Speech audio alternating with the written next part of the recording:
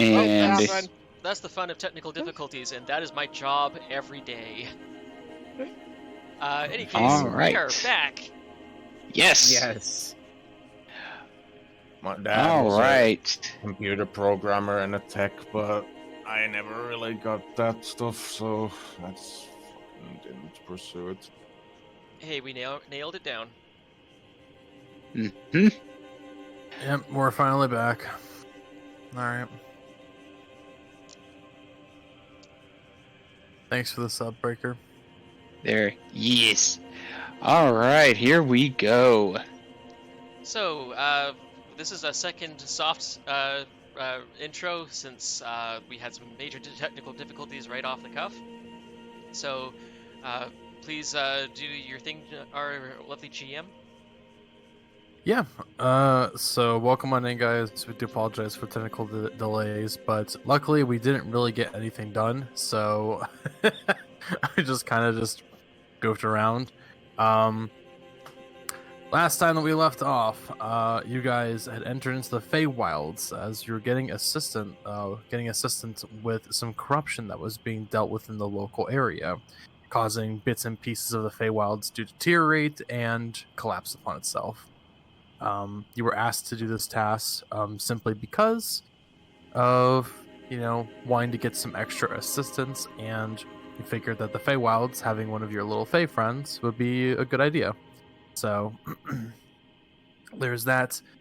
As you entered on in, you had been easily taking out a small group of red caps, and at this point, also, Paarth, you had found a gilded lotus, which you were able to summon your Fae with.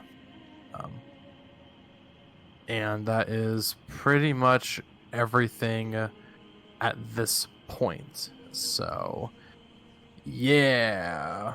All right. Yee. So, you were collecting a gilded flower there. Correct there, Paarth? Yep, Paarth now has a gilded flower stuck in his pouch, unless you're asking that in character. Yeah. Nope. Good. So, so you were going to perform a ritual with that, yeah? He's already did it. It's already been taken care of, yeah. I don't even think I can ritual cast this one. Aeros, would you like to do your spiel again? Yep. So, after that, Vladimir walks over to Targ and gently rests a paw on his shoulder, going, "Are you okay there, brother?" Tark turns towards Vladimir, just kind of solemnly nods in response. Those are dangerous creatures, but my discipline has kept me safe. I am very much, I am mostly unhurt. Well, that is good. I should be fine, regardless. At that point, Vladimir just reholsters the revolver with the thought process of, it's only a matter of time before somebody comes around to start investigating.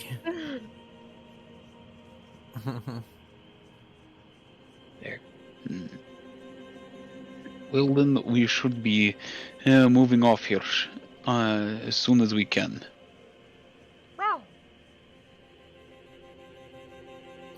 And you do see that the pixie spirit that was summoned on your end turns towards the rest of the party. It's just like, oh my god, this is like the rest of your friends? They're so weird. Paarth makes a happy chirp despite all that, and just flutters right over to perch on Vlad's shoulder, giving a little nuzzle to the side of his head.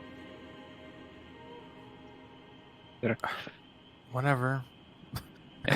So weird, you say?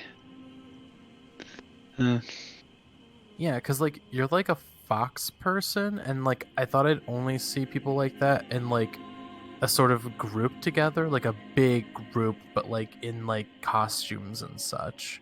I didn't know that'd be like an actual like species, but like all lives are cool and chill. So like what did you need me to do? Targ just kind of gives the fairy the most blank stare he can muster. Paarth uses his telepathy to show images of what were you calling it? The Fey orb? The fairy orb. old. The fairy Yeah, orb. The fairy orb, based off of what Paarth remembers of it, and then gestures in the direction that they were told that the other guardian was, and issues a little bit of concern and questioning in the direction of where the guardian might be. Also, Oh, Targ yeah. just kind of pulls his mask down and just starts munching on some good berries. Remember, you only Nice. want to eat one of those.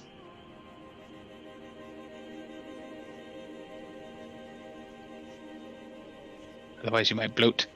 Yeah, one good berry is enough. Is a full meal. Oh yeah. Oh, and then I need to give you control over the there you go. Ah, thank you. Of course. She's like, "Oh, yeah, I can definitely show you the way, I suppose. Follow me, I guess." And so she so you see this little pixie starts fluttering towards the darker ends of the forest a little bit. And this is where things pretty much just kind of actually, as you go inward towards the depths of the forest itself, and I'll just light up your characters and such, so that way they're a bit easier to tell. Oh, And also I grab Marshall's characters too. Thank you. I got you, bro. Mhm. I need someone to. Actually, I need the whole party to make perception checks as you are wandering through the dense and large forest that is showing here. Can I actually let me check something? Characters, extras. Where did my owl go? Did I not put it in? He's here. Your No, owl's right on next to you. my Ignore the beyond second thing. roll. I clicked the No. wrong person. Oh shit. Okay. Dirty 20. Ha! 21. Can you roll for the pixie? I don't know her. Well, I don't quite have her stat block handy. Pixie doesn't need to roll for this. Can I make specific the thing. roll through? Okay. Can I make the roll through Blathers? You wouldn't need to do it through Blather, so it would just be specifically for players. Then he'll just give me the help action. Okay. I will allow that. Okay. Oh wait, no, I don't even need to roll die. I can just I don't even need to roll with a modifier. Oh, because yours is 0. Yeah. Ah, okay. We'll just roll 2, and then we'll just take the bigger one. I just instantly succeed. Oh. And just Come on, Tailspire, let me drag dice. Yo, how's my low poly movement? How's my low frame dice rolling? let's go, Slow-mo dude. die. Slow-mo perception. Oh, Oh, wow, look at him go. Wow. Wow, a 9. Nice. Okay, so everyone that got a 10 or higher succeeds. Right. Go ahead and clear the Yay. dice. What And if Blathers rolled? He would have actually gotten 12, but I did it. I just had him give me the help action. Oops. that's all right. As you make your way through the thicket, and I'm just gonna grab everyone's characters and just move them forward, just to make this easier. Forward march. Forward march. You make your way through the. It's actually not as dense as you think it would be. Though at the surprise of you, Paarth, usually it is a lot more dense in this area. I don't know why this model's here. Get out of here. Goodbye, owlbear. Suddenly, an owlbear disappears. And I can just click on my character and it'll zoom in to where we are. You see an owlbear in the distance. The owlbear just goes, "I don't feel so good." Holy and turns shit. into dust. I don't feel so good, Dungeon Master. Is that the thing?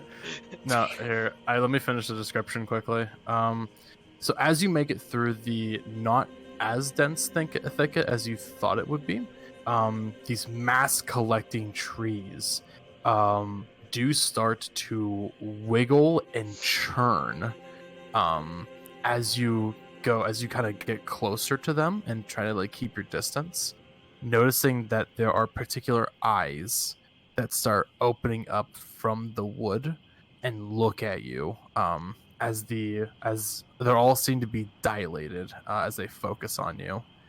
So, ants or dryads? As you do make it to a large opening, you spot a very large altar. Or doesn't even look to be like more of an altar. It's more of like a gathering grounds that seems to be abandoned, with constant overlooking pillars of sorts that are on the sides of it in this opening. And so how... as the pixie does stop, the pixie spirit at least is like, Face yeah, dust and pixie dust? let me Sorry. finish. So as the pixie spirit does stop at this opening of just like, yeah, so like it's right here. You should have already been familiar with this place, but I mean, whatever. It's no judgment. Did Paarth ever actually visit this place before? Yes. You actually don't even need to do a history check with it. So this is an altar that usually some of the Eladrin, aka like Fayish elves, would go to in order to have celebrations and general feast and worships towards any nature deities in order to help keep balance within the nature itself of the Feywilds. Have you heard of the High Elves? Yeah. For you specifically, this would be more of just a general playground of where you usually would go to, and being able to scamper play around and and play such. with the Fae? Yeah, exactly. High Elves? Yeah, that thing, Kush. Also, I'm guessing I'm familiar with the trees having eyes. They're either dryads or trents, right? No, this is entirely foreign to you and extremely creepy. Oh, okay. This is not something natural. In that case, Paarth is absolutely giving the trees the side eye. Bombastic. Unnerving. Yeah. Upon seeing the clearing, though, since it was Paarth's favorite playground, he'd flutter off of Vladimir's shoulders and start to fly a little ways this way to see if he can see anything. The spirit will follow you, and if you're gonna do that, I need you to make a perception check from where you're at. Okay. As you do so, Vlad, you said that you wanted to check your device. Yes. Okay. As you load up the tracking device, you do. Sorry, go ahead. Don't resolve mine yet. Do Vlad's thing. As you were loading up your tracking device through your glass eye, you notice a high concentration of the sort of like abomination and dragon and fae aspects near one of the altars on the far left. And I can go ahead and show you on a ruler as to where the concentration is most potent at. It's right here. Okay. The perception check, sight, hearing, or smell based? It would be sight based. Okay, in that case, I got a solid 20 on that then, because I have advantage on sight, smell, and hearing based checks. Yeah. So your nat 20 reveals that. Well, the biggest thing that you realize is that there's a very odd energy that can be felt here, even just by like just looking at it. As you just see that there's a bunch of food that is out. You can smell it from here as it just seems to be like cooked and like fresh, but there's no one around to actually enjoy it. Paarth slows down to make sure that Vlad, the others in the Fae, can keep up with him. So he reduces his speed to 14, and just continues to make his way this way while keenly looking around himself. Okay. Hard never really stops. Okay. Sorry. I saw where the concentration was. I hadn't been able to respond because the package just arrived. So I had to run out and fetch it real quick. Absolutely. Okay, cool. You felt a lot of energy coming from this spot around here. All right. So Vladimir is going to... He doesn't move initially as everyone else is moving, but he is... But for those that would end up looking at him, he is staring into this... He's staring in that direction. He doesn't move initially. Okay. Before she probably doesn't ask, is that what it is? The thing we're tracking? Vladimir just stares over there for a moment. He goes, I would tread lightly. What we're after is over there. Well, Does he say that loud enough for Paarth to overhear? Do I need to roll? You would have already been at a far enough distance that you would have been out of usual conversation sight. So the only people that really would have been able to hear it is just Norelor, unless you were wanting to speak a bit louder, or if you call it, or if you ping Paarth. But if you don't, Paarth's gonna keep going. But at that point, Vladimir's going to look over and notice how far out he is, and he's going to do exactly that. He's going to ping Paarth with an emotion of caution and flash a mental image of that area. Like, be careful around there. I don't think Targ has any methodology to actually pick up on this. No. No. It's the familiar bond. Paarth's feeling of excitement and familiarship just immediately evaporates into caution as you can see the pseudodragon starts to do a back flap with his wings to break, and then he just flat out stops and lands, turning around to look back at Vladimir. Art just looks unconcerned towards the pseudodragon. As Vlad passes Norelor, he goes, whatever we're looking for is in that area. We need to tread carefully. Yes. She just nods and prays to get to the rest of the group. What seems to be the matter, little one? Paarth cranes his head, looking in the direction that of the banquet area, and then back over to Vlad, cautiously, seeming like he's worried about something, while Vlad's walking towards them. And upon reaching Valkin, Vlad's gonna say the same thing to Valkin. Why don't you make sure you tell the rest of the group? Yeah. All right. Target is over there, huh? Yes. That's what I am reading. So we need to tread carefully. Understood. Quick question to DM there. While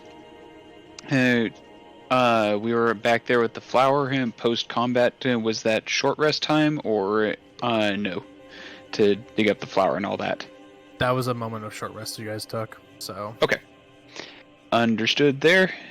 You wanted to restore your health, don't you? And there, yes. I did want to use hit dice there, so. Alright. Yeah.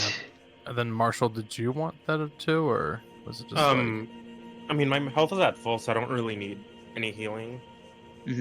Oh, you're full? Your full is Yeah. 55, correct? My full is 50. 50? Okay. It just was said 55 on your thing, so I just want to fix it. Oh, I think I got 5 extra hit points. Temp. Oh, the temporary hit points. That's right. Mm. That's right. But I Okay. believe it's gone now. Mm-hmm. Yeah, So yeah, let me let's fix see, that. Hit dice 8. Yeah, I Alright. believe you got temp at some point, right? That's you're because good. you received a casting of aid on you. Oh yeah, that was what it's Yeah. from. Oh, if it's So- 8, it's not temporary then. So yeah, so your max is 55. But that was from like pre. Seconds. Yeah, it's from like pre-long rest, and it gets lost on the long rest.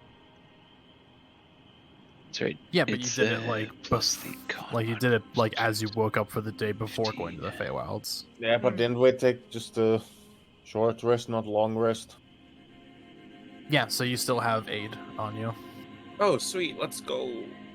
So 55. What's that roll for? That was for Breaker, his own HP Short rest regen. thing. Mhm. Ah, I think that means I restore Rolling my some hit hit dice. points then, and I get my 8 points that I lost back as well then. Mm-hmm. Oh, I got a chance to speak now. Paarth indicates to the Fey Spirit to go as stealthy as she can, and Paarth does the same.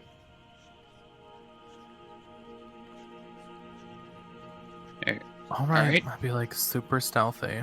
All right. So Is I was gonna say, so at this point, Vladimir's gonna update both Marshall and Targ as to the situation. Do you want me to roll for the Fey, or do you want to roll it for what, perception or stealth? stealth? I just kind of Yeah. wanted to say, like, what are you all on about? I don't understand. There's our target. It's apparently nearby that direction. Yes. The target we're after is that beholder. Noted. So is everyone going in stealthily, or is it just going to be like Paarth and the Fey? no, I think I'm also all doing have. stealth. Yeah, I think it's a case of all trying to stealth, just so we can Mhm. feel the target. Okay, then everyone Yeah. go ahead and give me a stealth check then. Hey, Let me add a 50. there's 21 for me. That's not great. Oh, 21 for me as well. Nice. Second What's my 3, stealth? 10. Oof. My stealth is not good. 21. Mm-hmm. Then Oh, I'm she doing- ain't doing. She's failing. I'm doing a test here, Ace. So we're gonna ignore this roll. Okay. I hate the lag with a burning passion. Quick question, Ace. Okay. Minor illusion. The description does not state if I can move the illusion. Oh wait, I have invisibility. You Yeah. do if you want to burn a slot for it. Or the I don't one. have to burn a slot for it. It's a shadow touched. Ah. I'll just cast invisibility on myself. Okay. Dad. Yeah. Yeah. and then- Ignore this roll unless you want it for Blathers. I'll need it for Blathers as well. Okay, that's the roll for bruh. Blathers. Okay. I'll just still need a stealth check from you, but you A can roll at dirty advantage. 20 for Blathers then. And I cast invisibility. Let me check what specifically the spell entails. Okay, well, let me get back to the minor illusion thing first, because I'm just trying to get myself organized with all this stuff. So, Mhm. Yeah, Okay, so minor fine. illusion, you cannot move. It's only like the further illusion spells that you like that would be able to allow you to move them. So minor illusion, you're not able to. Okay, in that case, Paarth will try to find some of these nice big leaves and kind of place some of them on top of himself as he's quietly crawling across the ground to make it harder to see him. Okay. I don't Did you think do your it'll. stealth check or? What? Did you do your stealth check or? Yeah, I already did my stealth check. Okay. No, just do I part of cast that then. What casting invisibility? What? got So a I still need to 17. roll first. Sorry. I got a 17 on the stealth check. Go ahead, Elias. So if I cast invisibility, would it lower the DC of stealth for me, or would it give me advantage, or? Let me check the spell. Because it says I become invisible, and I have a DM screen, so I can check what invisibility the thing itself does. You would still The need to roll status itself. stealth for the audible factor, but I don't think it gives you advantage as opposed to. I think it just lowers the DC. Yeah. Okay. And that's set by Ace. So yeah, I'll cast invisibility, and it goes away when I use an attack. Or cast Okay. a spell. And then I would still need a stealth check from you. Okay. And Okay, thank this you is- for the sub there, far too casual, Aaron. Yeah. Hey, casual. How you doing today? This Aaron! is my stealth check. Hello. Please be high. Please be high. Please be high. I don't think so. Oof. Ooh. 4. With that 2, it's a 4. You hear thumping in the grass, and the blades of grass part in an impression the shape of Elias. Damn. As he shifts over. Okay. All right. I There we can't go. get help with that. I can't get help with that, can I? No, your bird already has to do their own check, so they wouldn't be able to help you with yours. And they already got a dirty 20 with that 17 I rolled. Yeah. Okay. Let me see.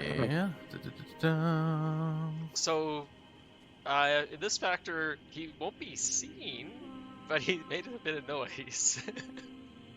Yeah. Mhm. So for the time being, I'm just gonna move everyone up as you approach. So Sounds please good. don't be. So, So, you as- have a leafy pseudodragon and kind of leafy pixie moving forward. As you approach forward, you notice that there was a Marshell at some point, and now there is no longer a Marshell. But the owl still follows nearby.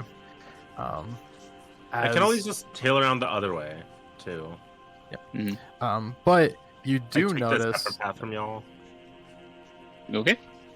So you're gonna flank So- around? Yeah, I'll try to sneak around a different way, just so we have a different area coverage. So like right around here or so. Yeah. Okay. I will move. Do you want your owl to go there over there too, or No, the owl stays with the party. Okay. So move your guy over there. And the rest of you guys are, I assume you're going to be going like around like this way or so.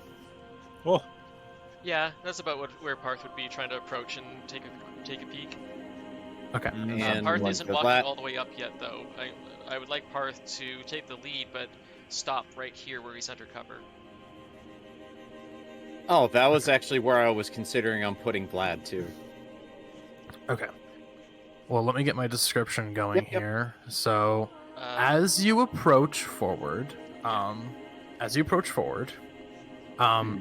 despite you not seeing one of your allies anymore, you can easily tell that your ally seems to be crunching on every single leaf that goes within a bit more of a non-direct description that you go through, which brings a bit of like a cringing sensation and a trinkling against your spine. well, at As least when- they're being at least any tension is being directed towards me and not towards them.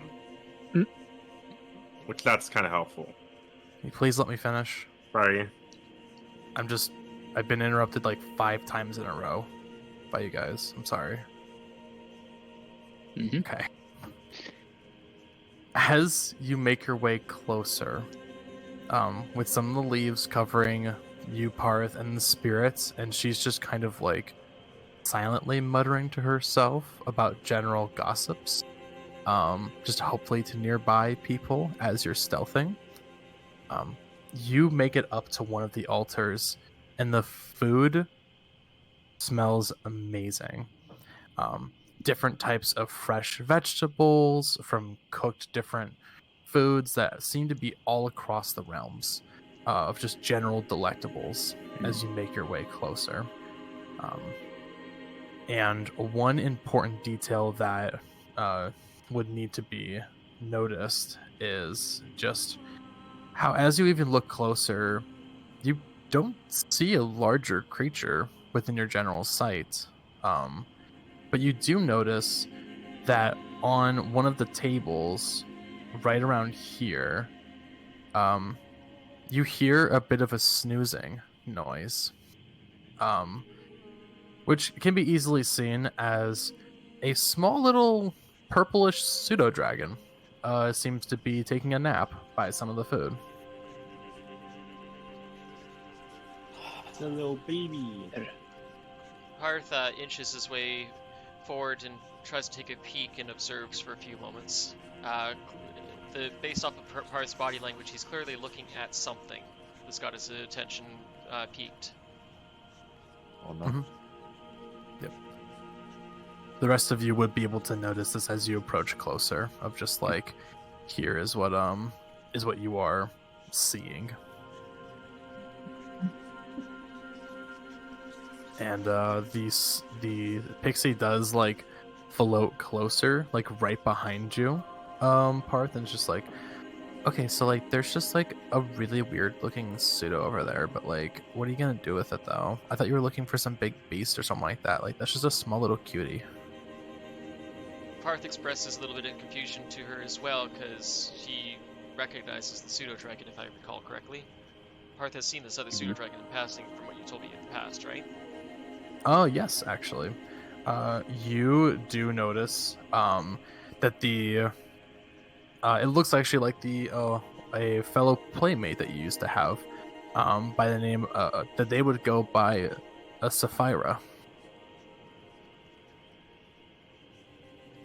Paarth looks over his shoulder back at Vlad again with a sort of, are you sure this is the target? Kind of thing at him, because he shows clear confusion at Vlad and looks at the pseudodragon, then back at Vlad again. So at that point, Vlad is gonna try to squeeze by the pixie with a soft muttering of, "Excuse me, I need to get by you for a moment." As he says this in Sylvan.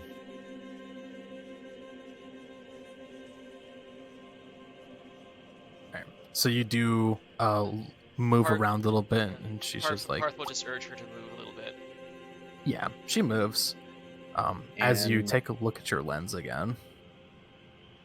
Not only is he gonna take a look through the lens again, but he's also gonna carefully peek his head around the corner at the indicated direction. Okay. As you do that, go ahead and give me 2 checks. One is a stealth. The next is a perception check. So you can get a clear line of focus with the lens. And 1 to make sure you're not detected as you do so. Okay, so here's the stealth. 15, not bad. Okay. Mark just kind of remains in the cover of shadows for now, but he also remains vigilant and kind of ready to intercept if needed. And then Sounds good. Perception. You said perception, right? Yes. Okay. Is there anything else as you do that roll that like Norelor or Valkin or Marshell that you want to do? I'm going to take up kind of some cover here in this little alcove, and to where I can still see what's going on over there. And take a good hard look at this pseudodragon in there if I can sense any sort of it. I don't know, sense any sort of magic's coming off of it there, or anything that might know it or notice it's different about it versus some of the other pseudodragons that were back at the palace. Okay, with that sort of check, you're at a pretty far distance away from the pseudodragon, since they're like relatively small. Like around the same size as Paarth, actually. So it'd be really difficult to get any particular details with a perception check. You could still do it if you wanted to, but you do feel something within the arcane. Like you can just feel it, like coming from that direction. If you want to try and like feel it out a bit more with an arcane check, you can do so. All right, I'll give that a go here, and also note that I may have to get closer to get a better read on things. Yeah. Also, Norelor, I do see you're just crouching at it, just keeping your focus on it. Anything for you, Marshell? Summon. 5. I'm trying to look for a place to also hide. Appropriate given the distance. Yeah. So, like, for general purposes, Larzong, not you, Larzong. Marshall, I'm sorry. You're right here. Okay. If you want to be behind anything, let me know. But right now, you're just invisible, so like you're good. I'll try to hide and let me open the. I'll try to hide like right here. Okay. I think I just do I bypass any like hiding, like roll to hide because I'm invisible. You don't really need to because you're invisible. So you just kind of see like this delicious looking food that's around, and like smells of freshly baked pies and sorts, and like very fresh food. And then I'll look through Blather's eyes, so like I'm hidden and I just look through him as my actual eyes just scout around as well. Also, Sounds who is good. this Larzong? There is only Targ, scion of Larg. I don't think I can even cast any cantrips. Because that would also break. Casting It would break invisibility. Yeah, any casting would break invisibility. But yep, you do. All right, so now we got all that taken care of, and Vladimir, we'll go back to you. So you basically, from what you can tell, you haven't really made any noises as you just kind of creep around the corner and set up your lens. Though you just try to focus it down a little bit, but your screen goes haywire within your tracking application as like flashes of bright lights and like a little chiming of like an alarm audio just saying like, danger, please avoid enemy at all cost, high level threat. It's like specific level specific level dragon level. I move over to here, just very slowly creeping around the wall. You do so. Paarth looks over his shoulder at Vladimir, trying to figure out what the fox is seeing, since from Paarth's perspective, all he sees is that mask. And I also gesture towards Valkin to take his place, so he has a better view. And there, I advance a little bit there, and like to see if I can get a little bit better read on it, the pseudodragon now that I'm closer. Okay, this will be our last checks before stuff happens. So give me a perception check. All right, perception. And Vladimir's going to want to try and do another perception check to try and look past the alarms on to try and look past the alarms on his monocle. Okay. Right, let's try this again. Yep. Give me that check then. I'm not rolling great tonight. Wow. Mm-hmm. Yeah. Despite everything that you've been noticing with this, God fucking damn it. like, it just looks like a general sleeping pseudo-dragon. Though, for you, Vlad, it's like, you see that there is like a generalized chart on the side that indicates like power levels and sorts. So like general goblins you would have noticed are linked at like a copper sort of ranking. So like it's like not even like it's like a half of a star. But you notice that like there is an exceptional number of like stars, like around like maybe 7 or 8, to indicate dragon level of a threat. So you can tell that while all you see is a small little pseudo dragon, your device is recording power levels of something dangerous coming from that pseudo dragon. I'm in danger. At that point, Vladimir just slowly pulls his head back, and Paarth can see that this Vulpine is absolutely perplexed as well. Like, what the hell?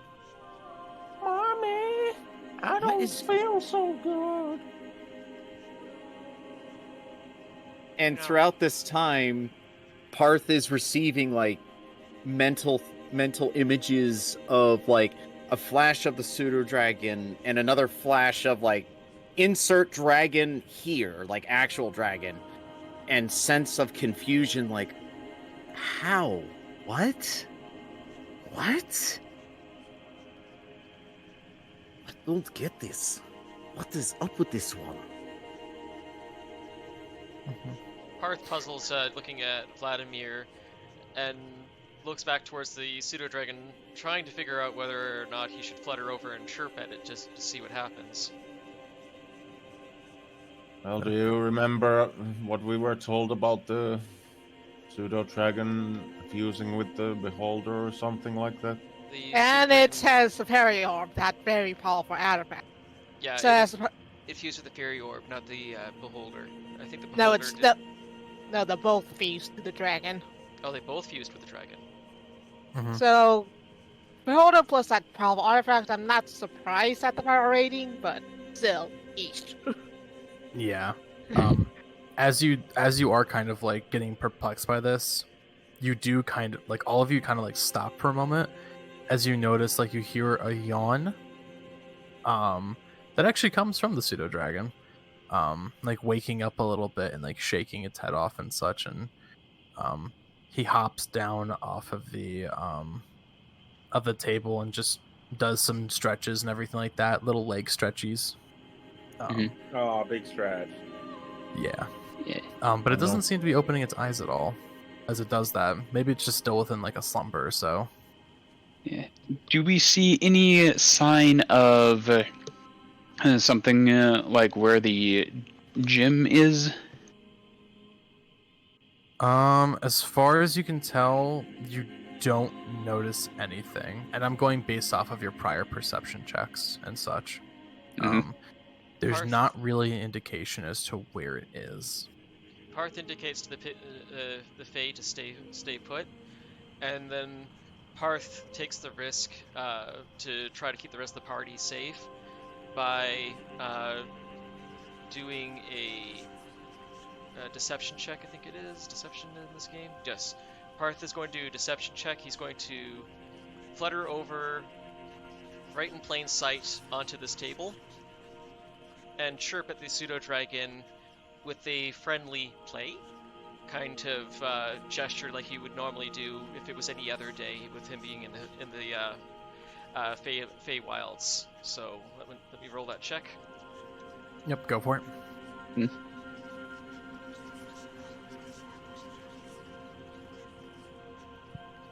15 for the deception check. The deception is him just acting casual, like other pseudo dragon play. Mhm. All right. So as it's kind of shaking itself off a little bit, and you chirp it playing, you like its head rises a little bit, and takes a few feet, a few bit of movement to like go forward, and you hear this pseudodragon chirp, and everybody hears this. It is in a horrific noise, like a mixing of tendricles, like sort of like clashing and whipping together with like, sort of like whenever you do like an audio check and someone peaks a little bit, but constantly peaks. Oh, Hmm. like an ear That piercing ain't- scream, basically. Overdriven. That's a like, sick yeah. dog right there. And Paarth, you're the first person to notice this. The pseudodragon looks at your direction and opens its single eye.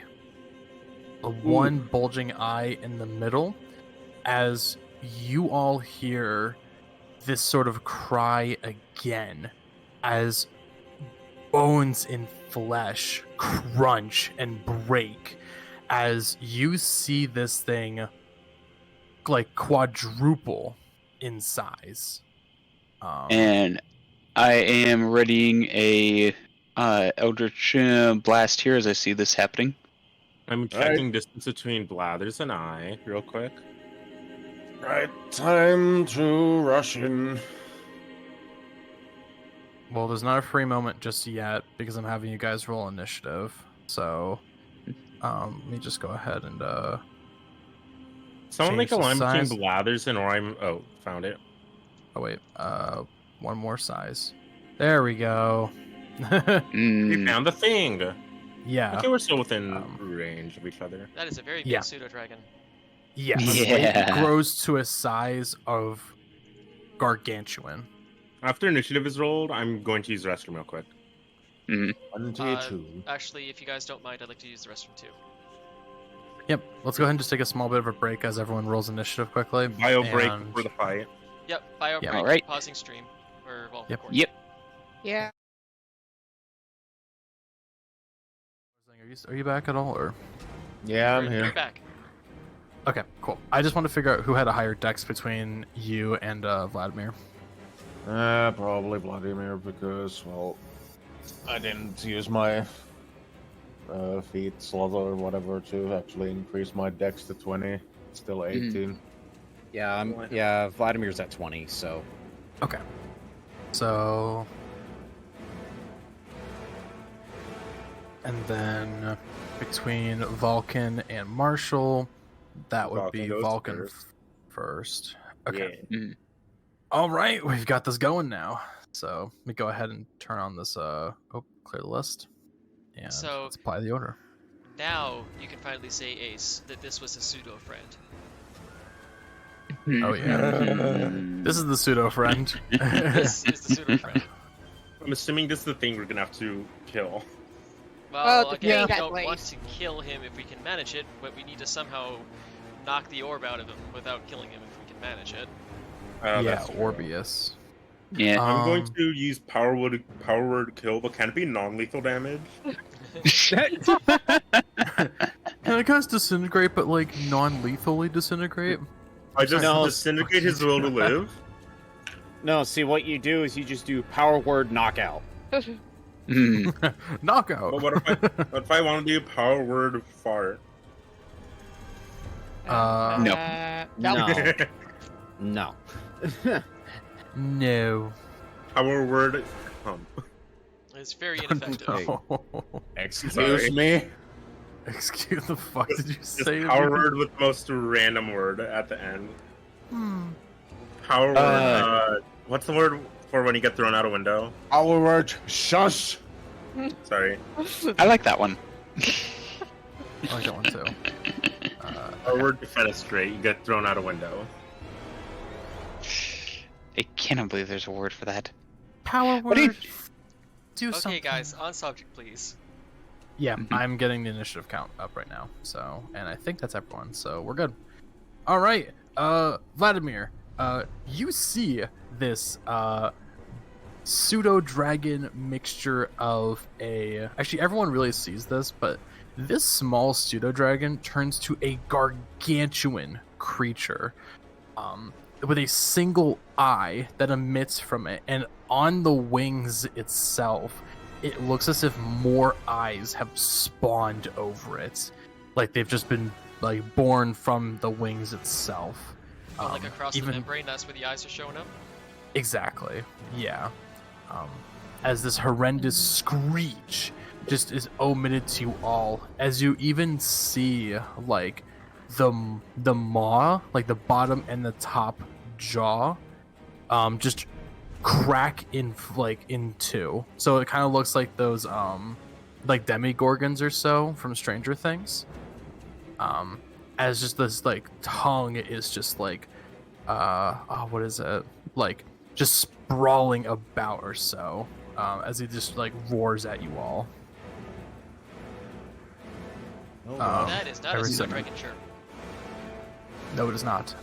Vladimir, you are up. It does not notice you right now. Vlad, you're a good boy. Gives it treats. So,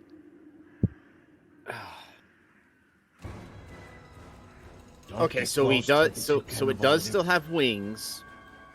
Mm-hmm. It would seem like it would have the capability of flight. Yes. Mm-hmm. Okay.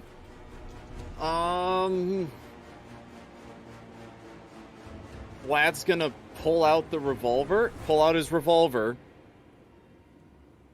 and he is going to take aim at one of the wings to try and maim it so he can't fly. Okay, go ahead and give me an attack roll. And sounded robo-demonic here. Reset now and he's good. Nice. It's just a hint. Good, glad it worked out on your end. Yeah. Thank you, Zena. okay, so is there because the thing hadn't noticed me, am I rolling at advantage with this? You're rolling advantage to the attack, yes. Yes. Okay. Also a message. Okay. And Also for Paarth. I am going to call sharpshooter on this. Oh, okay. Ooh. So 18 plus 8 is 26, so that's 21 to hit. Oh my god. Nice. Okay. Wow. Unfortunately, you do hit. So, go ahead and roll me damage plus your sharpshooter. So R2D8 plus 15 because it's 5 normally, and sharpshooter gives a plus 10. Yeah, I did write that 2D8. 8. Ow. That is 21 total. 21. Nice. Okay. As you do shoot one of the wings, you do know that it shoots through the membrane and through the entire wing itself. As one of the eyes, like the eyes around it, wince a little bit and start shaking in total and random sort of like chaos, as it is going to use a special reaction. As the whole, you can use one random eye ray against the target that attacked it. So I can't see Rebot stop breaking invisibility, and I want to keep it. strange cheese clearing to my end. Okay.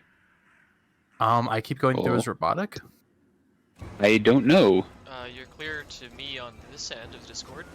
Yeah, you're Yeah. clear to me on this side. Maybe Yeah, it's you've a been- Twitch thing? Yeah, maybe your OBS is having problems. I hope not. Then it should be roboting for everyone then, not just Ace. No, if it's OBS freaking out, not Discord. Yeah, that's what I mean. Is all of y'all are piped through Discord and through the same input. So if Ace were roboting, everyone else should be roboting. If that were the case, it was my OBS being or having issues. I thought it was Ace's stream people were indicating. Oh, okay. It's your stream, Don, that people are indicating problems? Yeah, Xena's saying there's an echo now. There's an echo. Try making sure that... Oh, are you, Don, listening to Ace's stream at the same time? There we go. No. I fixed the echo. There. I figured out where the echo was coming from. We're good on that. Hey, Baba Boy. Ire. Yep. Number 1. Alright. Alright. So... Integration. Vladimir, as you shoot essentially the wing or so, maiming it a little bit, it does continue to keep in flight a little bit. Well, actually, right now, it's actually not really in a flight sort of situation, so I'm going to just plop. There we go. The ground shook as you put it down. Right? As a big boy, I do need you to make a wisdom saving throw, as some of the eyes around the area, they glow a pinkish or so within their irises, as you feel warm. Oh god, wisdom. Oh no. Oh no. Mm-hmm. Yeet. Yeah, I can't silvery barbs these things because they are not having to roll to hit, are they? Oh no. It's not an attack roll, it's a saving throw. Oh That's no. a 6. Your vision starts to feel a little fuzzy, and as you go to rub your eyes, you notice that this horrific monster now just looks to be a very large, adorable looking pseudodragon, and you think it is the most adorable and precious thing right now, as you are charmed by the monster.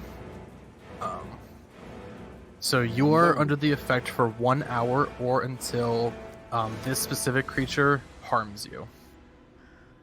Number 1, the eye ray of seduction. Last thing you want in your burger is an eye ray from a beholder. Yep. So for the condition itself, a charmed creature cannot attack the charmer or target the charmer with harmful effects or magical effects. But the charmer has advantage on any ability checks to interact socially with the creature.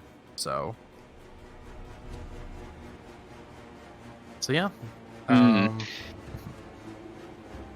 And Well, is there any chances of him being able to save again from it? I don't know. Let me see. It just says target must make a succeed on a wisdom saving throw or be charmed for 1 hour or until the creature is harmed. So by specifically the person that charmed them. So this thing would have to basically just attack you and hit you successfully for the charm to end, pretty much.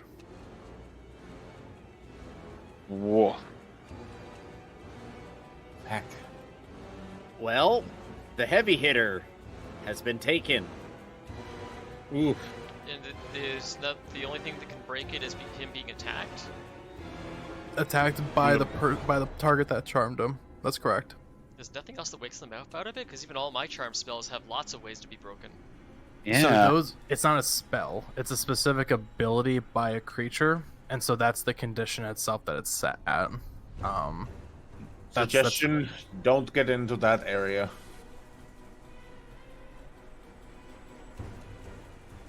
Well, Everyone else, just try to stay out of that one. all right. Well, is there anything else, Vladimir, that you might want to do? You just don't feel the urge that you want to hurt this precious creature anymore. There is going to be this pause, and he's lowering the revolver. And that's your turn?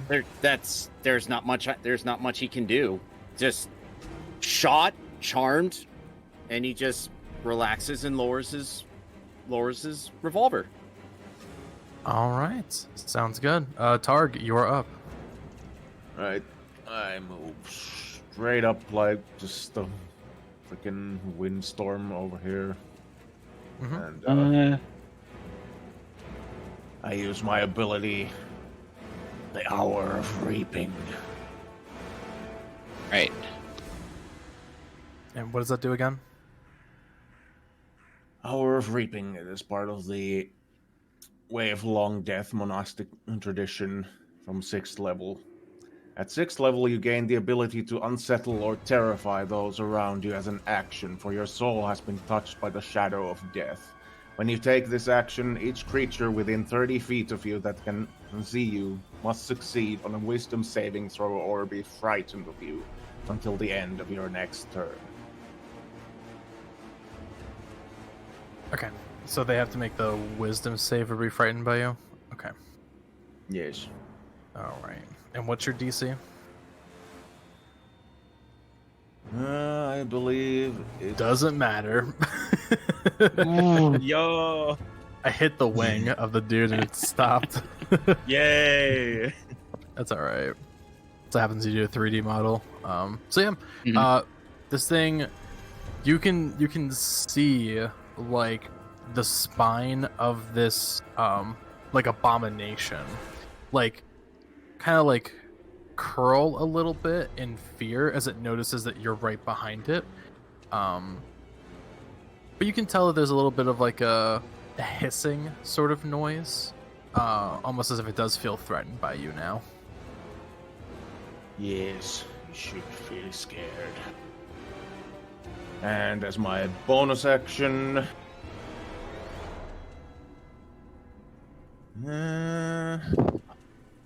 honestly, I'll just take a freaking flurry of blows at it. Yep, go for it. Right, immediately...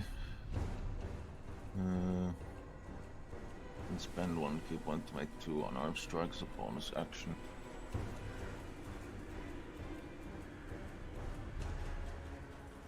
Take a key point, give me 2 attack rolls.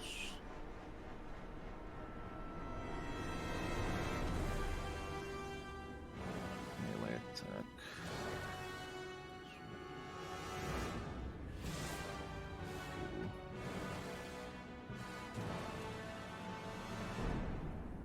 Yeah, both will hit.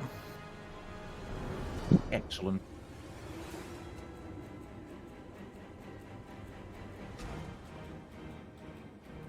What's that again?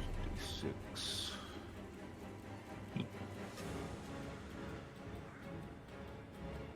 And a quick DM for the DM. Thank you for that. Mhm.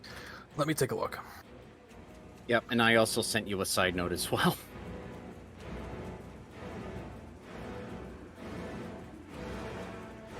Mm. 16 damage. Yeah, it would have been too late to do that. If anything as awesome as this. I don't think so, Larzong. I can probably check or so as I change around music, but I'm not sure about the music. Are you talking about volume? You can adjust that in-game settings if that's your concern. No, it was like a specific song recommendation, but it's like, yeah. Also, Breaker. So it's not a specific spell that's being cast. It's a different thing for it. So. Okay, and I know that sometimes the abilities there are directly based on spells, but used without spell slot. Yeah, if he is casting a spell, or really in general, I will say like, oh, they are casting this. It's like they're using a specific ability that is targeting to cause a charming effect. There, yeah, like I said, Seduce it back. yeah, right. That's so true. Just seduce the dragon monster. Yeah, sometimes wizards uses abilities like that, but they're based around the spells, and they're just not a spell. It's an ability, but still has the same restrictions as the spell. So- Yeah, not in Okay. this situation. I understood. And then Checking on that all. you're good. And then 16 damage. Yeah, specifically non-lethal damage. I was listening. Okay, non-lethal damage. Got it. Okay, so you, as you do your flurry of blows into the backside of this dragon thing itself, you do. It does actually turn its attention towards you, as it just does this horrific monster screech and roaring right in front of you.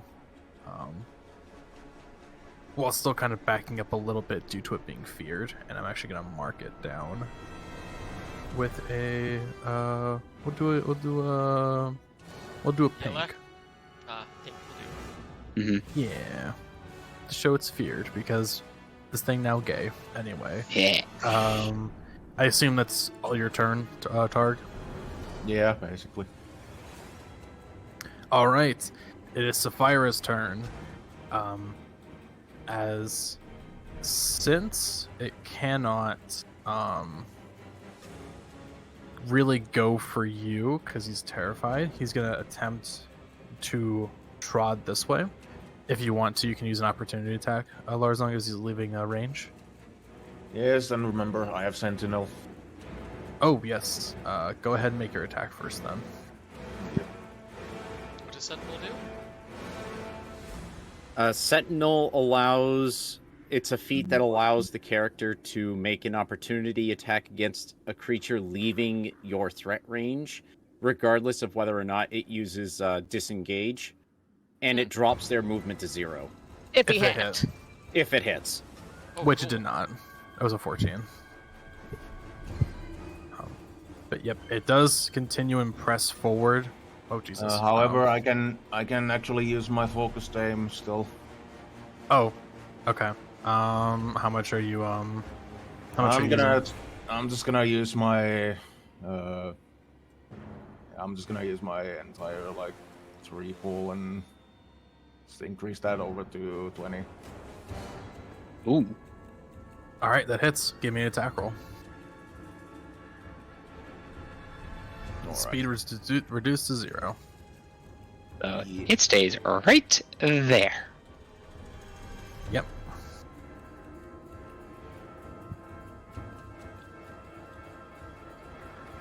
You are going nowhere. The Silent Lord wants to have a word with you.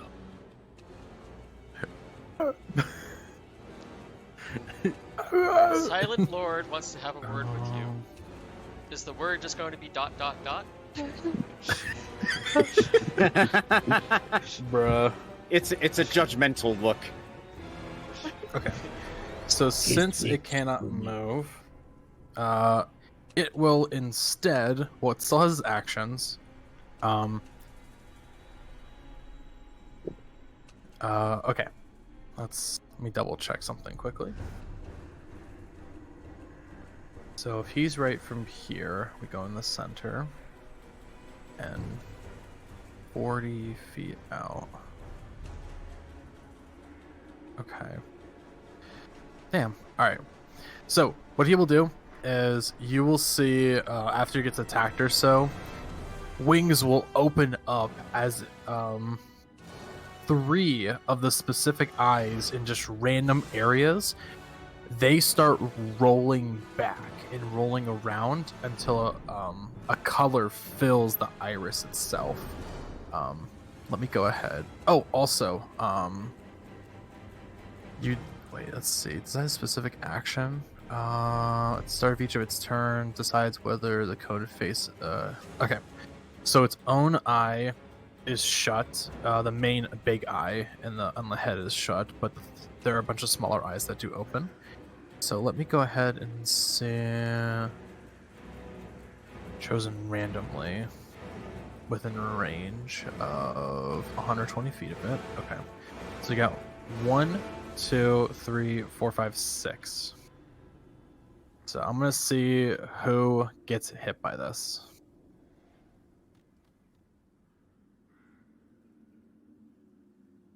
Okay, so Ooh, okay. Targ, unfortunately, you do get hit by 2 rays. And 1, 2, 3, You 4, attack the and person then you're afraid of? it's... So, the creature shoots 3 of the following magical eye rays at random. Re-rolling duplicates. Oh, my apologies. So, actually, you do get 1 less against you. Which that one will... That's a duplicate. So they're shot randomly, so they're not actual attacks. Oh. Okay, so 1 goes to Valkin, 1 goes to Here. Targ, and 1 goes to Vlad. Now, question on me there. Since I had the 21 stealth there, and I have not attacked to reveal myself, would it even be able to seek me out in that instance, since they're fired randomly? That's a good point. I am going to go ahead and re-roll that then. So... Okay, Paarth. Kind of figured I have to be the only one that would target. Yeah. The other 2 would be like the owl and your pixie, as they'd be able to see it from the position. Now, yeah, I mean, Vladimir is a target there, and they're random. He can't control whether or not he attacks the charmed person. Well, he is getting hit by it, so let me go ahead and I'm going to roll. So firstly for Targ, your ray is 5. I need you to make a Constitution saving throw for this one. Okay. Vlad, I need you to make a Wisdom saving throw. And number 1, Paarth, I need you to make a Wisdom saving throw. Oh no! Okay. Oh boy.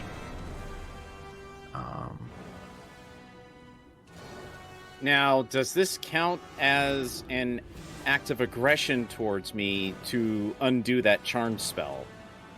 It's specifically a. Let's see. And I get hit with 2 rays though. No, just 1. I have to re-roll duplicates. So. Oh, what? Oh, I need to see Oh, what those what the flowers fuck? do to us. I need to check what those flowers we got were.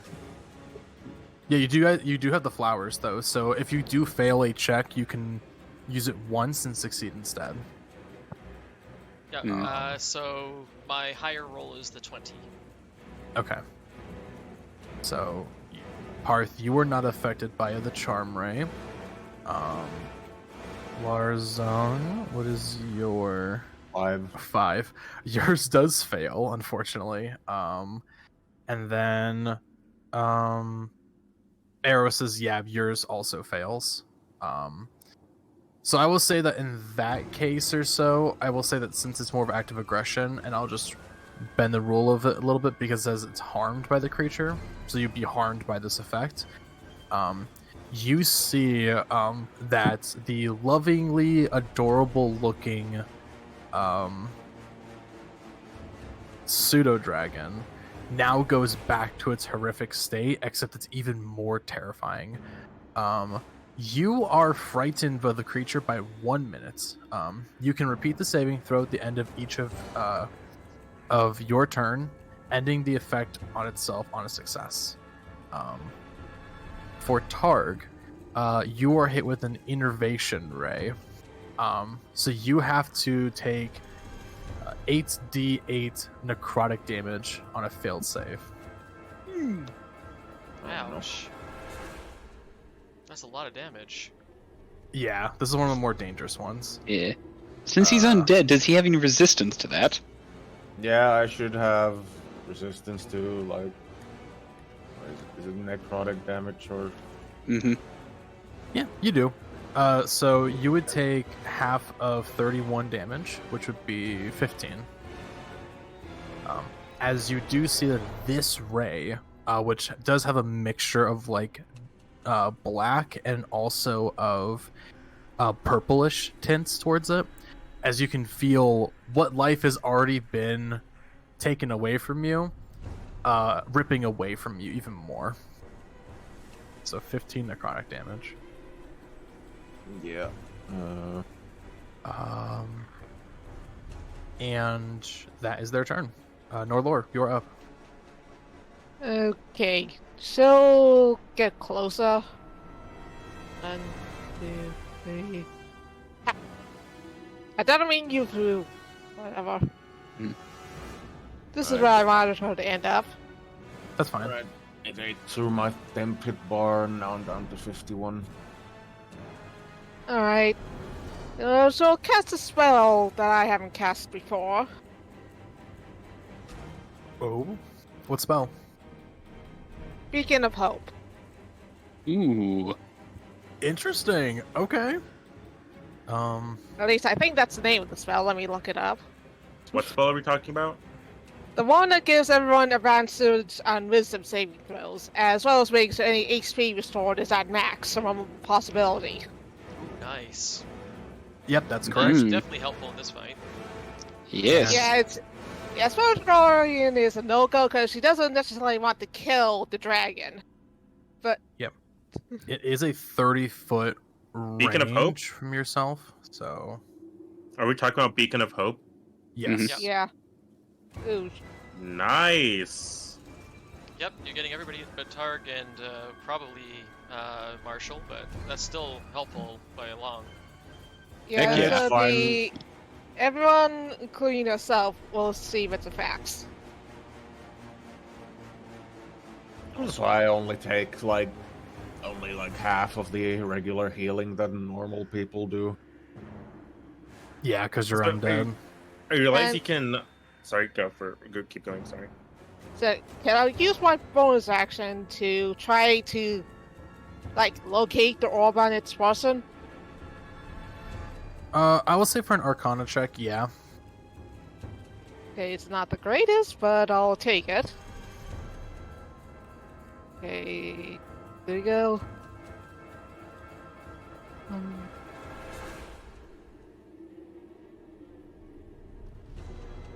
It only really applies to cure and healing word type spells, stuff like that. 15. Though does Beacon of Hope also? Well, it's feared and it can't even move, right? It has 0 movement right now, and it's afraid of Targ. Yeah. Um, Okay, but so for- does 15 pass? For you, you do know that there is a you can feel kind of a random collection of just a magical pool within this monstrosity before you, feeling as if instead of it being a bunch of different schools of magic, it's just one pure highly condensed storage of magic. So you can primarily within the chest of the body itself. I think it might be in the chest. Chest. So we have to go there if we want to get the orb. I can't. I'm not in range of the beacon, but it's fine. I'd have to make a dash action to get in there. I don't know if it's a persistent beacon, is it? No, I don't. I didn't. Let me read it. Is it just instantaneous? Yeah, it's the range. It's Yeah, what's the duration? Is it just instantaneous? 1 minute. Concentration. Then, Yeah, yeah, so it's at the time when you cast it. Yeah, so anytime a number of creatures within range is healed, whether it's from any source of healing, it's maximized, and anyone within that area that makes a death saving throw or a wisdom saving throw has advantage. So it's just a continuous aura around her. Oh, it is a continuous effect then. Okay. Yeah, Okay, it's so continuous. that's okay. I was under the impression it was slightly different, but if that's going to work, it's going to work. They can't hit me. I have Ray-Bans on. And so I assume. Wait, hold on a second. Could you? Oh yeah, you could have done that. But yeah. And is that your turn then? Aside from crouching under the table again, yes. Okay, Paarth, you're up then. Okay. Paarth. 1 second, I had this up.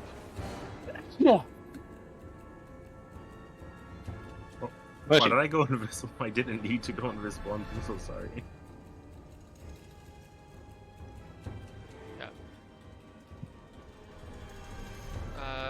Right, that was is what I wanted to ask. I held my question for so long I forgot it. How big is this dragon? How many tiles? It's a 4x4. It's gargantuan. 4x4. Okay. Yes. If there's a question I've been trying to figure out here is if darkness was cast in one of those tiles, would it have any effect? For example, if it was being cast over part of one of the wings, would it be able to block at least some of the eyes?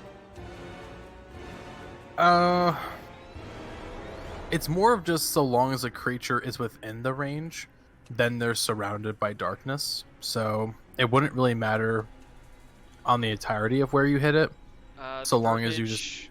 The verbiage on here states, the Fae can fill a 5-foot cube within 5 feet of it with magical darkness.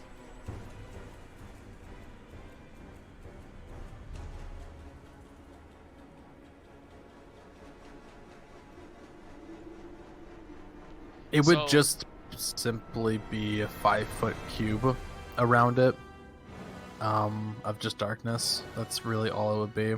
But since it's obviously much larger than a 5-foot cube, would you say that it would be able to block, like if she was strategically casted it could cover at least one or more eyes? It probably could, but there's like a plethora of eyes on this thing, so while it may cover a few and disable them, it's probably going to be able to use other eyes as well. Okay. Well, Paarth will cast his Eldritch Blast, since it's the only thing he can do at the moment himself. Alright, go for it. Hunger Fadar there. Yeah, and since she called it out, Norelor said the chest, he's going to aim at the chest. This thing has not been able to take a single step away from Targ, right? No, it is not. It tried to, but then... Okay, like, so in that case, Paarth is not bothering to apply the pushing effect then. Alright, make your attack rolls.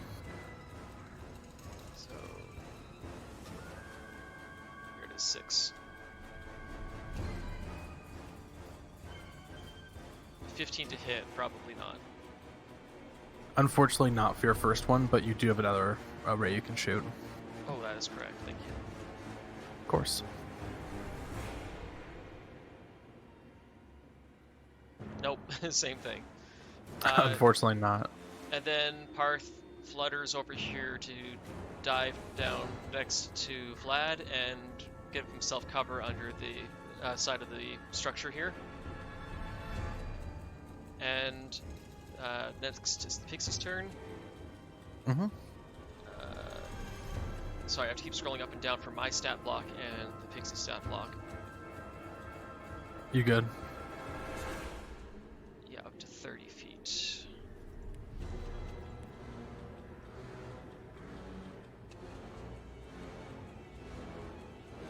So, the Pixie will move... No, not me.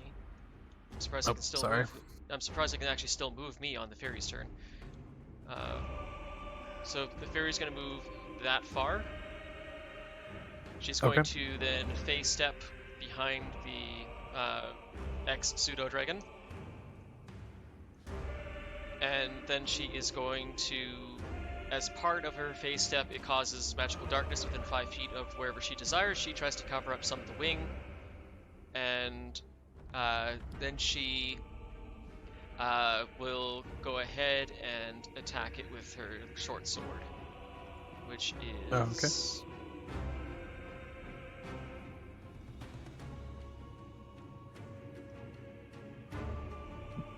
what's the roll to hit here?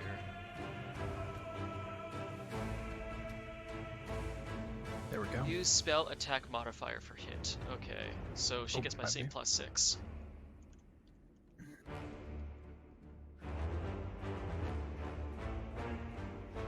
Does an 18 hit? An 18 just hits. Okay, so she will attack with... That's good to know.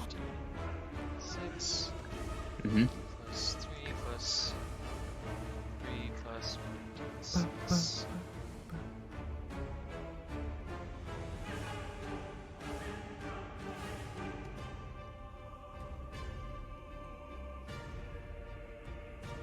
11 damage from the short sword.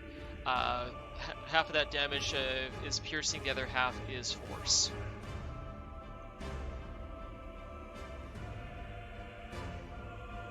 I wonder if anyone could possibly reduce its Constitution saving throw somehow.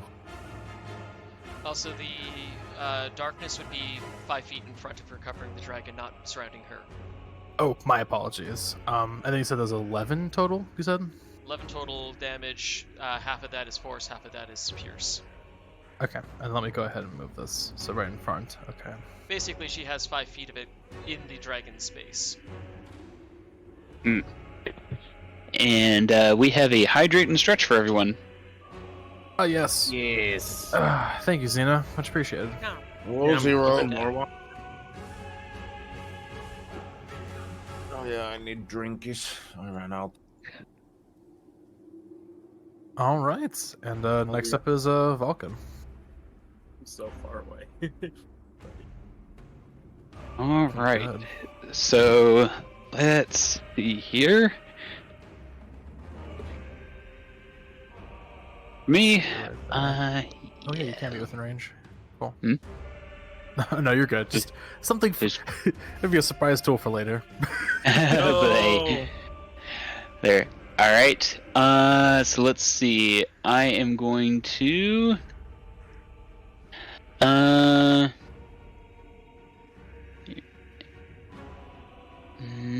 One moment here while I double check this thing.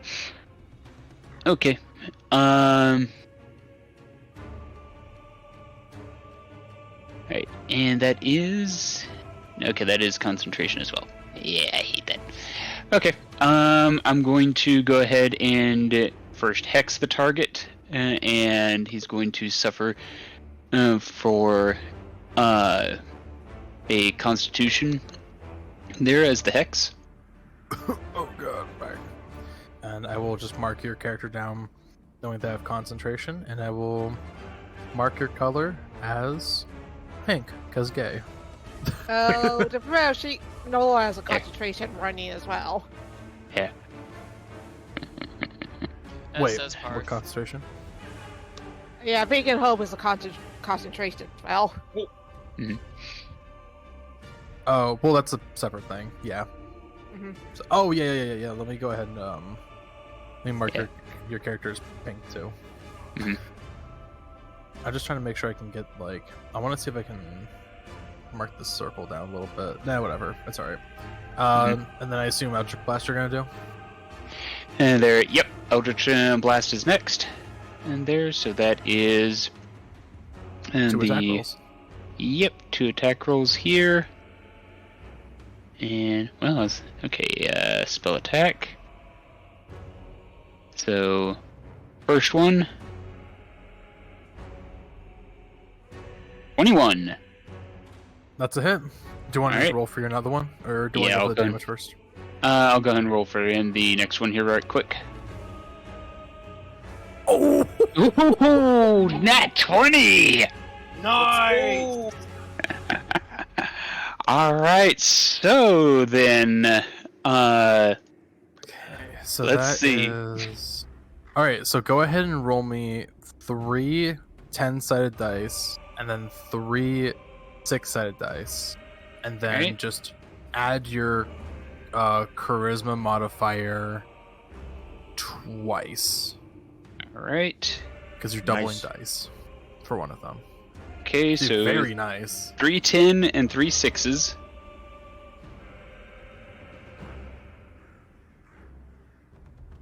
There for 23, so plus 10 there for my damage because 2 raise. So that's 33 damage.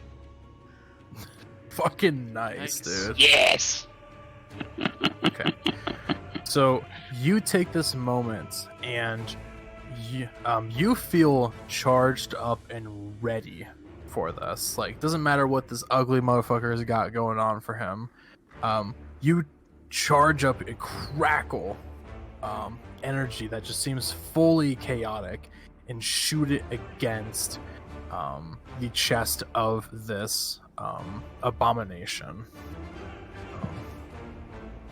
And as it does so, it screeches in pain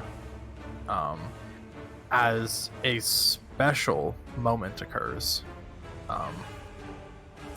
Everybody is within range of 120 feet for an eye ray. Everybody. I double checked your distance too. You're within 120 feet too. Even with people in cover?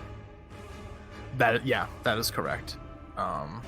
Oh wait, actually no, you're invisible, so you don't get targeted, Marshall. So. Mm-hmm.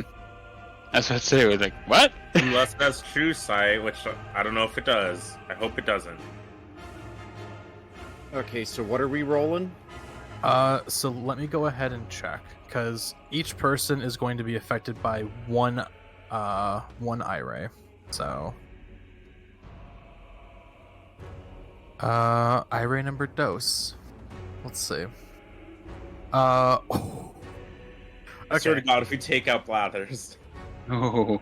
I need each person, besides Marshall, to make a Constitution saving throw or be paralyzed for 1 minute, which you can repeat the throw at the end of your turn. Mm-hmm. As noticing that there's some sustaining damage going to this creature, it does revolt quickly with a chaotic burst of paralyzing waves. All right. And Go for Blathers. Mhm. Does it know Blathers is there? Or no, not yet. It knows. Okay, So, and Fudge. I'm trying to say something important. Yeah, of course. Aeros, roll your Constitution saving throw again. You are within 10 feet of Paarth. Oh. yeah. It does not look like it's gonna let me pick up the dice again, so I'm just gonna spawn another one. But this is for Blathers, and Yeah. Now, the beacon of hope there. That's for That's wisdom. only wisdom That's for only, wisdom. sadly. Ah, wisdom only. Okay. I mean, if you have to get a person up to do that save, it helps that too, but still. Mm-hmm. What the hell? Both Blathers your got a 15, not rolls. bad. Oh my god. Okay. Oh. I think the only thing that saved was the fairy. So if The anyone fairy got roll. a 22, Damn. everybody else. That was my second roll as Paarth. Oh, okay. I saw it through the fairy's Yeah. perspective. Okay, so it's your And- second roll as Constitution. I'm going to go and use one of my luck points to roll that one more Uh, time and see if I can't do. Do you want me to roll the fairy, or do you want to roll it? Go ahead and roll the fairy, Okay, 1 second. and then you can do that your was reroll the- for your luck point. Oh, This shoot, is I- a sitting duck now. That's the Yeah. fairies. I did an oops there on that last one. It was supposed to be +2. Not that it really mattered any, but I don't think I saw the results, so you're good. Yeah. Nope. Yeah. seriously, the same total roll. What the heck? Well, one less. I can Okay. always just pay Blathers and bring it back on another turn. Yeah, so okay. So oh god. Alright, so anyone that got a 16 or higher succeeds. I got a Mm. 15 on Blathers. The rest of you, a omitting yellowish wave occurs from a like plethora of eyes as they shoot outwards randomly as like spiraling rays and striking against everybody, causing what you feel like your body is stopped. Like it feels like your body is no longer in control. Like you're no longer in control of yourself, as you are paralyzed. Ah, man. You can Dang. attempt the roll again at the end of your turn, though. All right, man. Because I was hoping to have moved back here. Let's turn into more cover. Shoot.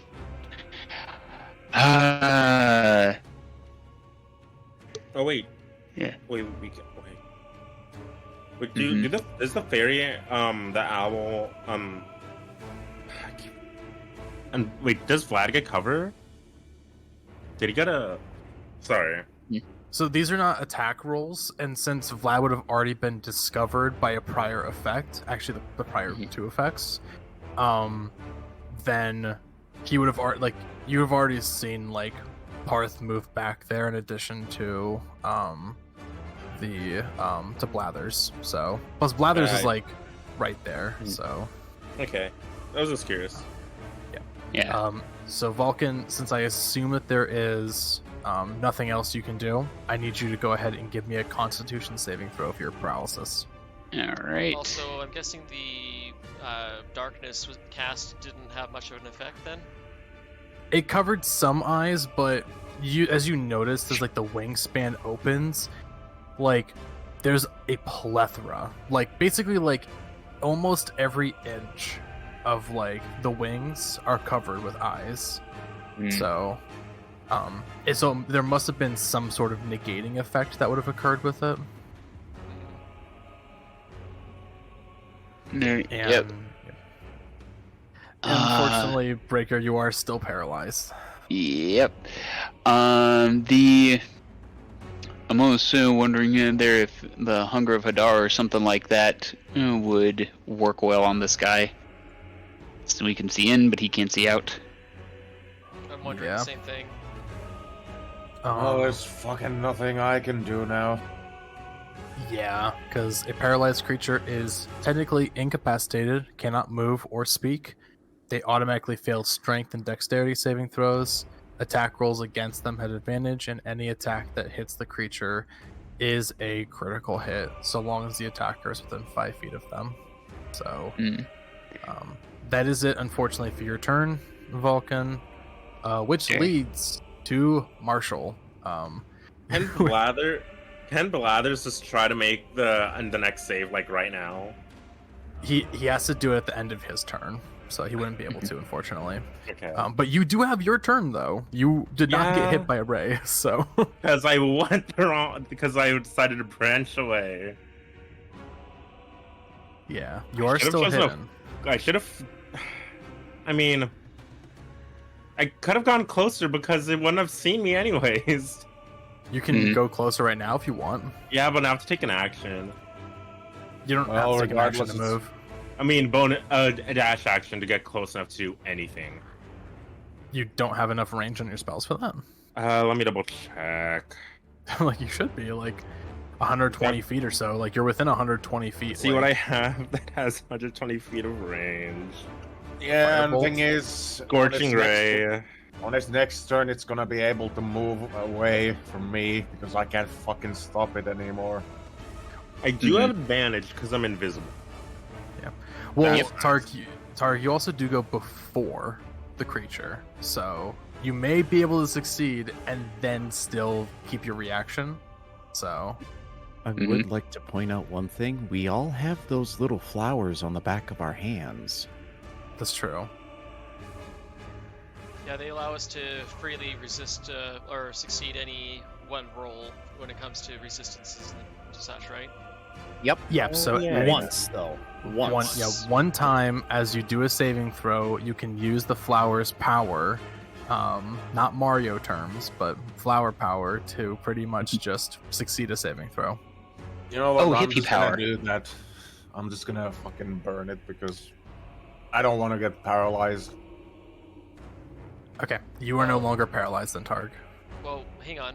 He can do his roll first, and then if he fails it, he can use the flower, right? I already failed my roll. Well, you get another attempt at the end of your next turn, so. You may as well wait and then use your flower after. Yeah, but then I don't even get my turn. Yeah. Oh, that's true. If your turn's that important, you can burn it, I guess, but... I mean, Targ does do a good amount of things. Mm-hmm. So do you want to use your flower with that? Yeah. Okay, so you do see that your special flower, which was a bluish beautiful looking flower, does wilt away as it kind of falls off your hand, as the ray would almost have certainly hit you with it, but does not anymore. So, I thought I had a sunflower. Was it blue? Yeah, you had a sunflower. oh, sunflower. My apologies. It was a different person. I get so confused. Okay, how far can I go? Okay, I can only move 30 feet, so around right here. Mhm. I still And want to be then- hidden behind things. You can go like right here then, if you wanted to, Well, and based then off you'd of have our cover. based off our Yeah, I'll do that. experience, even being under full cover doesn't seem to protect us from these eye beams for some reason. Well, that it just needs if it doesn't see us. If it doesn't know we're there, it can't exactly target us. Well, it targeted me and I'm under full cover, so Yeah. Okay, I'll at least hide there for now, just so I'm still stealth, kinda. Okay. As a Use your bonus action, using Quicken spell, I will Wait, question: if I make Blathers go away, will it get rid of the paralyzed effect? Like, not end the spell, but just like make it disappear in a pocket dimension. He would just be removed from combat, and then you have to use an action to bring him back. But I would say that since he's removed, I would rule that and say that you would get rid of paralysis. Okay, I'll do that then. Okay, Okay, so you're as gonna a take your whole turn doing that. As a bonus action, I will cast Scorching Gray, which has 120 feet. It Okay. does break my invisibility, but I do still have advantage still. So, and then as my normal action, I will make Blathers go away for the turn. I thought that if you dismissed a creature in the Find Familiar spell, you'd have to pay the full cost of Find Familiar to bring him back again. No, No, that's no. only if it dies. Yeah. Where's the text So about you dismissing? here, let me pull it up and read it because there is like a special thing you can do to dismiss it, but you still have the spell going. So Find Familiar. As an action, you can temporarily dismiss the familiar to a pocket dimension, and as an action, while it is temporarily dismissed, you can cause it to reappear in any unoccupied space within 30 feet of you. Wow, that's There you go. that's a bonus from the older editions. Yeah, alternatively, you can just dismiss it forever, in which case you have to recast it. Yeah. So I will, as a bonus action, cast Scorching Gray, hurl it at the thing, and then use my normal action to make Blathers dismissed for the turn and get Okay, rid of go ahead. paralysis. Go ahead, give me your attack rolls then. Yeah, it's more than one attack roll. And you're using it as a second level spell or a higher one? Ooh, I'll do third level. Yes. Get all that advantage damage on him. Okay, Yeah. so. Oh, that is. Let's press M so it doesn't do that anymore. Yep, and I think you get an additional ray. Is that correct when you cast it Yeah, above? at third level, I get 3 rays as opposed to two rays. Oh, yeah. No, I get 4 rays. Yeah. There you go. Yeah. Okay, Alright, so I need to. go ahead and give me 4 attack rolls, all with advantage. Let's go. Okay. How do you want me to do it? How do you want me to roll it? Just I'll ask. here. Like, in I'll terms I'll of do it. typing. I can do it for you if you'd like, and just add your bonus to it, and I would just roll it 4 times. Okay. Or if you'd like me to, or if you want to roll it and you want to type it out, then just do the exclamation mark 1d20 thing, and then add your bonus with it. I'll do just do one 2d20 and then do it 4 times. Oh yeah, that's and right. the higher of them. Mm-hmm. Do that, and then we'll go based off of the number on the die. Yeah. If it would. Did it just disappear? No, did Or you did do it roll? exclamation? There it is. goes. A 19. Where'd Nice. the other one go? Where'd Just the grab dice one go? of them. Grab one of them. The other should pop up. See them? They disappeared on my side. That's fine. Ace can just delete them. You rolled a 19 and a 1. Yep. I have to do the whole thing again. There you go. So that's 1 hit.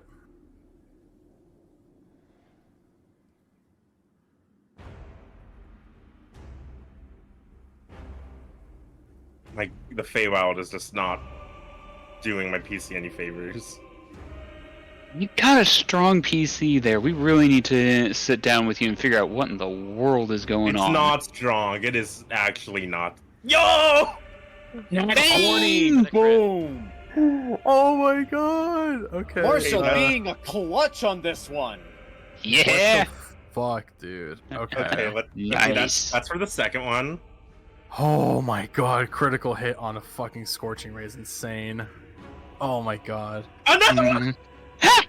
No, yeah. Whoa. And for the last one, Make it go 3 for 3. 3 for 3. Mhm. Let's fucking go. 3 for 3.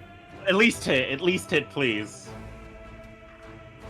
Okay, 22, not bad. Okay. Mm-hmm. 22, not bad. Okay, so 2 hits, well, all 4 hit, 2 of them are crits. So it'll be okay. So normally it'll be 46. It'll be 4d6 for the 2 that hit normally, and then it'll be 8d6 for the ones that for the 2 crits. Yeah, So- go ahead and roll me 12 6-sided dice of damage. I'll fire. Grief. Do That's pseudodragons critical have a? Do pseudodragons have a resistance to fire or this abomination? You don't know. Fire everything. I hope it doesn't have a resistance to fire. Right. Wait, and let me Oh check my something. God. Let me check something. Awaken spellbook. What can I? I can replace. Wait, is Scorching Ray? When you cast a wizard spell with a spell, Scorching. Ah, it's a sorcerer spell. Damn it! I can't replace its Yeah. spell type. It has to be a wizard spell, unless you're willing to let me change its type. If you have it set as a sorcerer spell, I unfortunately wouldn't be able to do that. But you got 2 Yeah. fucking critical hits, so like I do holy not. shit. It's just double dice, right? Yep, double dice for those 2. So 12d6. Yo, If I see a lot of 5s. If it's part pseudodragon, still who knows what it'll resist. But well, actually, never mind. It doesn't get a resistance roll. It's an attack roll. So, 50 fucking 2. Dang! that is a lot Holy of damage. Now that's a lot of damage. Woo! So Yeah, I think you just out of the gave corner, us- you just see balls being curled. It's like, who the fuck? I think you just sizzled off most of his eyes.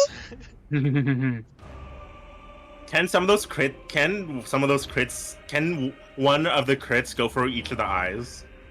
If you want it to, how do you describe it? I mean, like, Is it dead? no, it's not dead, but like, because I was 2 critical 20s, it's just like, I'm just gonna fucking like Each I give you aim some and cool. I like a baseball. I just try my best to aim at one of the eyes for each one of the rays. Okay. So in that situation, you see, like, you channel your energy from the shadows as these 4 like rays just immediately shoot and go through a few of the eyes and just scorch around the sides of them, as this thing wails and in pain. And it does look towards your direction, Marshall, as it is going to use its reaction for a ray blast. So let me clear the board quickly. And Which high race did it lose? I think they all came on the race. number 4. Okay. Oh, let me get rid of one of my spell slots. And that was only one spell. Okay, Dude, so- you fucking clutched it. All right, so from some of its more revealed eyes and eyes that are still there, you do see like the irises, like you see some of the eyes actually go more bloodshot the more that you guys damage it, as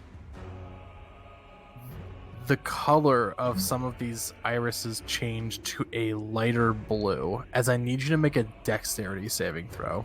Just cover help with dex save throws. In this situation, No, because it would be you have to be dodging specifically. Okay, I'm just gonna roll normally, and then I'll add the modifier. Yep. Just because I don't want to have to deal with the typing.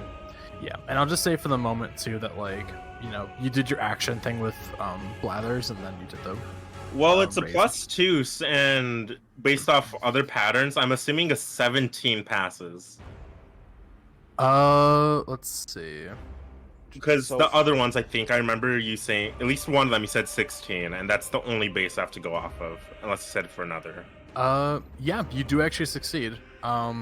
So in this particular situation, you would see like you would feel yourself getting a bit heavier, as you would feel your movement gets slowed for a moment until you finally catch up to yourself, as you are able to resist a slowing ray.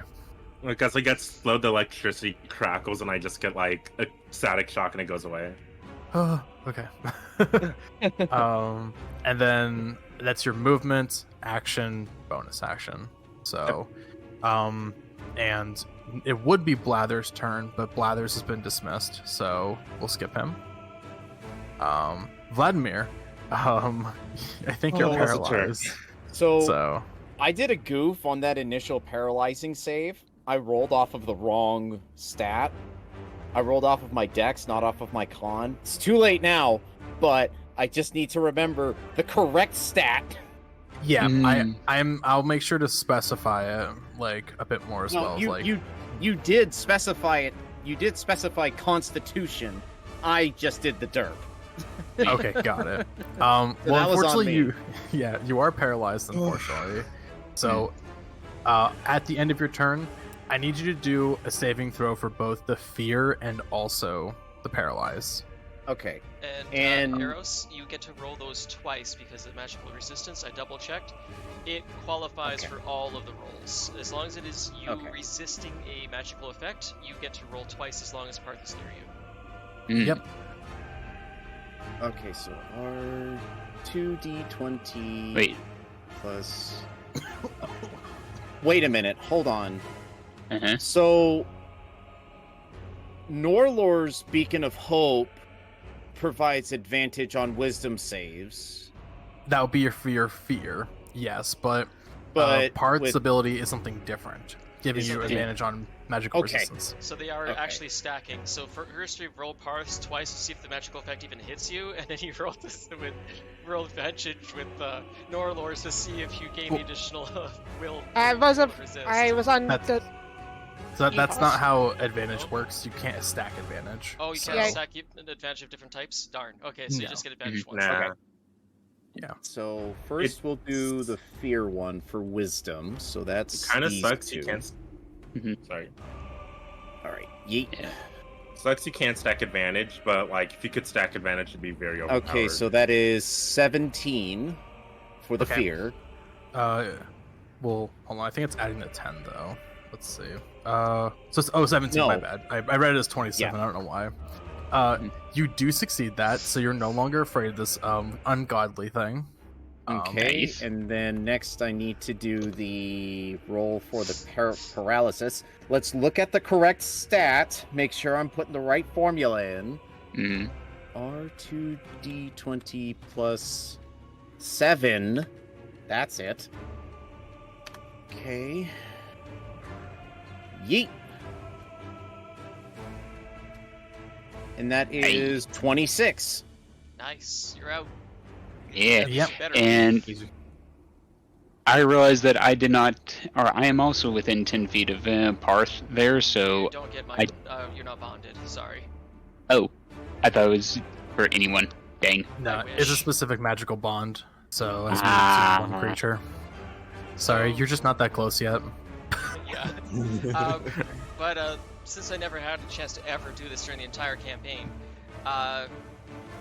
as Vladimir tries to push off the effect of the darn it, I lost the word.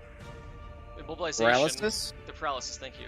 As Vladimir tries to push off the feeling of the paralysis, you can see suddenly a whisk of light as Paarth seems to rip the spell right out of him. Suck it up like spaghetti. Pretty much. Literally, you see a little bit of a glow as the spell rips out of your body and into Paarth and disappears. Nice. You both decided to make mouth noises. Right. Right. Doo-doo-doo-doo. All right, that is the end of your turn, and Targ, you're up. Yeah, I'm gonna do a little bit of dancey dance around the dragon and go there. And then I will attack twice with my attack action first. Yep, go for it.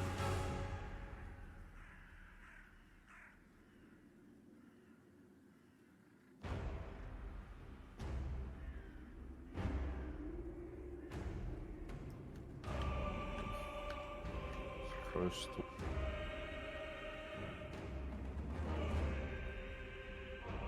Ooh! Oh my god, dude. Ooh. Ooh, nice.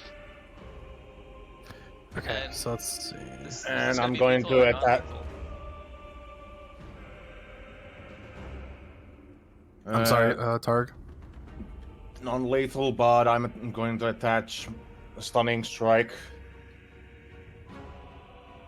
Nice. All right. So what's the DC for that one? 14. 14. Okay, let's see. Wow, I'm rolling garbage today for those. Okay. Yep, it is stunned. Nice. And then go ahead and roll your damage for those 3. Yep.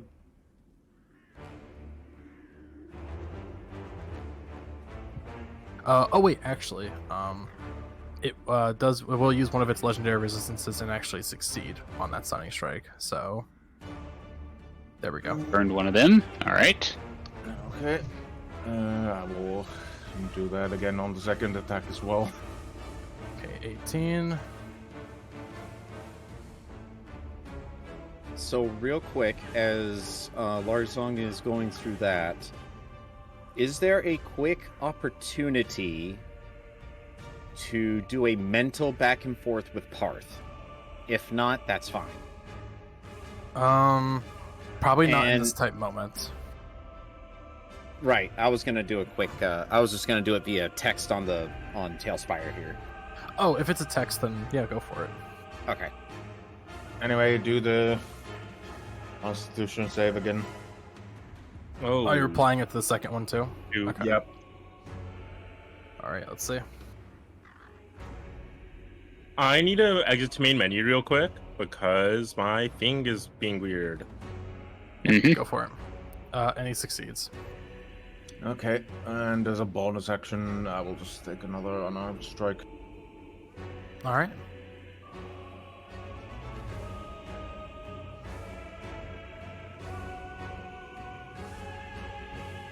That will hit. Oh, it's still going. And,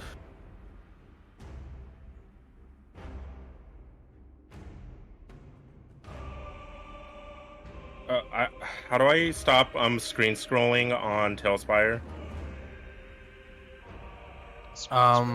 Screen scrolling? Oh, it's probably stuck on a. I tried typing something on Discord and it messed with my Tailspire. Oh, Jesus. I think you might I'm have going like to- tapped out while you're holding down one of the WASD keys. Yeah, I'm going to quit Yeah. Tailspire real quick and then join back in. Yeah, best option. Mhm. right. And Anyway, I'm also going to use the restroom break while I'm at it. oh, nice. Go for it. I like this music. Okay, that was 5 damage you dealt? Okay. Yeah, and a third stunning strike. Alright. Alright, and then something will happen to the monstrosity after the stunning strike, since he is not looking too good.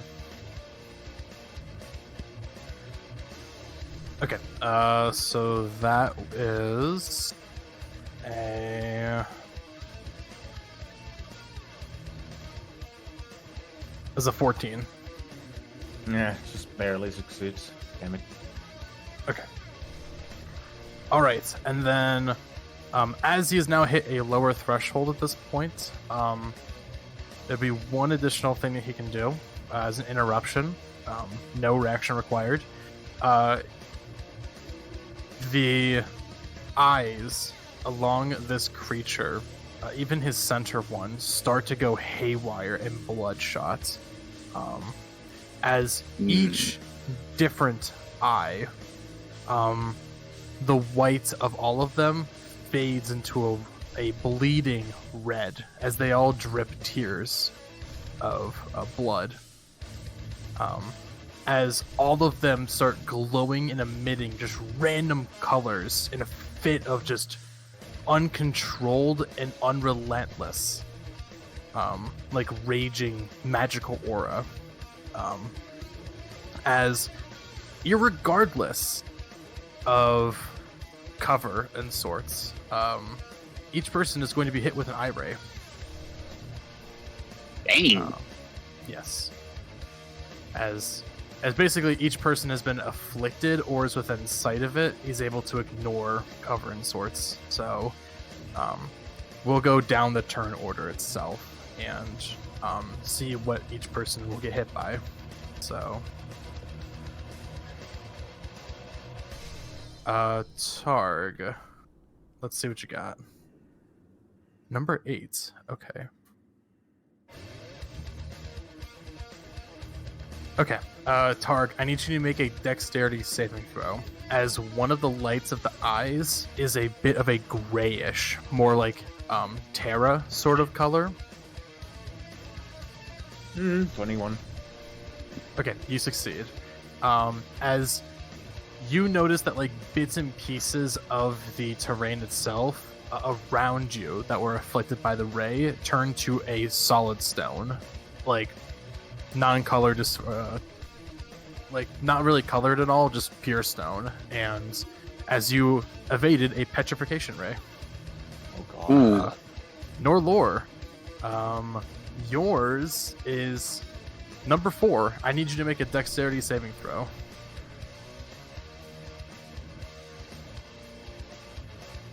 As you're being hit by a slowing ray. Wait. Isn't she paralyzed? Didn't you say something about failing saves? Oh, you're still paralyzed. That's right. Okay, so you automatically fail it. So on a failed save, the target's speed is halved for 1 minute. In addition, the creature cannot take reactions and can either take an action or bonus action on its turn, not both. The creature can repeat the saving throw at the end of each of its phases, ending the effect on itself at a success. Unless you want to use your flower. I'm gonna have to do a save anyways with the paralysis, so I'm doing both, right? At the end of my turn? Yes, but also since you're technically incapacitated due to the paralysis, would you be able to use the flower? I'd say you could use it if you wanted to. Unless you want to just, like, take it and then be like, okay. So it can't help me. I can't use the flower for both. I'll just take the hit. Okay. Taking the hit. Our cleric is getting stun locked. Someone stop it. Next is Paarth. Number 7. Ooh. Paarth, you begin to feel a little sleepy. I need you to make a wisdom saving throw. Or else you fall asleep. Again, huh? My weakest stat every time. You get advantage, though. I get advantage, but I would have had that anyway. Wait, which? Is this wisdom? Yeah. Yeah. Yes. So advantage. So 13. It sucks that I can't pick up the dice. Yeah, just roll another one then. Sorry. I know, I just a bit of a dumb mechanic. Yeah. So only the 14. Okay. So unless you want to use your flower, you do fall asleep and remain unconscious for 1 minute. Ooh, that's long time. I'm gonna have to activate the flower because I need to stay awake for this. Okay. Your specific flower does poof and a bit of pollen and causes you to sneeze, keeping you awake. Next is the fairy.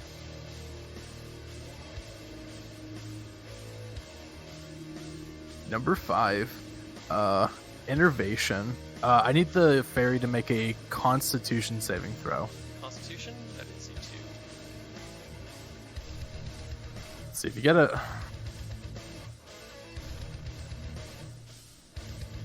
Really? Okay. So she gets it?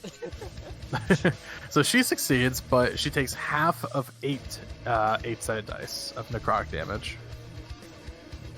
What is her HP? Her HP is Didn't So, list it in the stat it's- block for me. so it's 30 plus 10 for each spell level above 30, above the 3rd level spell slot. Not gonna lie, I low-key love this battle team. Mhm. So sorry, 30 plus, what is it? It's just 30 unless you upcast it. Yeah, what is it? So 30 plus, what is it? For each level? 10. First. Plus, okay, plus 10. So it'll take 18 necrotic damage.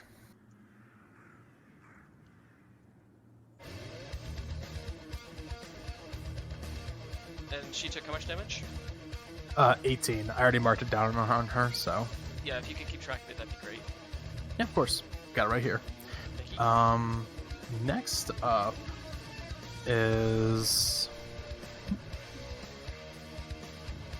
who's next? I have to double check. My turn has not ended for some reason. Yeah, this was this was interrupting the turn itself. So, You've got You're going- Norelor, you got Paarth, you got the fairy. Valkin. Valkin is next. So, Mhm. Let's see what effect you get hit by a Valkin. Oh boy. 2. Number 2 is paralyzing ray. Well, I'll just take that as I'm already paralyzed. Yeah, as a Double Constitution saving. paralysis. Double unless paralysis. eating that would free me from paralysis. So, technically, you don't auto fail it, so you can choose to roll it if you want. You would just still be hit by paralysis, like whether or not. So, You've been hit by. Mm. paralysis. There's a roll. Nope. 11. Nope. So you are paralyzed even more. That's all. Next is Marshall. The thing I really hate about this is not actually doing like attacks. So I can't use my Sentinel to disrupt it. Right. Ooh, Oh, okay. ooh, that's the 88. Innervation. Oh. Yep. Marshall, I What's need you that to make one? me a Constitution saving throw. Oh boy, one of my higher stats. Thank you. Your best stat, of course, bro. Mhm. Not my best stat, but it's +4, so it's like it's not bad. Yeah. your I'm just best gonna stat. roll. I'm gonna roll normally and then just say what I add to it because I don't want to go through all the. You're addition good. of- We'll figure something out with your computer. If it were any other map, I'd be down to do it, but it's specifically the Feywild map. That's Yeah, just not this fun to roll shouldn't for be- me. Yeah, shouldn't be too much longer here. I'm pretty sure it's all the real-time light tracing, which is really dumb. The game doesn't let you turn that off. Yeah. Okay, so that's a 9. Okay. Wait, it's an enervation spell. What does that imply? Enervation. Uh, Oh, it's fear. That's what I'm going. Do you want I to succeed allowed- or not? Yeah, I'm gonna succeed. I'm gonna use my flower. Okay, so you're taking half damage on this one. Okay. Okay. So that is 17. 17 necrotic damage. Yep. Good thing I don't have any concentration spells active. Yep. And I have now, anything to help with this though. now it is Sapphire's turn, Um, since that was like a middle of the interruption thing. Noticing the general situation at the start of her turn, you notice that the biggest eye on her head, specifically the one that's only on her head, opens up, and it just echoes and and just basically looks like it's reverberating as, let's see, 150 feet cone.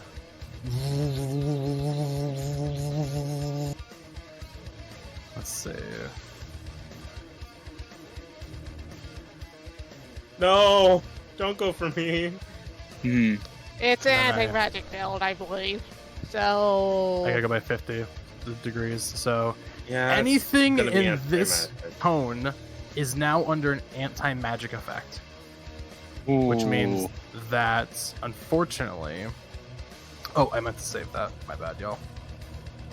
Oh wait, we're supposed to be rolling for wild magic after spells, right? I decided not to do that. So, in this Okay. sort of situation, you see that the effect kind of like dissipates a little bit. So, do 50. Auto roll again. has to make it just does it. You don't have to. So, come on. There we go. No, the thing Nope, doesn't have to goddamn make it. a roll. So is this a continuous, like, no magic can work in that zone? That is correct. As the center eye is now active during its turn, it can choose whether or not it's active or not, and now it's deciding to have it open.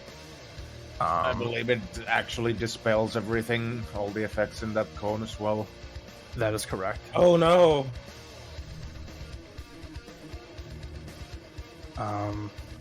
And I'm going to label this as a particular color, which means the color will be green.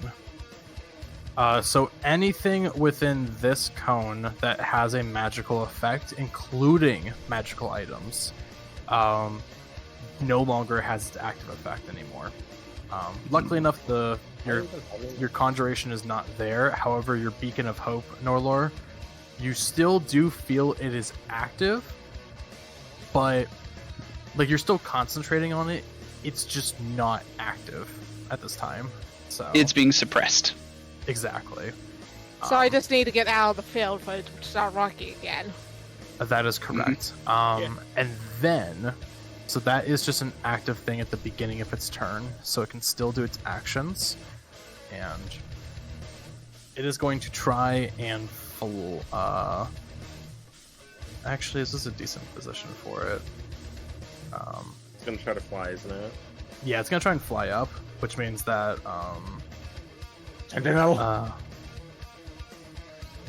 which means, Tar, you can try and get an opportunity attack as it's going to start flying upwards. Now I'll have to reposition the cone and Please shit. hit it. Please hit it. Keep it a sitting duck. Yes, please.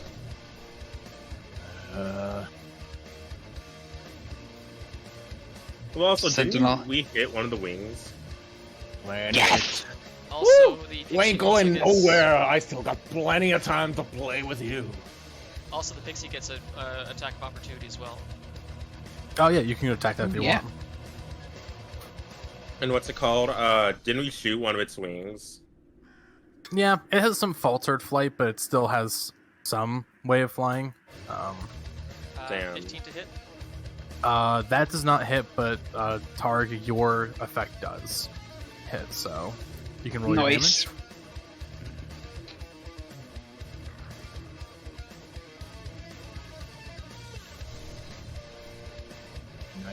Oh, it got rid of all the spells. Alright.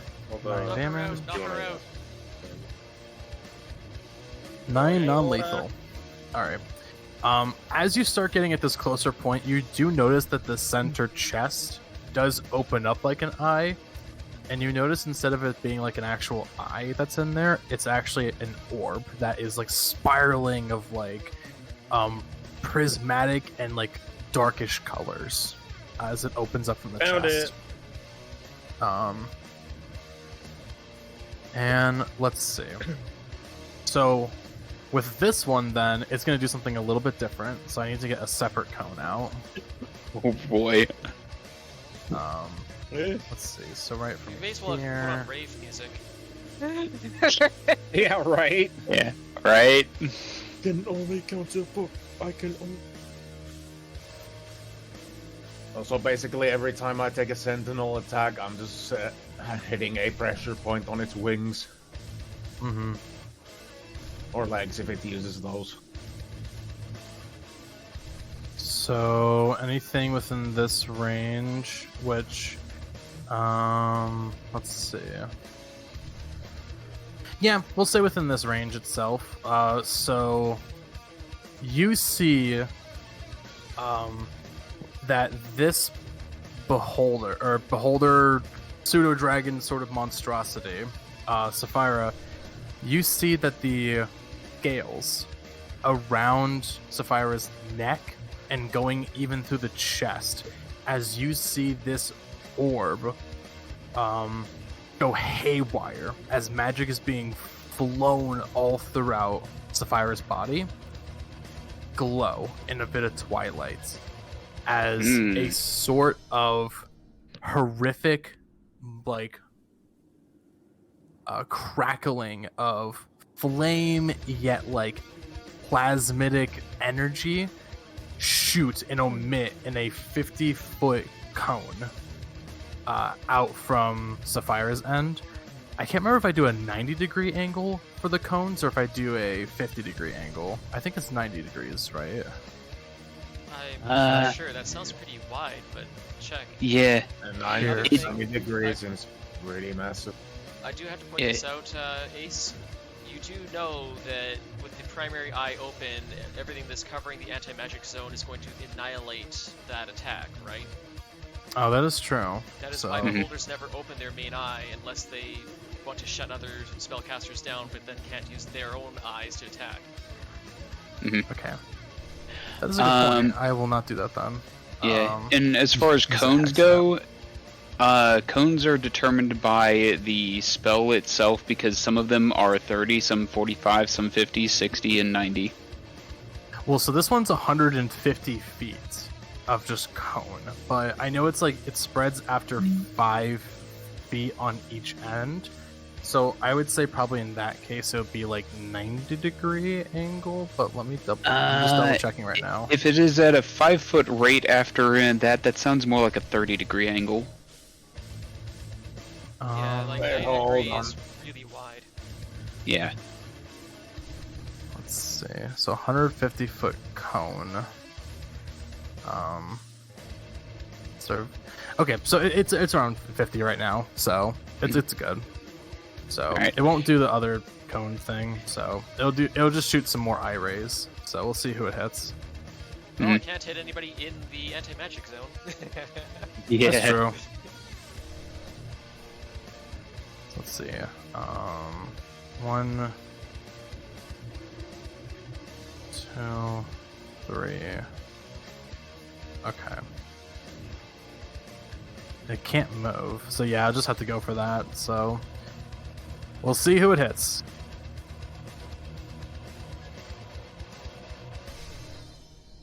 Not me, please. You're in the right. You're in the magic way. You're safe. Yep. Okay, so that one goes to the fairy.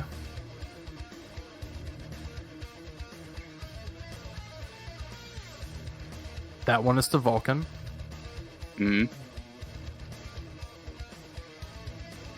Okay, can't get hit twice by it, so... Okay. It really wants a ray to go off to you. Yeah, apparently. Okay, and then that one's to Vlad, so... So let's see which rays you get hit by.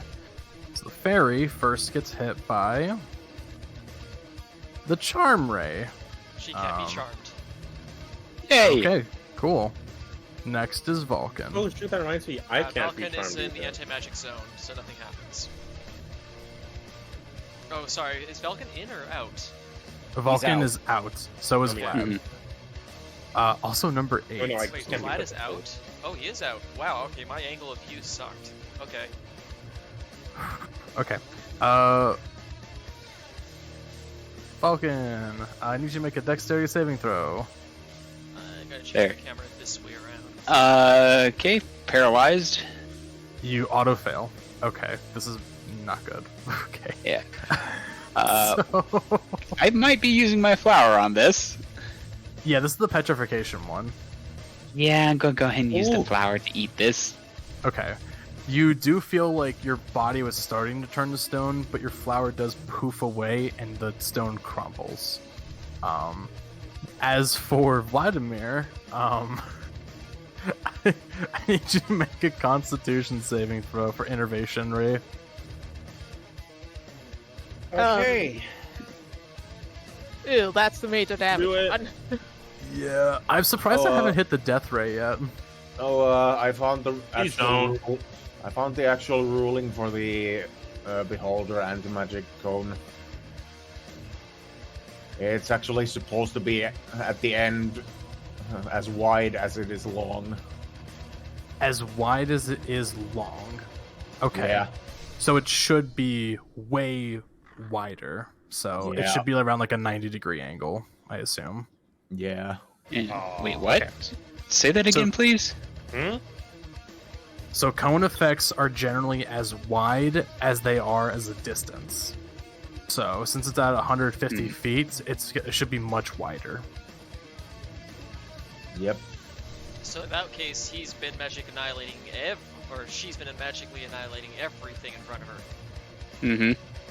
So she can't Yeah. attack anybody in front of her. Not with eye blasts. Yeah. So then that's what I was just trying to reconfirm because it's like it's a little bit confusing because I've been Yeah. trying to get this corrected Mhm. Be before anything around like that, that. that wide something like there. That Around distance? Okay. Well then let me go ahead and fix that then. So that's my apologies, guys. Where can I change it? Like, could you like this or that's to change that. Okay. I'll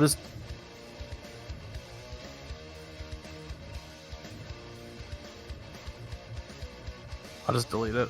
Here, make this easier. I'll just redo it.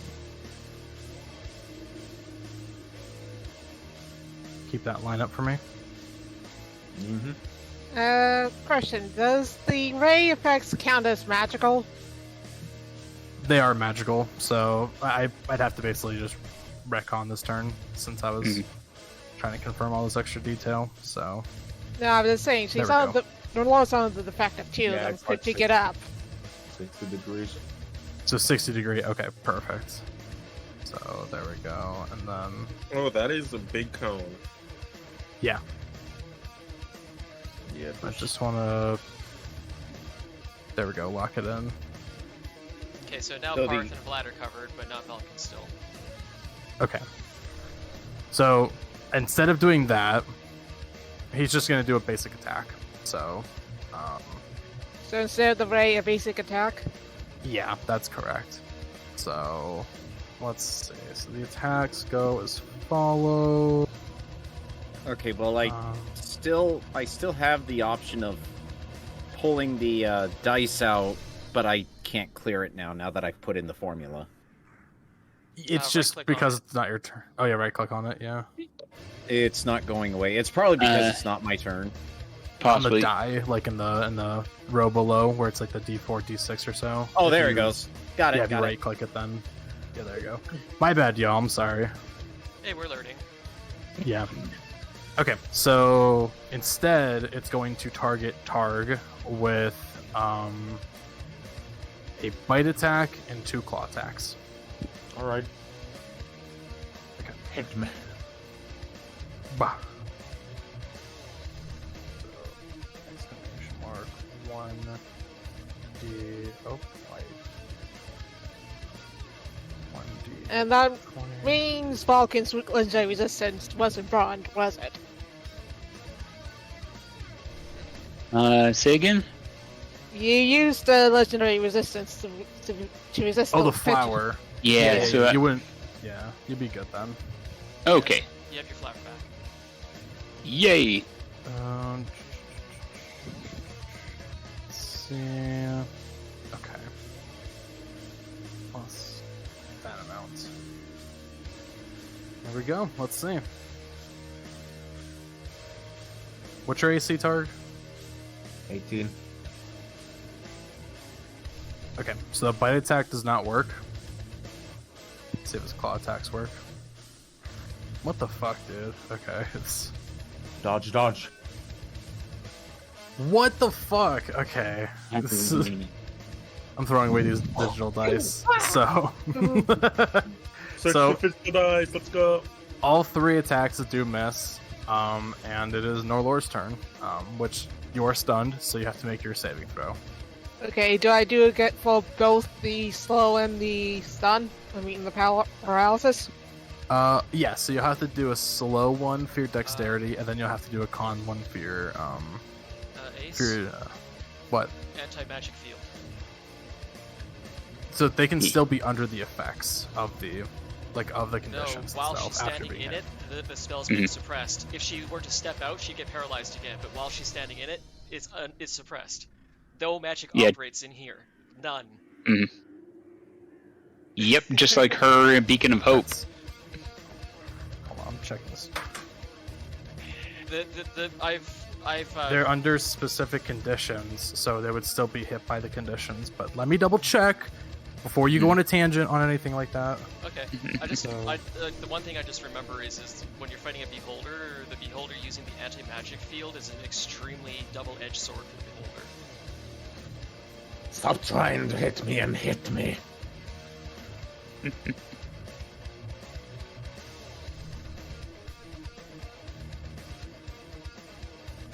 me double check. Okay.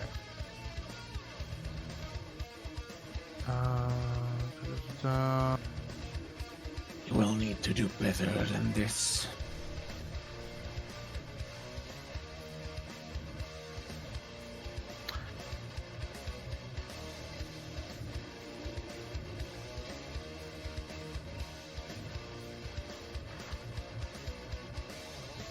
I just wish I could actually speak Targeted effects, Draconic. spells, and other magical effects such as magic missile and charm person that target a creature or an object in the sphere have no effect on that target. I was just about to read that. So yeah, you are no longer under these conditions, I assume. So Alright, so get up. Yeah, I think we're gonna do that thing. So take one of the crossbows, a bolt, and aim for the dragon, at the pseudodragon, specifically that big eye. If that's okay. yep, go for it. Nope.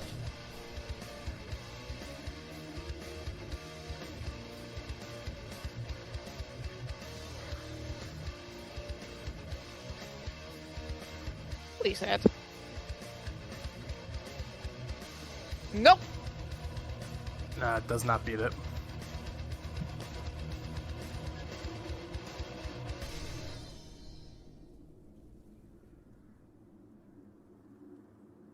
Is that your turn? What will happen the moment she gets out of the field? You would still have concentration set up on your spell, so Beacon of Hope would be reactive. Okay, I was trying to a condition. Well, on So the condition itself, since it wouldn't end. Actually, it would end pretty much, yeah, because you've already gotten past it. So so as per the rules, the condition says ended for her, right? that's correct. Alright, so... Okay... 1, 2, 3, 4... not quite enough. I'll just have her move here and hide behind things. Just trying to get some cover, you know? And that's it. Mm-hmm. Alright, Alright. Paarth, you're up. Paarth can clearly feel that he's lost connection to magic. Can he observe this anti-magic field, detect where it is? You can feel where it's at within the range that's present. Okay. In that case, get out a measure here. Yeah. So Paarth is going to move here, which is still within 10 feet of Vlad. And Paarth is going to cast Hunger of Hadar. Right back here. One thing to quickly check. It states that the Fae goes after my initiative order, but can I deliberately delay to go after the Fae? You would have to hold your action in order to do so, but you case- technically could. In that case, I'll hold my action, just assume I haven't moved Paarth yet. And the Fae's just gonna get another stab in first. Before you cast Hunger Vidar. Yeah. Okay, go ahead and use your 3rd level spell slot for that, and then go in for the Fae's turn. You don't want me to do the Fae's turn first? Well, you're going to do the Fae's turn first, because you're setting a condition of once the Fae is gone, then you're casting Hunger Vidar later. If you use a leveled spell to hold your action, even if you don't meet the condition, you still have to use the spell slot. Well, I'm literally holding Paarth's entire action until after the Fae. Exactly. So, since Okay. you use your action, unless you have a bonus action, then you would wait for your turn to go through, then the Fae's turn would go, and then you would use Hunger Vidar then. Alright, that's fair. So, any case, here's the Fae's attack. 21 Nice. hit. That will hit. I'm just going to use the summarized version of the dice, so I'm not running all those +3s, but, is it?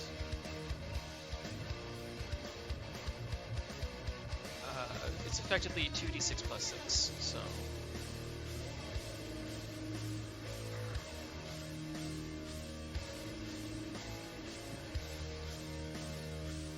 11 damage again, half is force, half is pierce. Okay. Okay, and then Paarth uses his Hunger of Hadar there, so she will unsummon herself. Oh, you're just okay. Yeah, you end concentration. I Okay. had concentration on her. Okay. And then I will just use this one as a thing for it, and then you're just targeting it's like directly on them. That's what I'm looking for. Is the radius, 20-foot radius. 1 second. 20-foot radius. 20-foot radius sphere. Yep. Then can you go ahead and lock that one down? Yep. I'm checking things first. I lost sight of Targ. There he is. 1 second. Mm-hmm. I'm trying to figure out where I need to position it so that the 20 feet is here. You get That's the ability that you right. can lock it and resize it. I can't, which is a little annoying.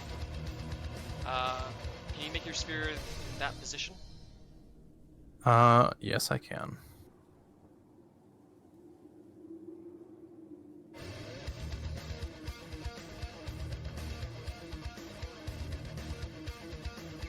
Yep. Thank you. Of course. And I will rename that to Hunger Vidar.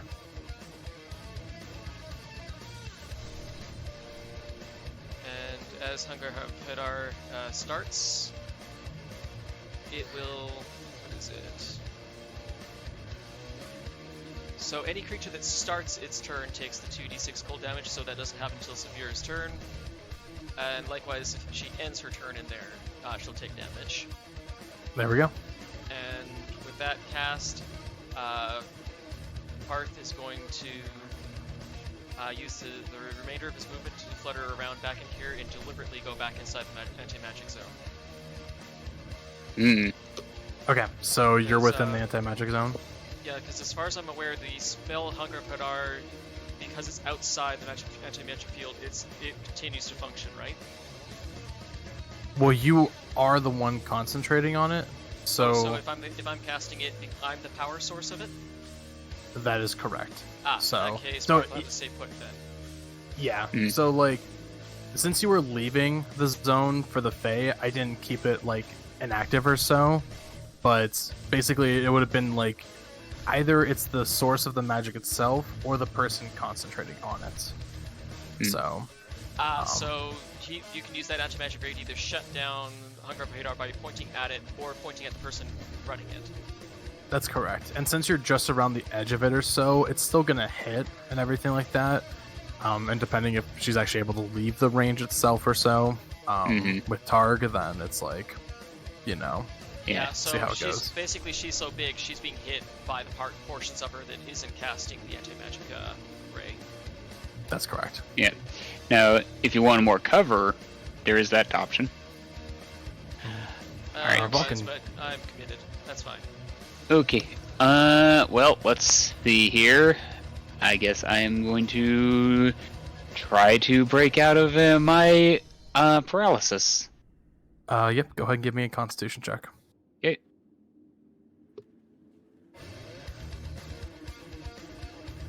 Unfortunately, oh, come not. on. I wish I could give you my resistance too. I know. I could add the Dark One's luck to that there, but it's only a 1d10, and I need an 18 to pass. That's You can use your flower if you want. there. Some of those other rays are extremely deadly. I mean, it's either that or I hope that someone else can drag me into the ray here. So, I will go ahead and keep my flower for now. Paarth can only do that if he casts Eldritch Blast on you at full damage. There. I mean, All right. yeah. Well, that's the case then, unfortunately, is the end of your turn. And Marshall, you are up. Okay, so can I? Okay, would it be any movement to hop over these tables? It like will cost like an extra 5 feet, but you can like easily just like vault over them. Okay, because I'm thinking I could probably run to the other side because I measured it during someone else's turn. From where I'm hiding to the complete other side, that's 60 feet, and if I dash, that is 60 feet. Well, let's see. So, and let's see how far I could get with 5 only feet. 50 feet.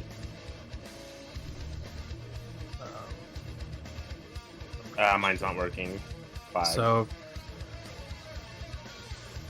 I mean, yeah, that'd be 65 feet, but because you have to go over one of the tables. Yeah. Wait. If you're going like a straight shot, you'd have to go over straight one shot. table, and then you'd have to. You could technically be at like this table right here, like without needing to vault over Where are the you other putting one that on and the- still have some decent cover. Yeah, but I don't want to be in the middle of its line. That's why. Him So was I still want outside the to, like, line. I want to be out of the cone. You would be That- outside the cone. That is outside the cone. Okay, then I'll hop there with my dash action, and how about we do? Y'all want to do another round of Scorching Ray? Do it. Go for it. Do it. I'll do it. All No, right. roll Roll with it advantage down with the this time. fires of hell. It's also the farthest reaching spell I have. Either way. All right. And then Okay, what so level are I you casting at? do 3rd level, so it's 4. 3rd level. Scorching Ray is it's 4. Thank you. Yep. And go ahead and make me 4 basic attack rolls with those.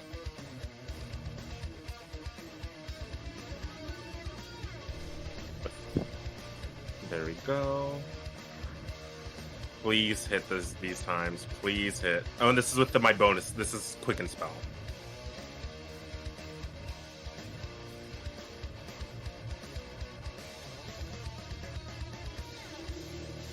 Nice. 23. Alright. First hits. I'm trying to pick it up again. Can you just roll it for me, please? Sure. Or have the things added to it. Yeah, I'll roll it for you. Thank you. Are you able to pick up the die I put down or no? I can't pick it up because it's not mine, but let me go ahead and I'll just roll a separate one. Okay. That's one hit. Yep. Second hit. 2 hits. Now my luck is good whenever it's facing against the enemy, but... There we go. Okay. Okay, So 3 of 2 yours hits, hit. and then 1 more. Oh wait, you roll. How many did you roll? I didn't rolled see the 3. second one. You rolled. Both were Oh, 26s, and then one was a 9, one a nat 1. So Hey, so it's still 66. Yep, let me roll that out for you.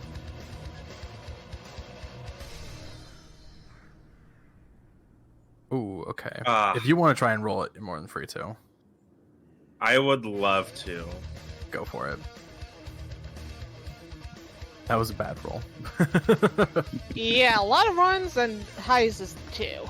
Yeah. 16. That's a There we bit more go, that's- respectable. There you go. Yeah. And All that's right. because I use my bonus action, I can't really do anything else. One other thing too. As you fire these blasts against the creature itself, you do notice that one of your rays does connect directly with the center eye, causing some burning around the the circumference of the eye itself, as it causes more screeching and pain, as the anti-magic field is no longer active. Yay! And that means no easy out for my paralysis. You'll be fine. My character has something that can deal with it. Yep. Beacon of Hope is now active. And let me change that over to... There we go. And alright, Marshall, that's the end of your turn? Yep, and it's still afraid of Targ, right? The creature, yes it is. It's still, Okay. so. Alright, and Vlad, you're up. So that means it won't fly towards me. Yay. I sense a T in the in-game chat there, Vlad.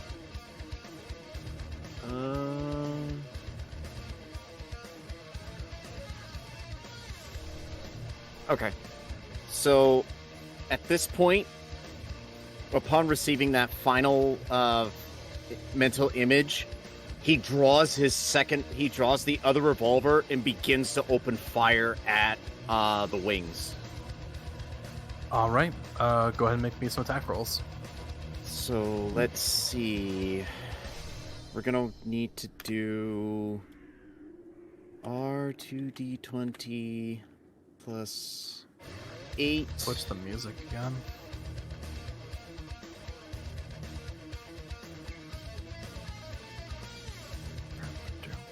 And I know I'm not at advantage, but both of these D20s is 1 per revolver.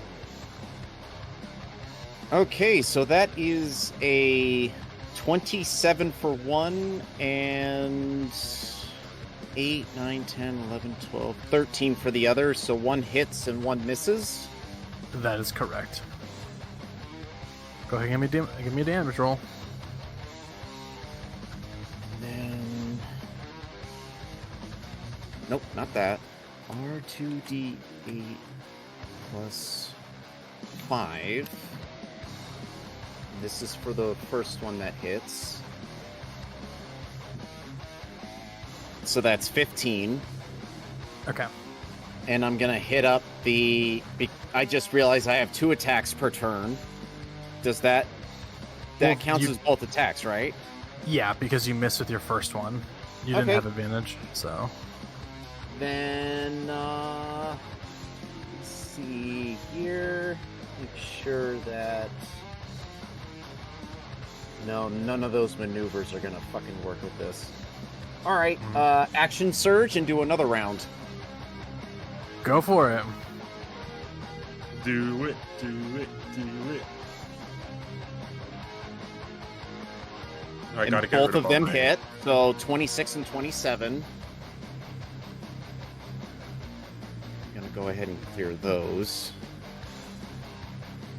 R4D8 plus 10 because it's 2D8 plus 5 per shot. Mm-hmm.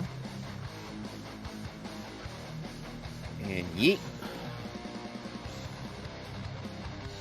and that is 19. So overall, that is 34 damage to hopeful. I'm trying to aim for a wing. Yeah, you want to disable its capacity for flying. Trying to disable its flight. And if anything, we can always pull a Toothless if it still has wounds after. I mean, not wrong, but Vladimir. Yes. How do you want to do this? Yeah! Oh, yes! Okay, that happened then. So, at this point, Vlad goes to peek around the corner with both revolvers drawn, and he starts opening fire. His first shot misses, and he goes to recalculate, aiming back at the wing, fires the second shot, hitting the wing. And then he shifts his attention over to where the joint is for the wing, and fires both times on the other wing at the joint. Okay. So, since with a firearm, it's kind of difficult to do non-lethal damage. I need to do this check. Actually, wait, it's not supposed to be this check. It's supposed to be How a percentile. I mean, Let's he see. is hitting a non-vital part. You could say that she's bleeding out, but that does mean that if somebody performs a medical check fast enough, we can stabilize her. Or even just use Cure Wounds. That would give her a +1 waking her up, but yes. I don't think we really want to wake her up just yet.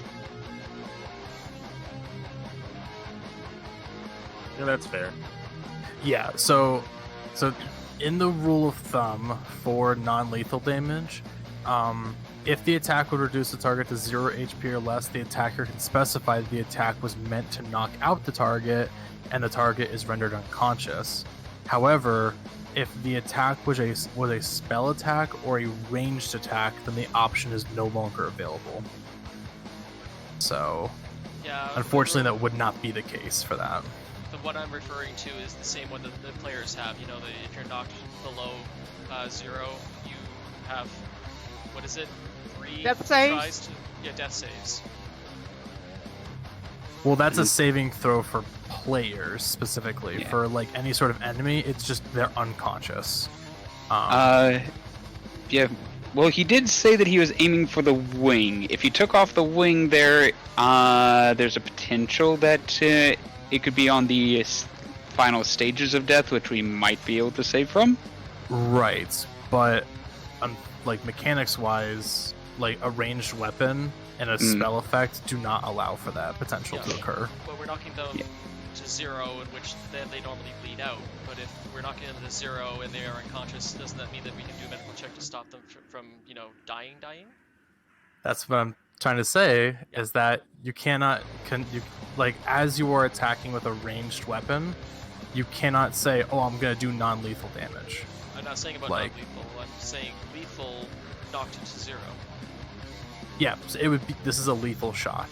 So you wouldn't really be able to do any sort of particular, like, medical check to, like, revive them again or so, unless you did, like, maybe a specific spell of, like, restoration. Okay, so I know that the players have the death saves, which allows them to even wake up again, but I thought even NPCs all got the ability to stabilize and give the opportunity. That is only, unfortunately, a ruling for players. It's not something for NPCs. Mm. Weird, but okay. I could. How It's just, close it's am the I to ruling. it? I'm going specifically off the rule books right now. I have it pulled up right here. So, but I'm not as you within do, 90 feet of it, am I? no, you're not.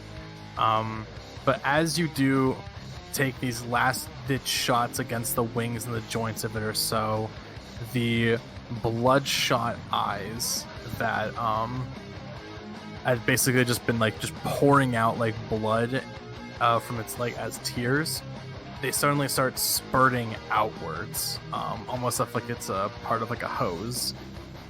As you see this ginormous sort of monstrosity collapses. And I had to roll on the table to make sure that the orb was okay. But it didn't look like that it did cause one effect. I'm sorry? I forgot I had sleep as a spell, but I'm not within range at all. It's too late, the death blow. And it would have been woken up immediately. Yeah. So, okay. So as it does collapse, I'm gonna turn the music off for this or so, just to keep it silent. Yeah. There we go. As the creature falls in this massive pool of blood, you do see that it starts to erode and decay rapidly, as it's just a pool of ichor at that point. As you do notice that the one item does shine throughout it, and it is the fairy orb. Yeah, alright.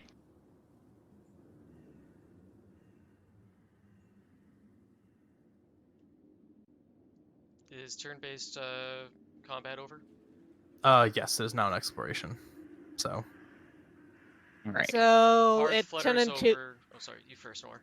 Get rid so of it zones. turned into a pile of goo. Sadly, yeah, like broken up and decayed bones, like mashed guts, ichor, all that. So, Paarth The- also dismisses his spell, by the way. he goes turns to Paarth. Sorry, I wish there was another way. Paarth lands on the table, looking completely forlorn. The corruption ran too deep. There was nothing that could be done about it. His soul goes to the Silent Lord's halls now.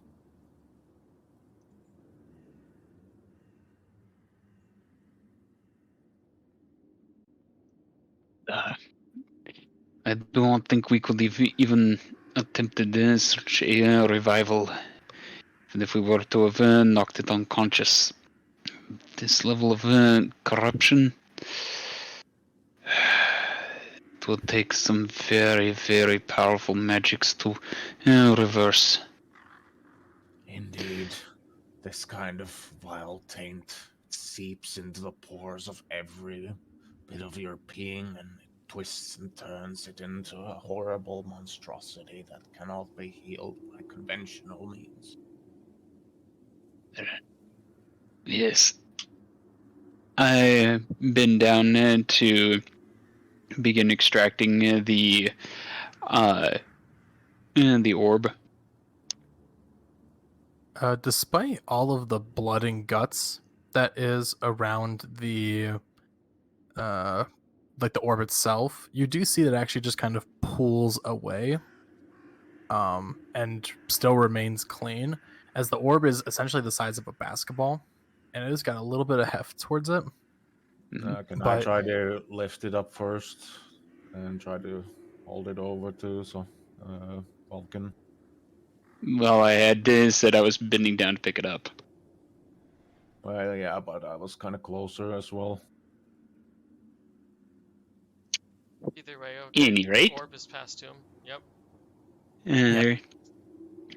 So as the orb is passed to you, though, Vulcan, you, like, just from being this close to just untapped potential of just magic, it does give you a headache as you hold on to it, like even increasing to a migraine of just feeling this intensity of magic nearby you.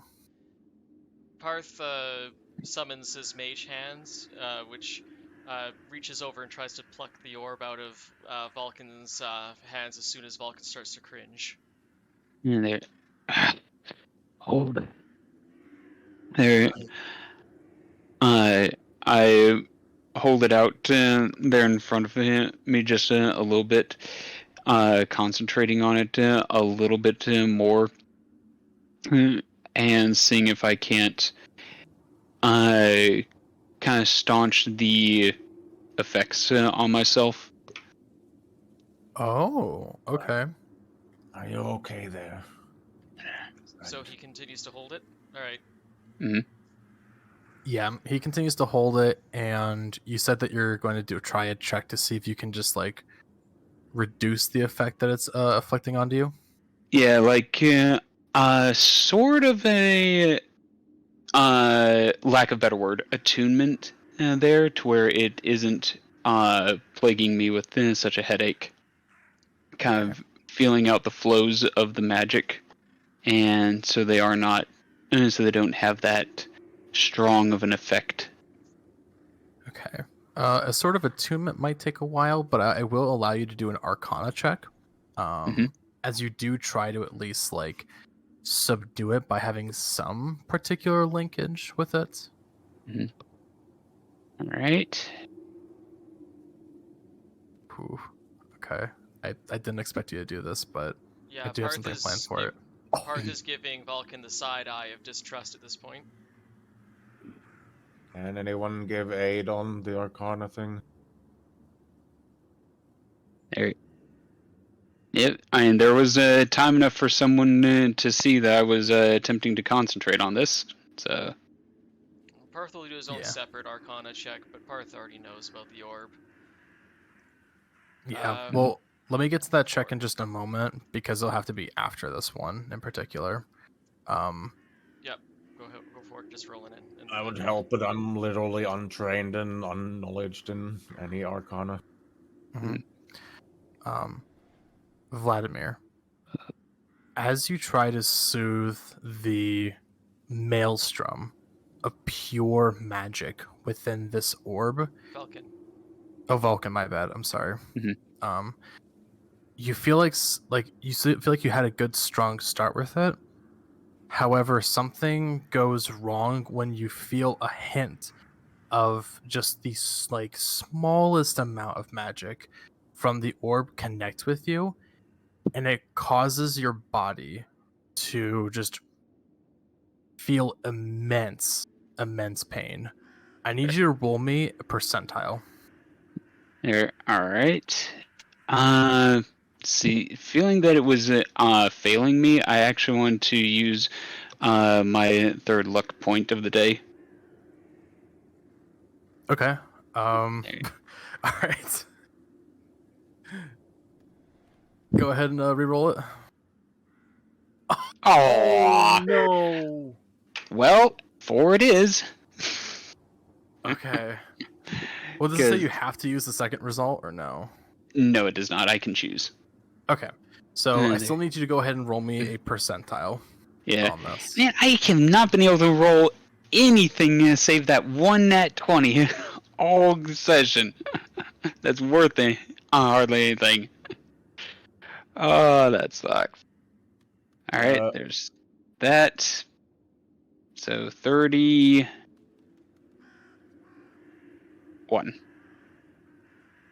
31. Oh, yes, this is exactly what I wanted from you. Okay. Oh boy. That's either very good or a very bad thing. I feel scared. Yeah. Okay. And Paarth So- is now. Okay, maybe completely it's just I'm disappointed in back you. here after all. Okay. I'll be right back, but I will be listening on my phone still. Okay, sounds good. So, as you try to soothe it and everything, and you feel this like vaulting sort of pain itself, to those around, I think only really Targ and Norelor would notice this, but Vulcan's eyes turn a bloodshot red. As like there's like slight twitching of pains and sorts as you see that, like, for you particularly, there is only one word that you can think of that is just rimming every inch of your skull, as if it is like, it's like you've been addicted to this, all your life, but you've resisted it, and like now is like your breaking point. Hunger. You have an insatiable amount of hunger. As you notice that the people before you look exceptionally tasty. As you can feel your body shift and connect with an aspect of yourself you've wanted to hide for a long time. And to the outside portions of anyone else watching, you see that bits and pieces of like Valkin's clothing starts to like shift, and some proportions like slightly rip and tear as your particular body grows in size and definition. As is happening, I growl it. Back and insight check, please. Now, everyone get away! Sorry, you cut out through like most of that. It was just like, oh, Oh man! no, you're Overpowered good. the mic. Peek the mic a little bit, but Yeah. Same point of just get away, back away. Yeah. Take it now. I will try to just hit him with like unarmed strikes and try to like disable him. Paarth, like he was trying to do originally with the mage hand, tries to pull the orb out of Valkin's hands. Okay, so let me just get this double checked. So, Targ, are you going to be attacking or inciting? I'm assuming that I can hear him say that getaway thing. Yeah. That he's really struggling. You see him like transforming at the scene at this point. Right. I think I should be able to figure out what's going on, but you can make me like do a wisdom thing or something, I guess. What's your passive insight? 12. 12? I can't remember if he's been open about his lycanthropy bloodline. He has. Yeah, I remember that was mentioned at the shack of what's his name again, the dragon guy. Yeah.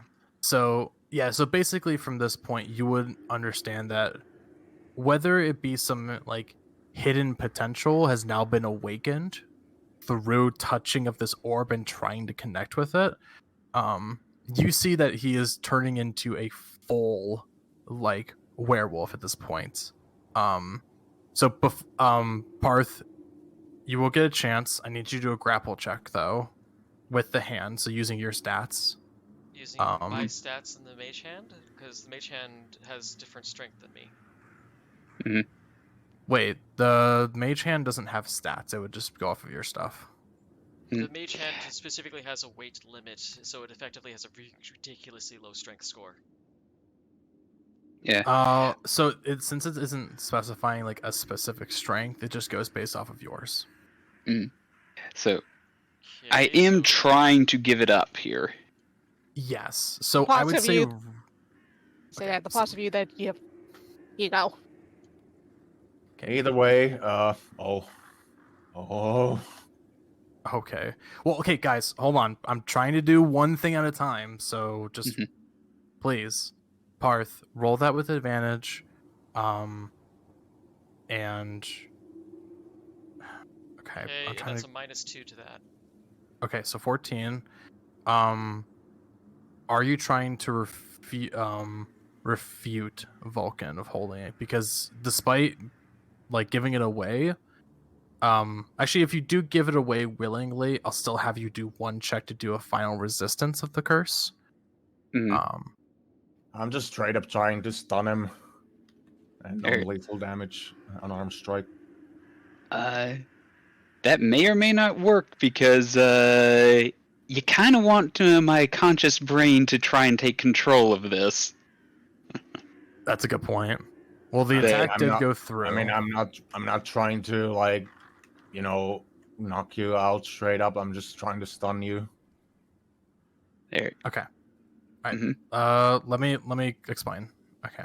So, Paarth, with your mage hand, you are willing to get the orb away from him, though this transformation still does seem to go through. Targ, you do get a critical hit on Valkin. So roll your damage, and you said you were trying to apply stun. Is that correct? Yeah. I still Okay. don't have enough key points for that. Yep. So go ahead and Vulcan, I will need you to do that stun check first before you can resist the lycanthropy curse. Okay. And Constitution DC 14. okay, so let me Constitution DC 14. You said. Yep. All right. Yeah. And as that was going on, Vladimir he's got his revolvers holstered, and he is crouched to the point where he's ready to charge and tackle at a moment's notice. Okay. Cleared the DC. Okay, so you're not stunned. I will try again. Well, hold on. Before that, it needs to do one more thing for me. Mhm. Because that will hit, and you're gonna do the stun again, I assume. Yeah. All right, go for it.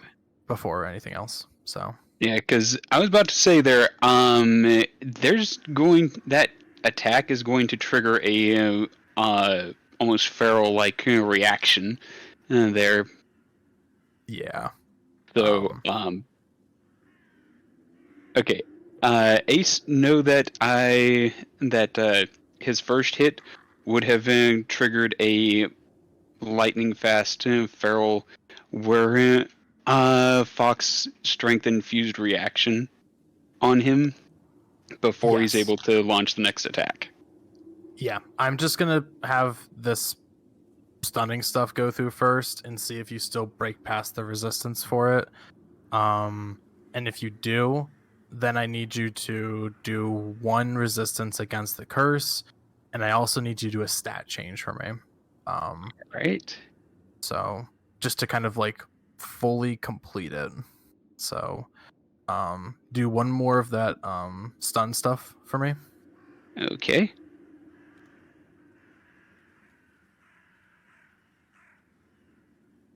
Oh no. Right. Clear the stun.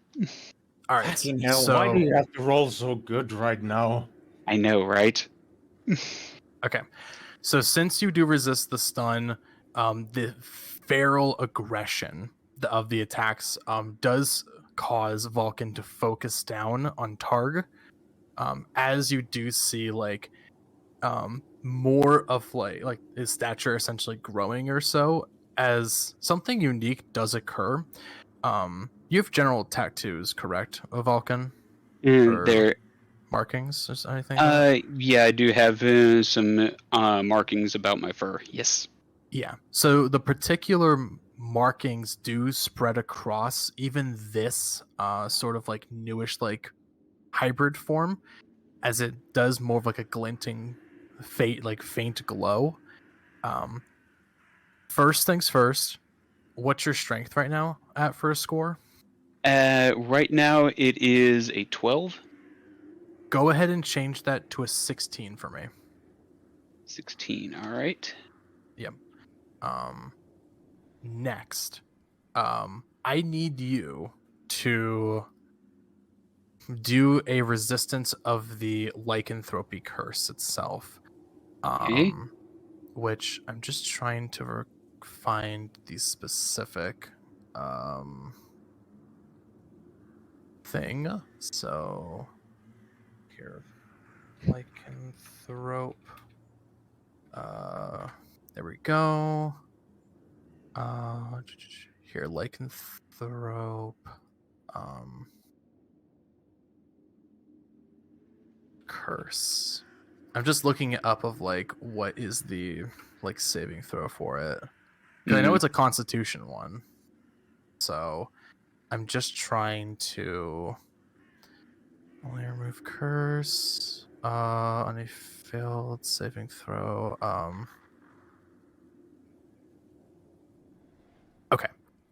So the DC, which is going to be based on your own bloodline, is going to be 8 plus your proficiency bonus plus your constitution modifier. All right, so that would be, let's see, your 8 plus proficiency bonus, which is 3, plus con modifier, which is 2. There. So that's a 13. You Yep, have to 13. succeed. Okay. So 13 and a constitution saving throw, you said? That is correct. Okay. And this is for you to stay in control. All right. Okay, there you go. All right. So as your form does alter and change and your clothes do like rip from like the from the strength increase from it or so, you do get another sharp headache as before you go on like a uncontrolled rampage of sorts. You blink again and you feel like your head has been cleared of any of its like you thought for a moment you had a fog going over your head and the only thing you were thinking about was feeding, when suddenly everything feels clear. Yeah. Um And if I can give a reaction to what had just happened there with the attacks and damage. yeah, you're more than good to do so. Yeah. So as this occurs and getting this double hit by Targ, I take the first hit, and the second hit rolls off my shoulder as I smack that hand away, and my paws reach and grip right around Targ's throat. In that moment of fog, and you hear a deep guttural growl. They're one that you would expect to hear from a wolf that you just basically hit as they were about to lunge and bite you. Before you see my eyes clear a moment, I basically freeze in place. The clawed hand is still tight around your neck. But Don't I I get am- like a roll to evade from that? At least. It's more less of a grapple check and more of something there. So it's more him just stopping. But if you do want to try and evade it, I suppose maybe. I mean, I can do like a counter grapple or a deflect attacks. I would say counter grapple. Just as a quick aside there, given your perception and everything, would you really want to do this, as that would trigger the fight aspect of the transformation? You can clearly see that I am gaining control as I have not proceeded to go further with this.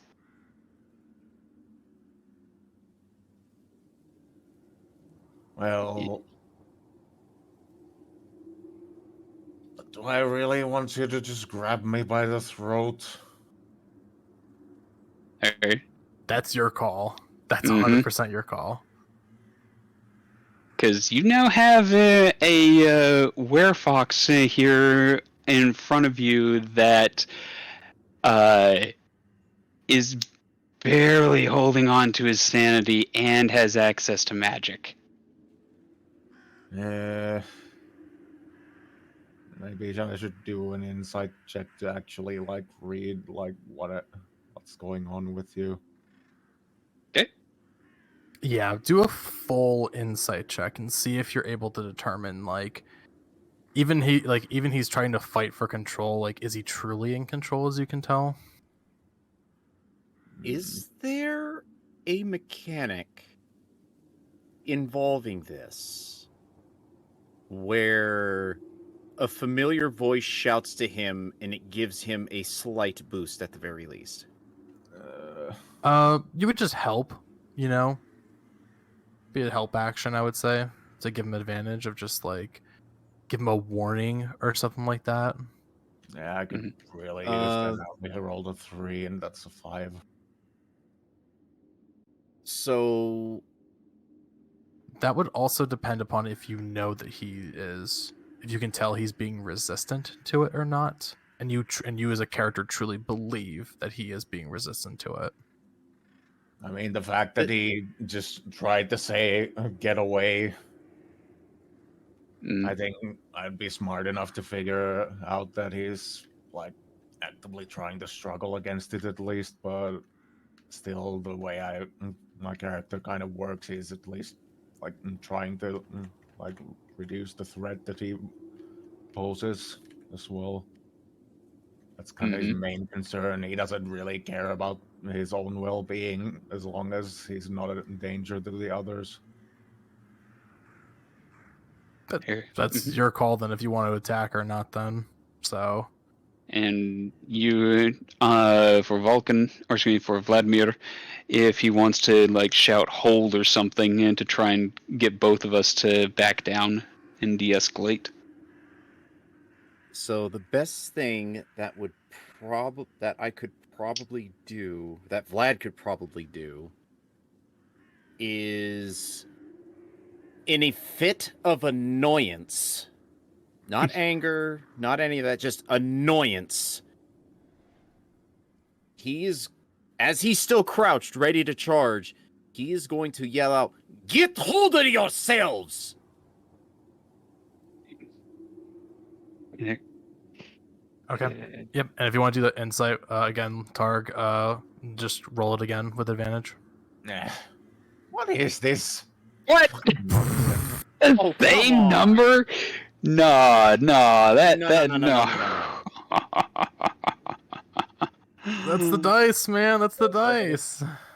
Can I do anything to help? Would I have read up anything on lycanthropy? Lycanthropy? Well, so you're out of range for this. You can see it from a really far distance, but you're not within a decent range. I have message. I could send a message over. I would say you probably could send a message, but it would be during this opportunity, though. So okay, would I know anything to help him out to like resist? What's your passive history? Okay, let's. How do I determine passive history? 10 plus your history. Yeah, 10 plus the 17. modifier. Yeah, 17. Oh, my dude. If that has not been like the bedtime story of like books you've read, I don't know what would be. So for you would only really know that a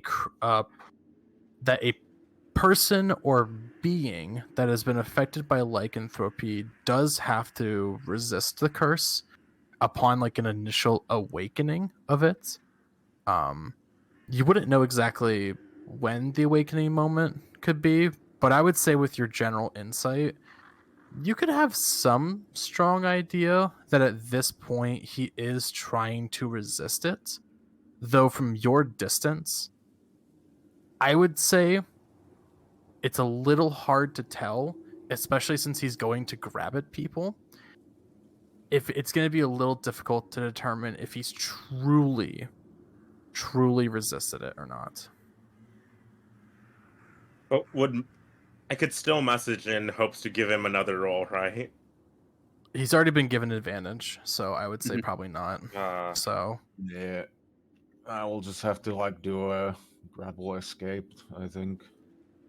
Yeah. So in this case, then I know that Valkin, that was not like your intention of grappling. Going for his throat, but I will say that both of you will need to do a grapple check. So you using athletics, Valkin, and then Targ using either athletics or acrobatics.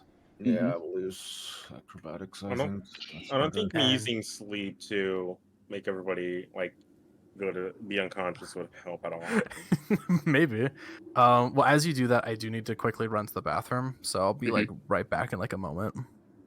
Athletics. Do you think? I don't think it. Ooh. Now I roll low. I think Ozing is succeeding at this, and I also need to use the restroom real quick. Mm-hmm. Mm-hmm. Would mess it?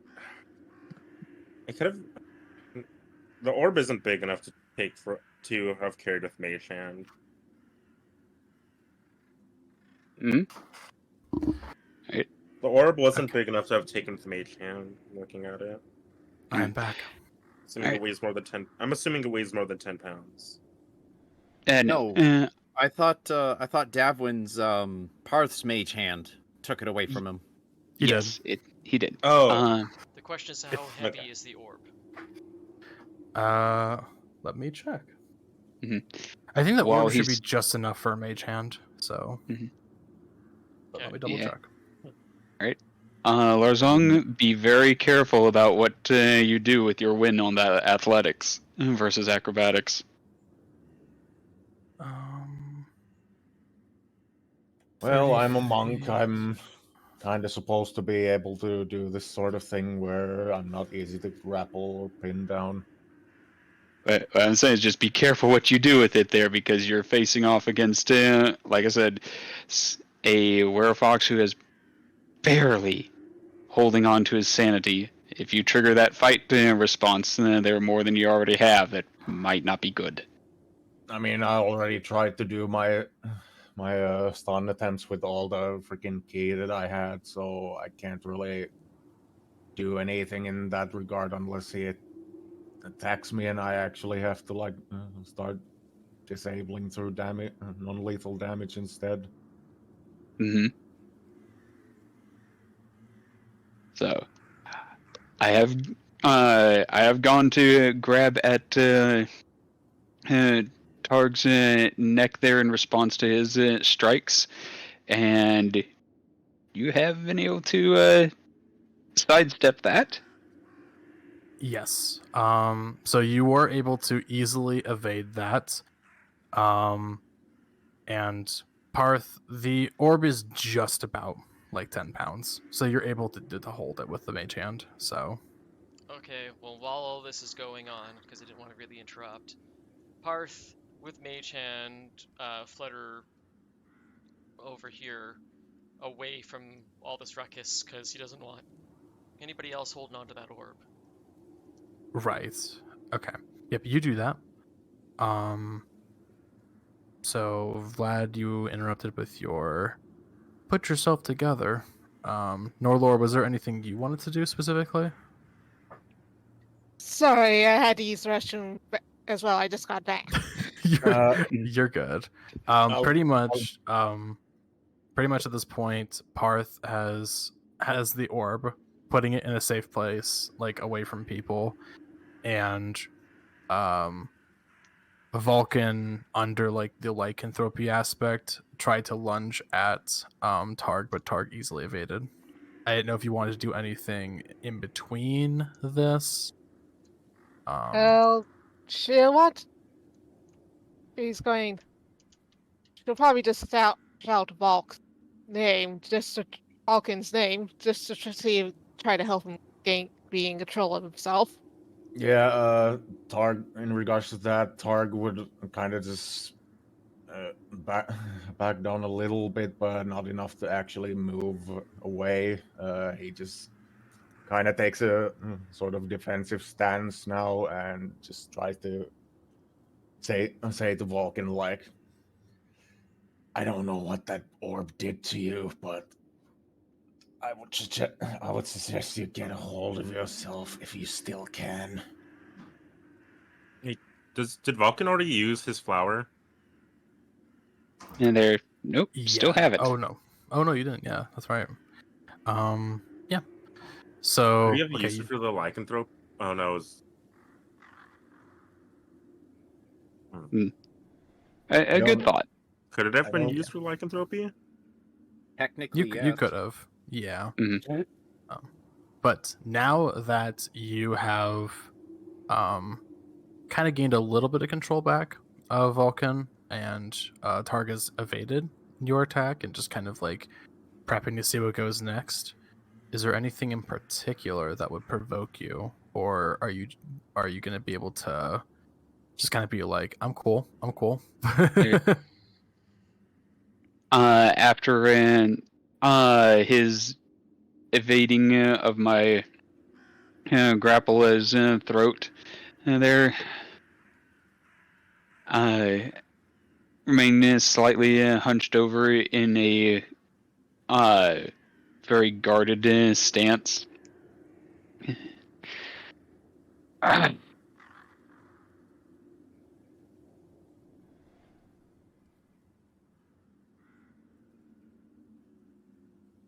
Getting a hold of myself.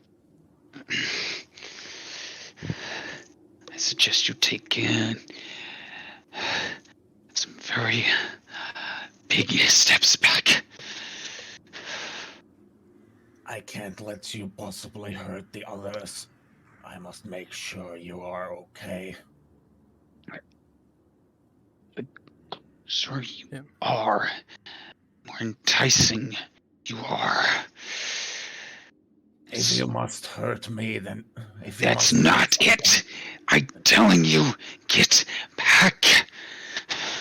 I think he's saying it's hard to get in control the closer you are. Back!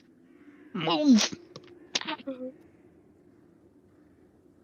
You can see my paws there. The claws are extending out far more than usual, and I'm trying to keep them from my fingers from splaying out into the perfect claw stance. Mm-hmm. Trying to hold it in. I can't really do a disengage action as I am. I would need to if he is in that kind of state where he will take attacks of opportunity, then I will literally just either have to stay here or just move away and risk getting attacked. Mm-hmm. Get back! And with that, I use my telekinetic shove to force him away from me. And that doesn't provoke opportunity attacks. No, it does not. There, so it does have a DC. You can resist it there, but this is your opportunity to move away without an opportunity attack. I think I kind of have to take the save regardless, but Yeah, you don't have the You flower. can do it so- willingly. Yeah. You The can't really, telekinetic shove does allow for one to willingly fail the save and get shoved. Right, but he wants to stay nearby you, so he's more than likely going to be doing the check. Okay. I'd rather not be shoved into the direction that you would be shoving me, though. So Mhm. I will try to resist it, but I will after that also try to move away to a different direction. The direction he looks like he's trying to push you is just to the Yeah, it's away from the others, and I kind of want to still be in between the others and him, or So, close enough to actually interrupt anything he does. But he's kind of telling me that I can tell that he's trying to tell me that he doesn't want anyone near him. Mm-hmm. Yeah. So if that's the case, then I need you to go ahead and do the saving throw for the telekinetic shove. And what's the DC on that? It's my spell save DC, which is 17. And what kind of save is it? And their strength save. Okay. And just because you are trying to resist a bit more, Vulcan, No, I doesn't will. matter. Yep. I will go ahead and just have you do one more check. It's gonna be a little bit more difficult since you have to use some of your extra power to like make sure that you use your full concentration for it. So go Mhm. ahead and give me that lycanthropy a check again. DC Alright, this and- time is 15. And this is what skill again? This Constitution is a was it? Constitution, yes, for you just to Alright. truly stay in control. Alright, Constitution saving throw. Here we go. I'm only asking that you do this because you are in a vital state of trying to get it under the control. Mm-hmm. And I'm going to go ahead and trigger Dark One's own luck on that for an extra. It's a D10, right? Double checking.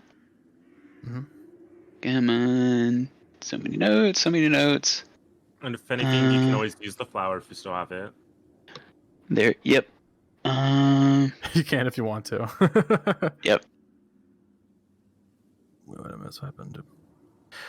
So Xena, for just general context, as the fight has subsided, and this is for just generally any wrap up for anybody, Breaker's character has a history of lycanthropy, which is where some of the their untapped potentials of at least some warlock aspects can kick in with it.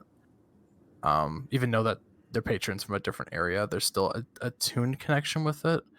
And upon touching the fairy orb, which is like a pure concentration of like just pure magic being stored inside of it, it gave him a migraine.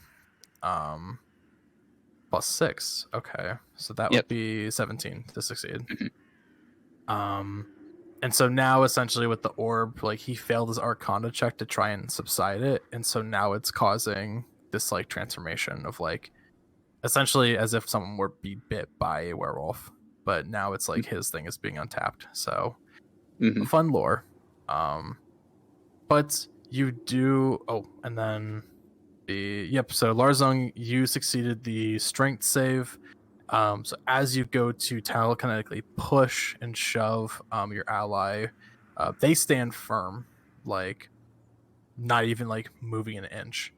And No, but I as will try to dance around him a bit and kind of try to get away, and I will try to like exclaim to the others, "Get back behind me and get away Mhm. as far as And you can." Yep. And as you do so, you see him just kind of like it's almost like essentially like hugging and gripping onto himself. As Valkin, you feel this like urge to feed completely leave you at this point. As you feel exhausted and dizzy at this point. It's getting pretty hard to stand up on your own. And you do notice like finally awakening, you notice like the changes to your body as if like you are now like in a full lycanthropic state. Oh. What's happened? You Everyone, get back! Vladimir is not moving from his spot.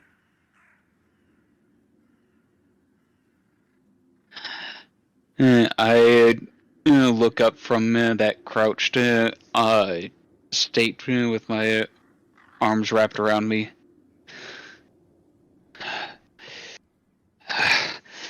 And look towards Vladimir. Vladimir. I need you now. Vladimir, don't get close to him. If you want, So- just stay behind me. So hold on.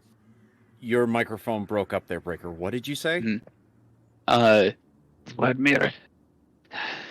I need you now.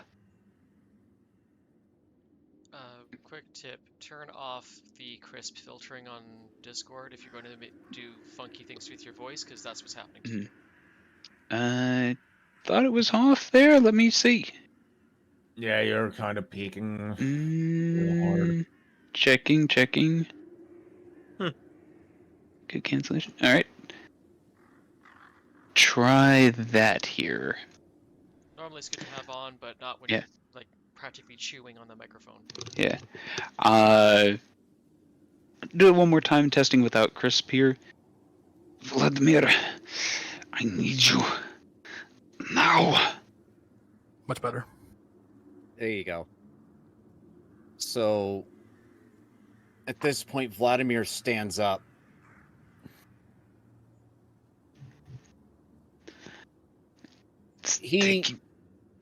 Good. He kind of stares for a second, unsure if this is a trick or if this is legitimately Valkin. But he looks over to Targ after Targ mentions of don't get close, stay behind. And he goes, I've been through enough shit to where we all could have died numerous times. If I am going to die by helping a friend, so fucking be it. As he slowly approaches him. I can't fall unconscious. I have control. But I know that if I fall here, if I collapse, that'll be lights out. This thing will take over. Need you to lean on you. I cannot rest yet. Must stay conscious. If I get the slightest feeling that you are about to rip my throat out, Do it. I will render your lights out. Just be careful. This curse, it's been lingering, growing, I fear. Come on. And I stand up enough to wrap an arm around Vladimir's shoulder there, and the moment I do, a lot of this extra bulk just gets shifted onto Vlad. But as Targ approaches, though, he would notice that I let out a growl and bare my teeth. And depending on how familiar he is with canines there, you might be able to discern that right now I'm basically a wounded animal, willing only to trust the closest of the pack. Yeah, I would say with your general insight, you're able to tell just targets like, now might not be a good time to approach him.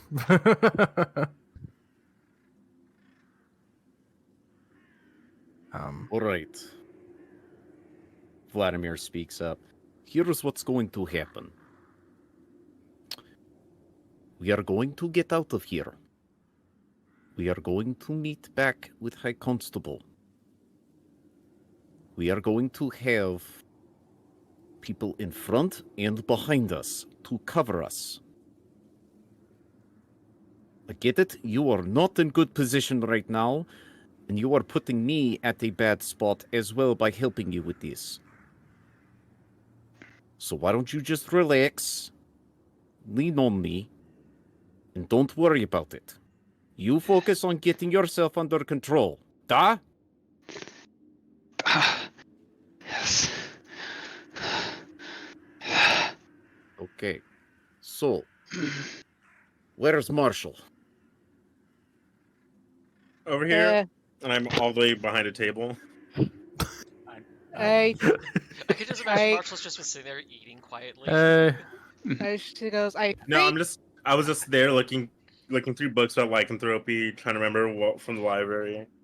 Said, I think the crowd's consciousness is currently in control, though. Who knows what happened when he falls asleep? Mm-hmm. I think it'd be high time we got back to the people and see if they got anything that can help with this. All right. Yeah. Can I get a So, turn? here's what I suggest. Marshall, Norelor, you take point. Targ, you stay behind us. Can I say something still? Sure. Yep, go ahead. I don't feel good about any of this, but I will trust you to not hurt your own brother. You're super quiet suddenly, Lars. Yeah. Oh, I'm kind of testing something. Okay. It just Yep, sounds go like ahead. you. It just sounds like you leaned away from your mic a bit. Mm-hmm. What did I change again? Possibly microphone output. Maybe. That or its gain. Input should be at maximum. There, you're starting to return to normal.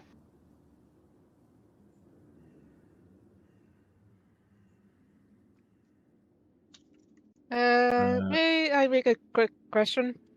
I think it might be the automatic gain control that I tried disabling. What Okay. about now? Yes, there we can hear you just fine. Yeah. And then you can say what you want, Targ, and then Renewza, when you have a question, I can just go ahead and see what you got. I just basically say, I don't feel good about any of this, but I will trust you for now to not hurt your brother. Okay, my quick question is... so I back off a bit and just try to stay close to Norelor for just in case. Yeah, my question is, as our characters are going back, may we take a quick break? I really need to grab some food. Yeah, of course. Let's take we'll do some wrap up here. We'll continue with the session if you guys are okay with it, but we'll just do a small break. And just say for the time being that after the fight has ended a little bit, Paarth, I assume that you will be going at a much farther distance to try and deliver the orb. And He's trying as to everyone just stay in line of sight, but he wants to keep the opera far away from everybody else before they also decide to touch the damn thing. Yeah, That's true. And with that, though, Vladimir also did a mental image to Paarth, basically saying, "Yeah, keep that thing away from us." Right. So for the time being, I'm gonna say that you take a moment and you try to travel back towards the constable's location. Which I'll put all of your guys' characters before the marble staircase where you saw the red caps at. And we're gonna go just on a little bit of like a 10-minute or so break so people can go to the bathroom, you can stretch a little bit, get some food, rehydrate, medicine, all that jazz. And then we will be right back playing a little bit more of this and basically resolve the Feywilds. So for my end, I'll be having words on stream set up still, so you guys are more than free to play it, and we will be right back, everybody. Yep, same here. So see you guys back here in about 5 minutes there, Ace? 10. Probably need 10. I need to go to the bathroom real badly. Right. My roommate was in the bathroom, so I couldn't go in there. So. All right, 10 minutes it is, everyone. So 5 past the hour. See you there. Yeah, be right back, everybody.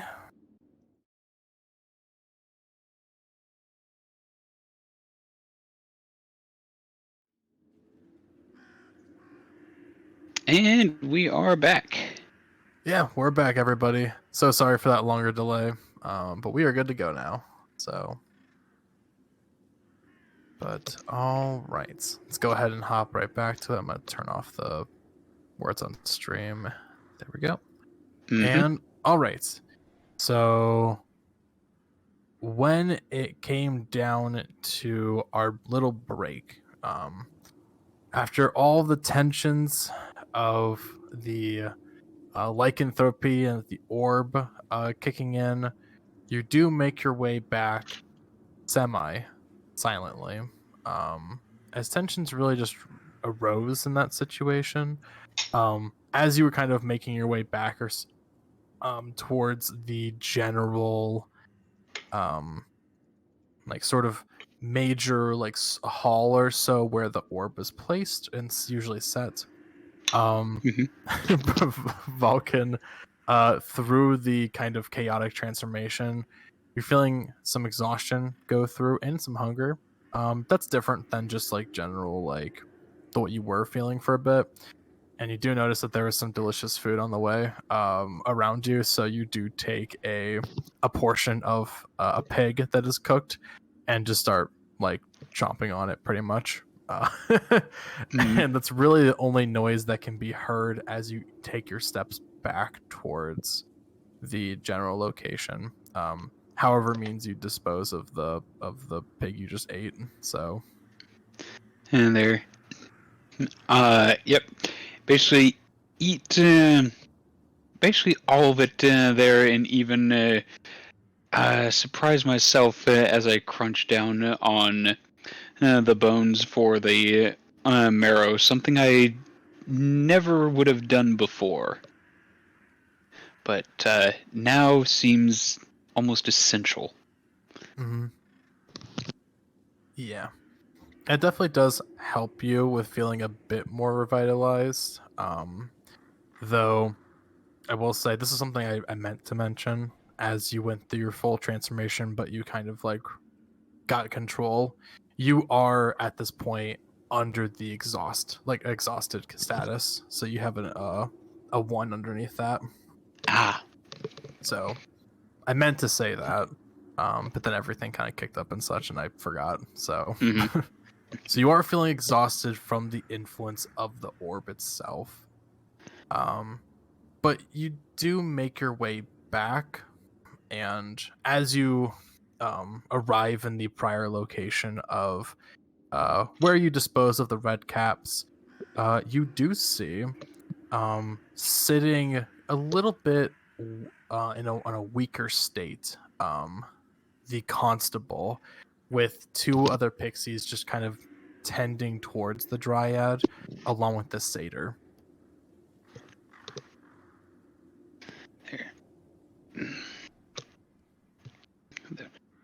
Thank you, Vladimir. I feel better. Not quite myself, but myself. Though I am still extremely tired from that ordeal.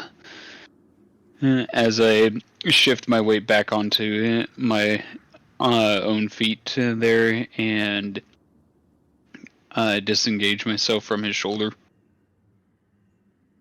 Vladimir just remains silent. Underneath his, even with the mask on, his body language does betray that he is steeling himself hardcore right now.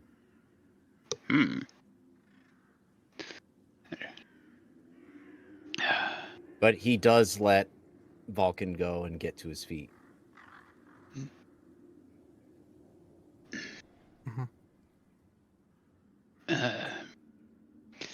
I turned to the. Alright, while we were still walking there, I turned back and look at the rest of the group there and say, I'm sorry for scaring you.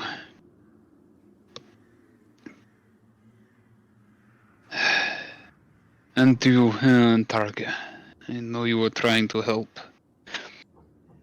I'm sorry for being so brusque with you.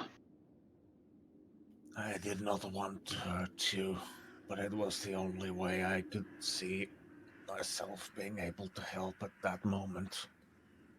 I understand. Though I do wish that you had listened to me, it would have been easier. Look, I only have one mode of dealing with things. Fighting, remaining firm. I do not run. That is not my way. Not anymore.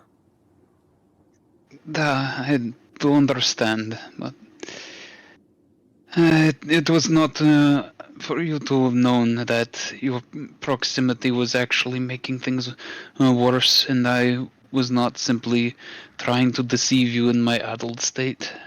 But it is true. When it is very true that your closeness there angered whatever part of this curse it is, made it harder to resist. I tell you this now in clear thought, so that you might know, should it happen again, that I will need space. Only those that I might call specifically might have a chance of helping. Otherwise, help from afar. This was the first time I actually witnessed it for myself. So I really had no way of knowing how to react properly. No. No, I don't blame you. This is the first time it's happened to me. Yeah, well, truly happened to me. But Still, I am dead, and eventually I will run out of time on this world. And until such a time, I must protect those that are placed in my care. well, you know now, and as do I. Let us hope that this is the worst of it. I do not know for sure, but I do feel in control. If you did perform admirably, so I commend you for that at least. Well, I close off my part of the conversation there as we near the structure. Anything anyone else wants to say before you make it to the constable? No, Paarth is still flying ahead of the group, still keeping the orb in his mage hand. Very frequently, he looks back just to make sure the group is following, as well as seeming to keep quite a distance between himself and Vlad and Valkin. I just wish I had truly realized what I was giving you there. And if Vlad was to check, he could definitely feel that Paarth is feeling dead inside right now.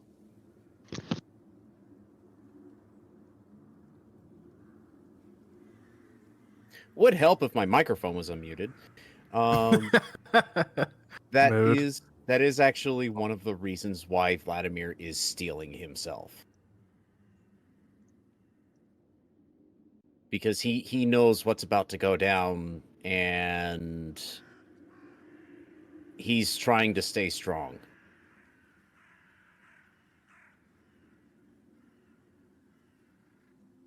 Does anybody else have any input they want to do before we arrive?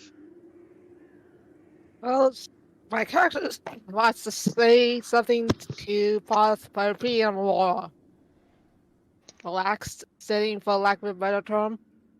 Mm-hmm. Yeah, so just save it for later. Yeah, right now he's pretty far up ahead. Mm-hmm. It's evident that he's avoiding the group. Yeah, I don't know what I could really even say to him, or know what he would say back to me, really. Yeah. All right. So if that's the case, then you do make your way on back, and you get a lot closer. Paarth, you are definitely like a lot closer to the dryad than the others, and she's not looking good. She is like laying on her side on these marble steps, and she's like, "Oh, Paarth, you're back, and you have the orb. like very weakly, and she like extends her hand out for it, or both of them, like both her hands out. Paarth flutters over to her, a bit of relief to him getting rid of this thing. He reaches the orb out and carefully places it in her outstretched hands. As she does place like the put in the hand, she expected. It's like, how is our guardian? Paarth turns his head away, but through his telepathy, she can feel that the pseudodragon's heart has gone hard. Oh, I'm sorry you had to go through that, but luckily, there is a way to fix the corruption, but we do need of a new guardian in that area. Paarth, I know that you are going through some hardships right now, but I must ask you, would you be willing to take the mantle as being a guardian? Paarth glances at the dryad for a few moments, seeming to be thinking carefully, then looks back towards the group that's still walking towards them from the distance, clearly seeming to be thinking through the request there, as well as seeming to be looking back at his allies, debating what that might entail.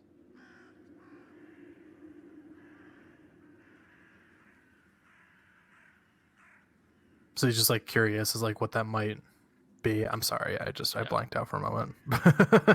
Parth is looking at the dryad and also looking back towards the group that he's already formed ties with, and debating about what being a guardian would entail, such as, leaving the group. He's conflicted, essentially. Yeah. Yeah.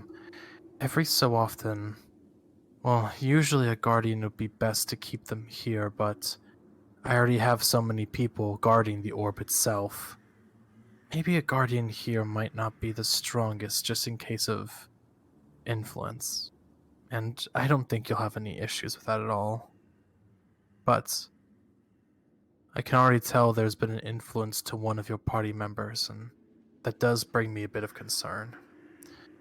Parth at that point does glance over towards where the very wolfified Valkin is sort of stumbling his way over with Vladimir. It must be in the hands of someone of higher ordeal, someone within on our end for it. But Parth shares the horrific sight of the corrupted Saphir, just to show her what happened to the previous guardian. You can tell right away that there is sorrow just emitting from her. Saphira, that's what it was. Yeah. It's like, unfortunately, what is done is done. And I wish that there could be a way to recover her, but the corruption, I think, runs too deep. But there may be a way where, if you were wanting to stay with your group, you might be able to have passage still. Just every so often you would need to return to help make sure that things are stable. If you are willing to do so. Parth looks up at her inquisitively and fishes out the little golden key. There might not need a key for sorts of traversing if you do accept this role. Parth looks back towards the group as they're still approaching, and seems to sit there in consideration, and quietly seems to be mulling it as the group approaches. In other words, we're waiting until the party comes in within earshot. Okay. I would say around that point or so, you guys do make your way like within earshot or so. So I would say roughly within like this or sort of range. As you do make your way back. So, give me 1 second too. I'll be right back. Yeah.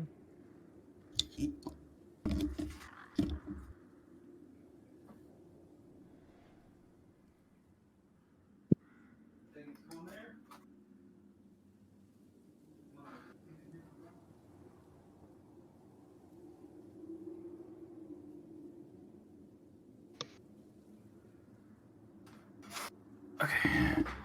Sorry about that. My roommate is moving around some stuff, so I want to make sure my door is closed. Mm-hmm. Yeah. As the parties approaches, they can see that the Dryad is already holding onto the orb, and Paarth is just sitting on the step facing them, waiting. His head is lowered, though. Thank you all for retrieving this.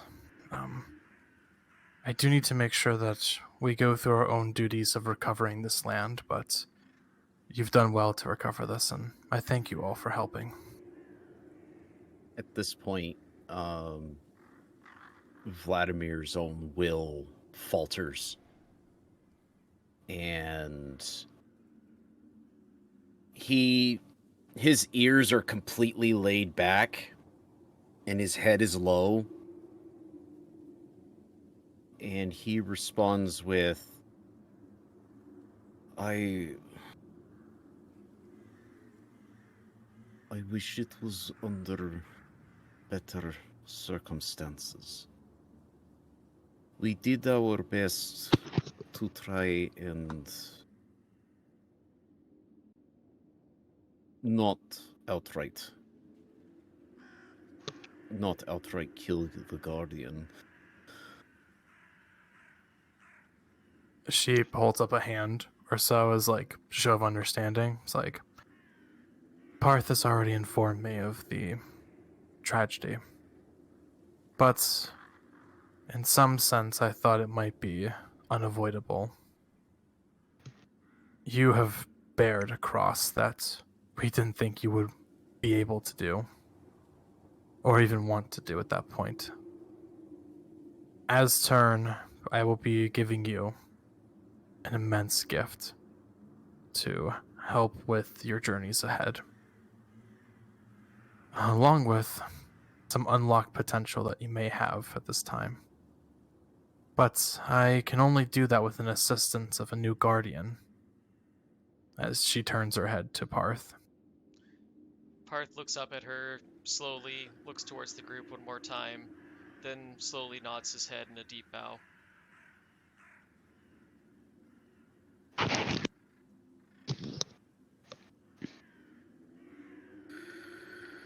We would be honored to accept such a gift. And we heard that you may yet be sending Paarth here back out with us. We would continue to guard him with our lives.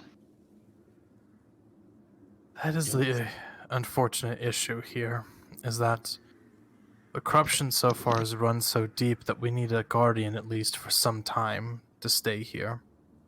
And if we don't have one soon, we may lose this land to its full corruption. So, in regards to that, I have limited time left on this mortal world. And as my time closes on him, I will slowly start burning brighter. I may seem stronger now, but eventually, even the brightest star will run out of power, energy to sustain itself. So, And as such, I would advise you against using anything to bolster me that would be going into waste. even a flower that is near its death can still have potential to provide for the earth and other flowers. If you don't want a gift, that is completely alright. Your services have been one that have been great, but like I said, I cannot do so without a guardian present, or to give full control over the orb. I could simply do it myself, but it may cause some extra effects. A connection does need to be made, at least for the time being. So Paarth gives a I chirp and raises a forepaw up. Well, I think a little friend needs time to heal, rather than to be with the people he grew up with. there will be Well- time to heal, as of right now. Paarth, do you accept this role? One of which that you've been training for your entire life? The pseudodragon pauses, then gives a firm nod. Though it looks Very like well. he's quite frankly has a lot of weight on him at the moment. Thank you. And she kind of like shimmies over to you with what strength is left, and she holds the orb down directly at you.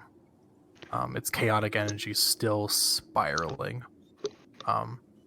All you need to do is make one connection with this, and things will start to heal on its own. Paarth glances towards Valkin, then towards the Dryad again, tilting his head for confirmation before he proceeds. Obviously concerned about the corruption effect. There. I say, no. No, this orb, it did not do this to me. It only triggered it, my little friend. Do not fear it. There. I fear I would have I transformed into this, and despite my efforts all along. So, do not pity me, and take your rightful place. Paarth hesitates, but then slowly reaches out his forepaw to place it onto the orb. The moment that you touch the orb, you can definitely feel like this overwhelming chaos emitting from it, causing some slight discomfort. I need you to roll an Arcana check with advantage, since you do have a Fayish connection that has been close to the orb.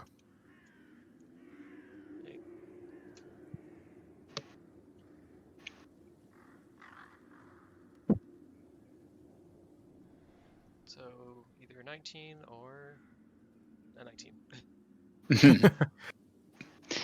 19 it is. Yep. As the orb has gone in contact with you, you feel, Paarth specifically, this connection brimming with potential. One that's been like full of like the good times that you've had, whether it's been here or it's been in the material plane with your party.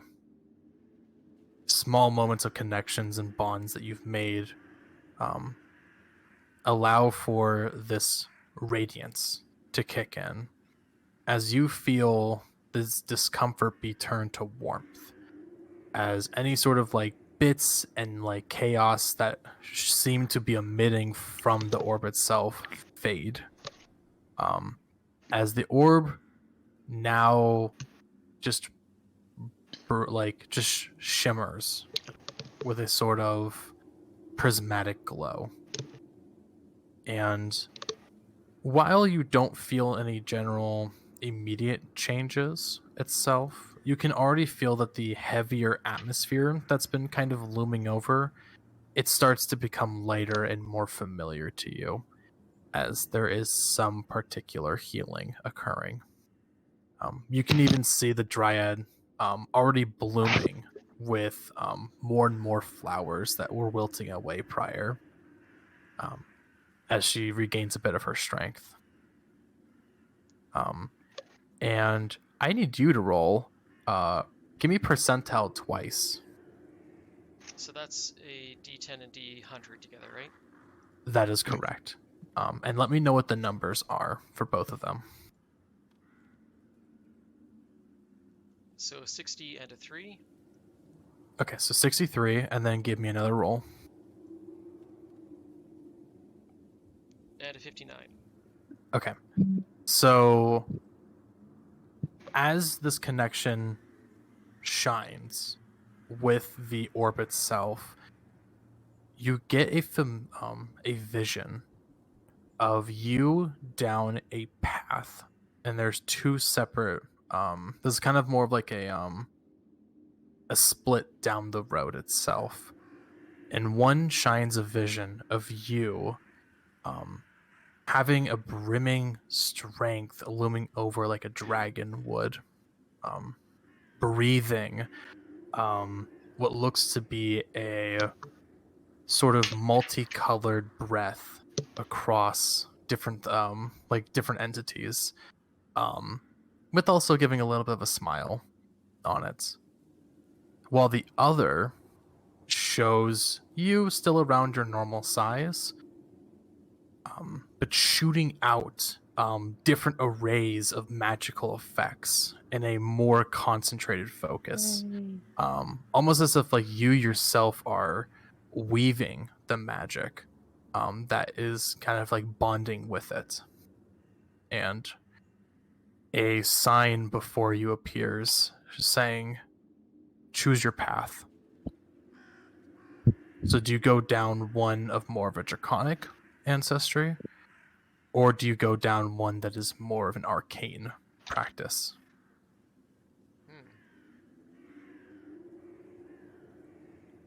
The draconic one, did you say that Paarth felt bigger?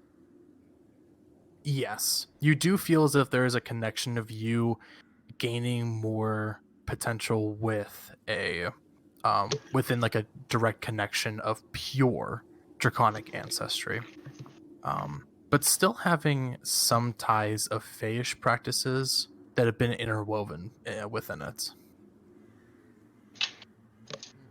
That's a tough choice there. That's the tough choice. Yep. You can either gain strength within the arcane or gain strength within your species. Like at the Magical moment, power versus physical potential. Mm-hmm.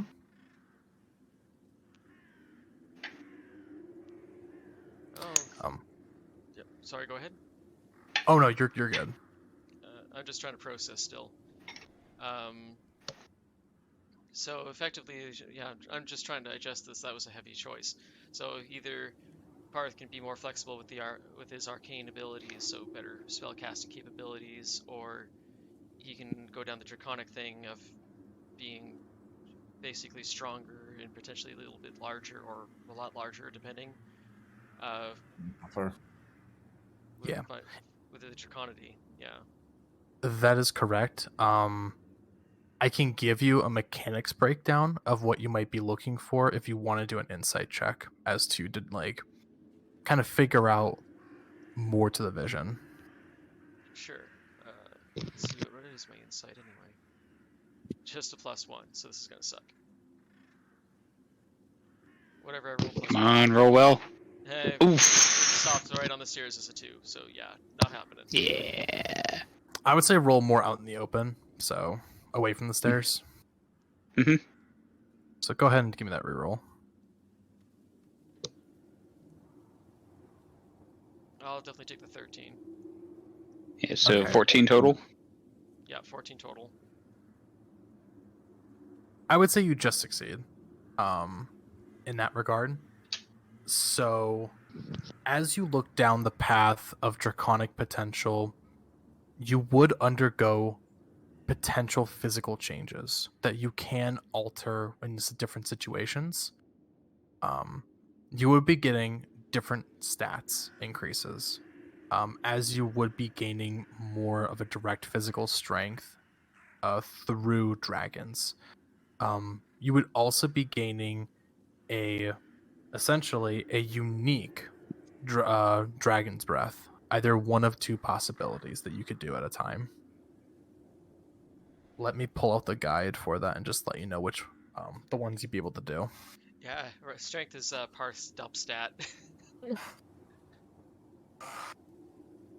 Go Norline.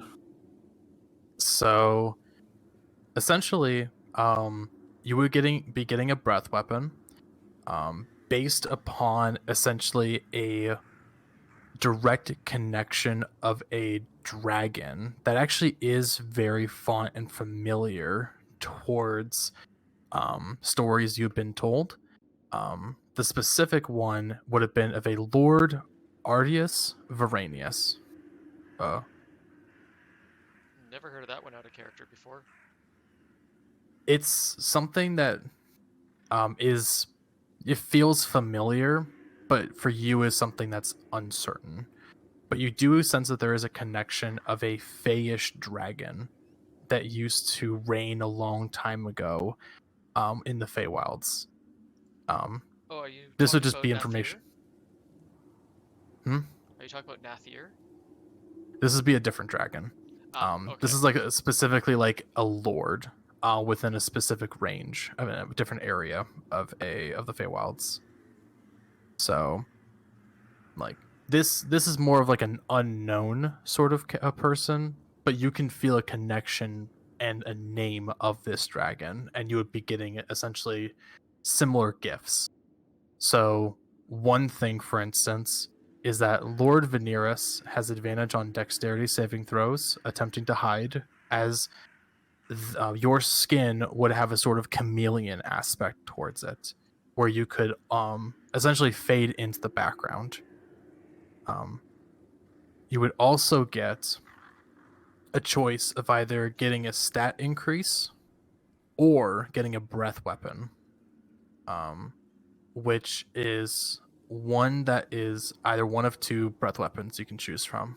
A staggering breath, where you exhale psychic energy in a 40-foot line that is 5 feet wide. Each creature in that line would make a DC Wisdom save, which would be based upon your spellcasting focus. And they would be taking 4 8-sided dice of damage on a failed save, or half as much on a successful one. It would increase as you level up, though. Or you could gain a Euphoria breath weapon, where in a 30-foot cone from you, you would emit a sort of multicolored euphoric gas. Each creature in that area would make a DC Constitution saving throw equal to your spellcasting one. And if they fail, for 1 minute, the target cannot take reactions and must roll a d6 at the start of each of its turns to determine its behavior during the turn, which, a 1 through 4, they take no action or bonus action and must use all of their movement to move in a random direction, dancing, or doing some sort of random movement as they do so. And a 5 and a 6, the target doesn't move, and the only thing it can do on its turn is make a DC Wisdom save of 11 to end the effect. Neat. Okay. Each breath weapon can only be used once per long rest, though. The confusion breath weapon, essentially. Yeah. It's intriguing. So that is essentially the options. So you would get a chameleon skin, and then you would get a choice of either getting one of the 2 breath weapons or getting a stat increase to do that. Your size would also be changed to medium if you do that. Oh, medium size. I'm even skipping middle, or I'm skipping small. Okay. Yeah. Let me pull up the stuff if you go with the arcane practice, though. So. What was the Lord's name again? Lord. Veneris. So it's V as in Victor, A as in Alpha, R as in Romeo, E as in Echo, N as in November, U as in Uniform, and S as in Sierra. Nice. RNUs. And okay, the other one that you do is essentially you would have an option of casting more spells at a greater potential, giving you an option between one of two boons. You could either choose the boon of spell mastery, which we'll say is the boon of Fey spell mastery. So for this specific one, you could either choose a Chaos Bolt of a spell you can cast, and you can cast that at its lowest level without expending a spell slot. Or you can choose a first level sorcerer, warlock, or wizard spell. And essentially you can cast that at its lowest level without expending a spell slot. So you can essentially grab a first level spell slot from those classes, or first level spell from those classes, and you can cast it as a cantrip instead. So the first boon was so Chaos Bolt was what again? A first level spell of what? So you can either choose a spell of your choice from the sorcerer, warlock, or wizard class. Yeah, that was the first That level is spell or as a cantrip. Yeah. If you also wanted to, because of your Feyish connection, you can just go with Chaos Bolt instead of looking through the options of those ones. And you can cast Bolt is a Chaos Bolt. spell. Got it. Yeah. Sorry. Yeah, and you can cast that without spending a spell slot. Holy cow! That's You actually can- really nice. Yeah. You can choose that, or you can choose one other boon. Essentially, the boon would be something more of another spellcast focus. It's called the Boon of Spell Recall. You can cast any spell you know or have prepared without expending a spell slot. Once you do so, you cannot use this effect again until you finish a long rest. Oh, so you can literally cast any spell you know without using a spell slot. So it's basically a free slot. Exactly. So you can choose either one of two of those boons for your arcane potential, or you can choose one of the few options from the draconic potential. Gotcha. I know it's a lot. I'm sorry, but It is. I'm choice paralysis. Just gonna be a second here. no worries. If others want to emote or say or do something, this is a good chance to do so. Yeah, Or you guys if can essentially have conversation as you do so. Or if this sort of thing is going to be happening to multiple characters, those choices could be begun to lay out while Paarth is thinking about his own personal transformations. Yeah, there is actually going to be something for that, so I'm glad you said that. As you see that there is like this connection going on between Paarth and also the orb, the Dryad does speak up in saying, I do have at least a connection with the orb itself, so if you're willing to accept a gift, I'd be more than willing to help you out with that as well. As she rests a hand on the orb itself and extends her other hand out. I do already see an unlocked potential within you, Vladimir, so unfortunately you would not be able to receive this, and Valkin, you have been unfortunately forced to unlock your potential. So you'll have to find a way of taming it so as not for it to go out of control.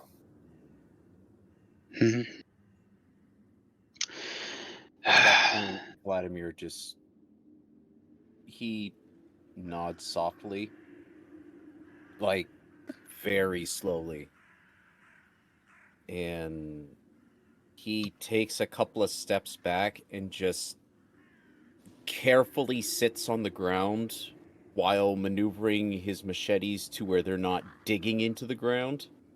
But he just takes a couple steps back and he just sits quietly. In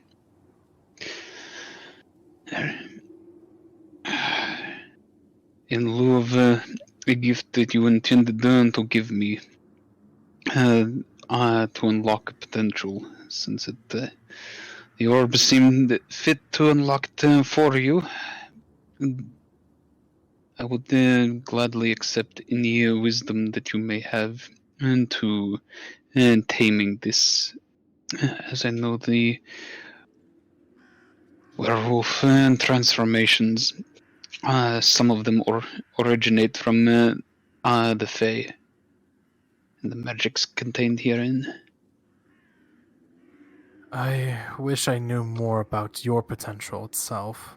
I only know that I can help people with unlocking it, but not truly controlling it. If it were any sort of assistance, you may want to investigate your bloodline a bit more. That is all I can really advise upon. Then, do the Fae have any records of when my bloodline were here? She takes a moment to think. The only thing I recall is that recently there was a mention of some person or so before the chaos started having some connection of Saloon asking about your father. But besides that, I mean, there's not anything I could recall, at least, and we don't usually jot down that information. Well, that paperwork is for humans. I chuckle good-naturedly at the joke. Yes. We do have more of a limited lifespan, and memories are not so intoned as it is with the Fae. You are quite fortunate in that. Indeed. How about the rest of you? Would you be willing to accept my gift?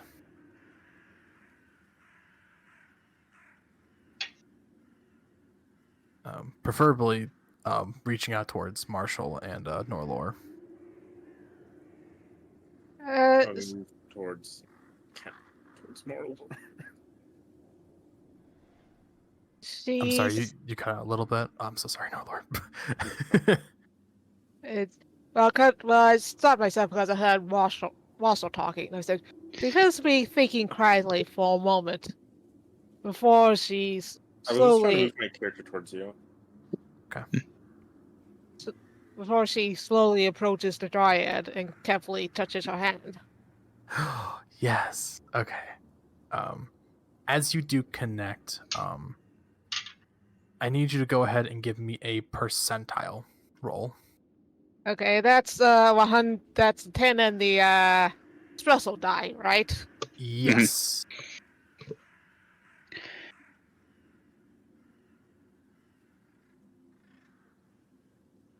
I have to roll this twice, correct? Yes. Well, you're gonna roll once actually. Oh, 97. Okay, was not expecting that. Okay, what was the thing for it? Let's see. Quick question. When you say medium size, am I upper medium, aka horse? Pretty much, yeah. Shouldn't the horse be like a large creature, more like? Oh It's yeah, that's right. weird. Yeah, it would be a large creature then. So yeah. For example, centaurs count as medium creatures, and yet they literally are horse-sized. Yeah. So that would probably be it's like a similar situation to the Goliath stuff. So I will say, because I keep forgetting to mention this stuff. I'm so sorry, guys. I'm like semi out of it. Mhm. But in this purpose, in this standpoint, you would be considered medium. So medium is in like humanoid size, and for you it'd be more similar towards a like a drake or something like that. What was the one like?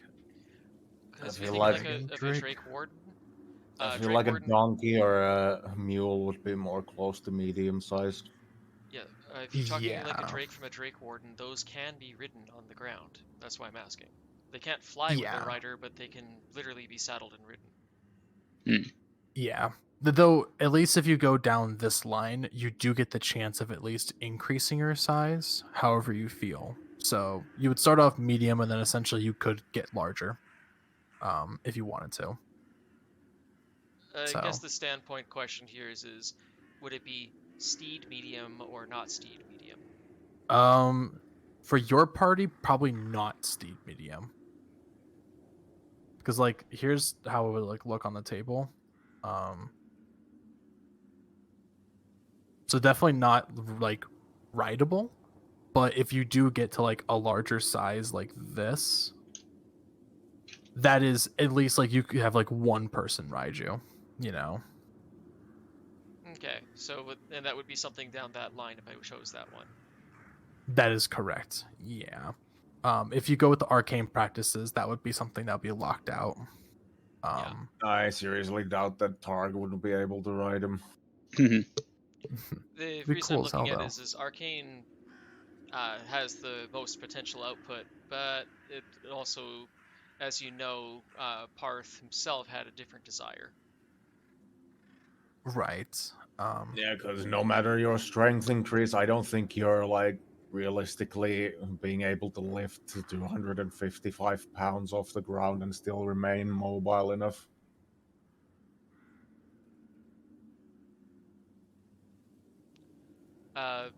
Paarth has a different desire. His Fey mark kind of makes it obvious. Oh, he wants to become a Fey dragon. Which are normally small size. So he would be a big fairy dragon if that was the case. Mhm. Exactly. Yeah.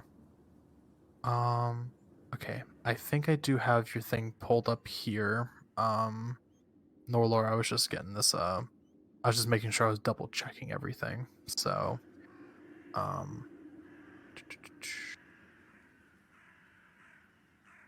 okay. So for you, you have a choice between two separate options.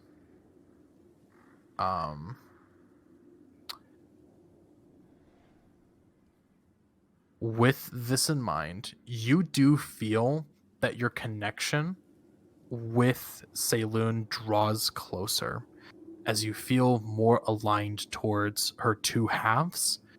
One of being cloaked by the shadows itself, and being aligned on the darker side of the moon, versus you being more wanting to essentially be showered in the moon's blessing in the nightlight, as you feel this drawn connection towards needed healing.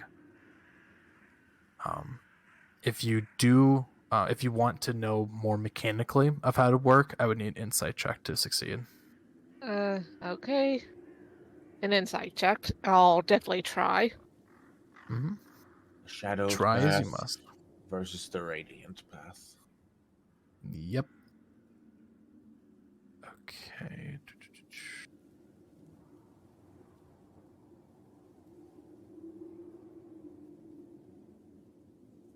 Okay, so that's the. You said insight, right? That is correct. Insight. That could mean very many different things. Mm-hmm. 17. Okay. Here we go. So.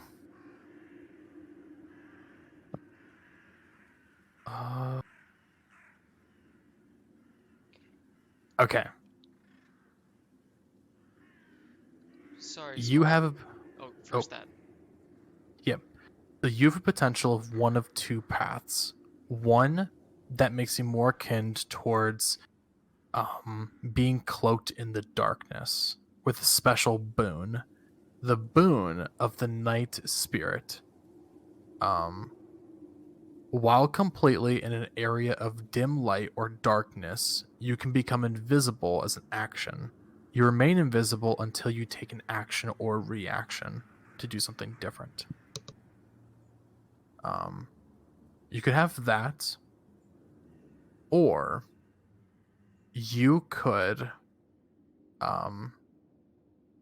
gain a potential for an insane, and I mean like insane potential of healing. It is the essentially it's gonna act similarly to the boon of high magic, which usually you would gain 1/9 level spell slot provided that you already have one. Mhm.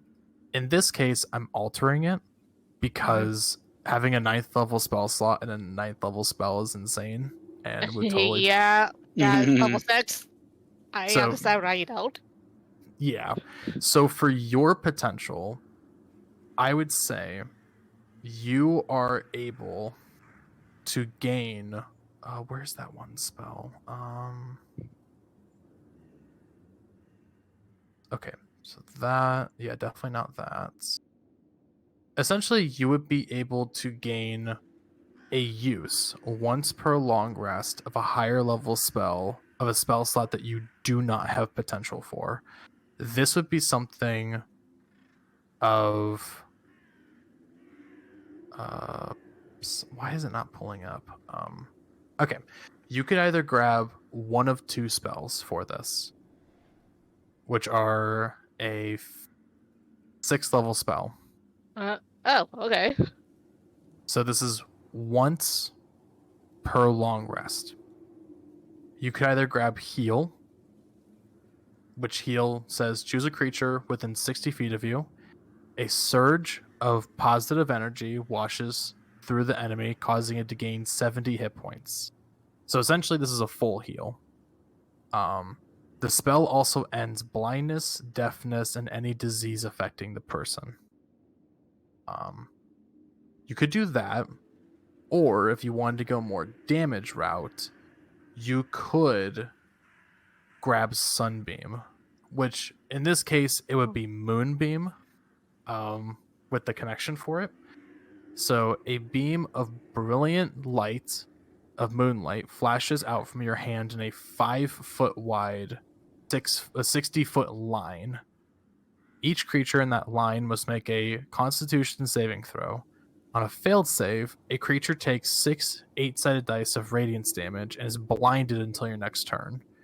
On a successful save, it takes half as much and is not blinded. Undead and oozes have disadvantage on this saving throw. And I will say for this potential one, it says you can create a new line of radiance as an action on any turn until the spell ends for 1 minute. Mhm. I will say I'm going to cut this down to Only one line. yeah, I would say it can still be a concentration, but half the duration. So instead of 1 minute, it would basically be 30 seconds. So only a few turns. All right. So you can either go with the Nightshade one, or you can grab one of those two spells and cast it once per day.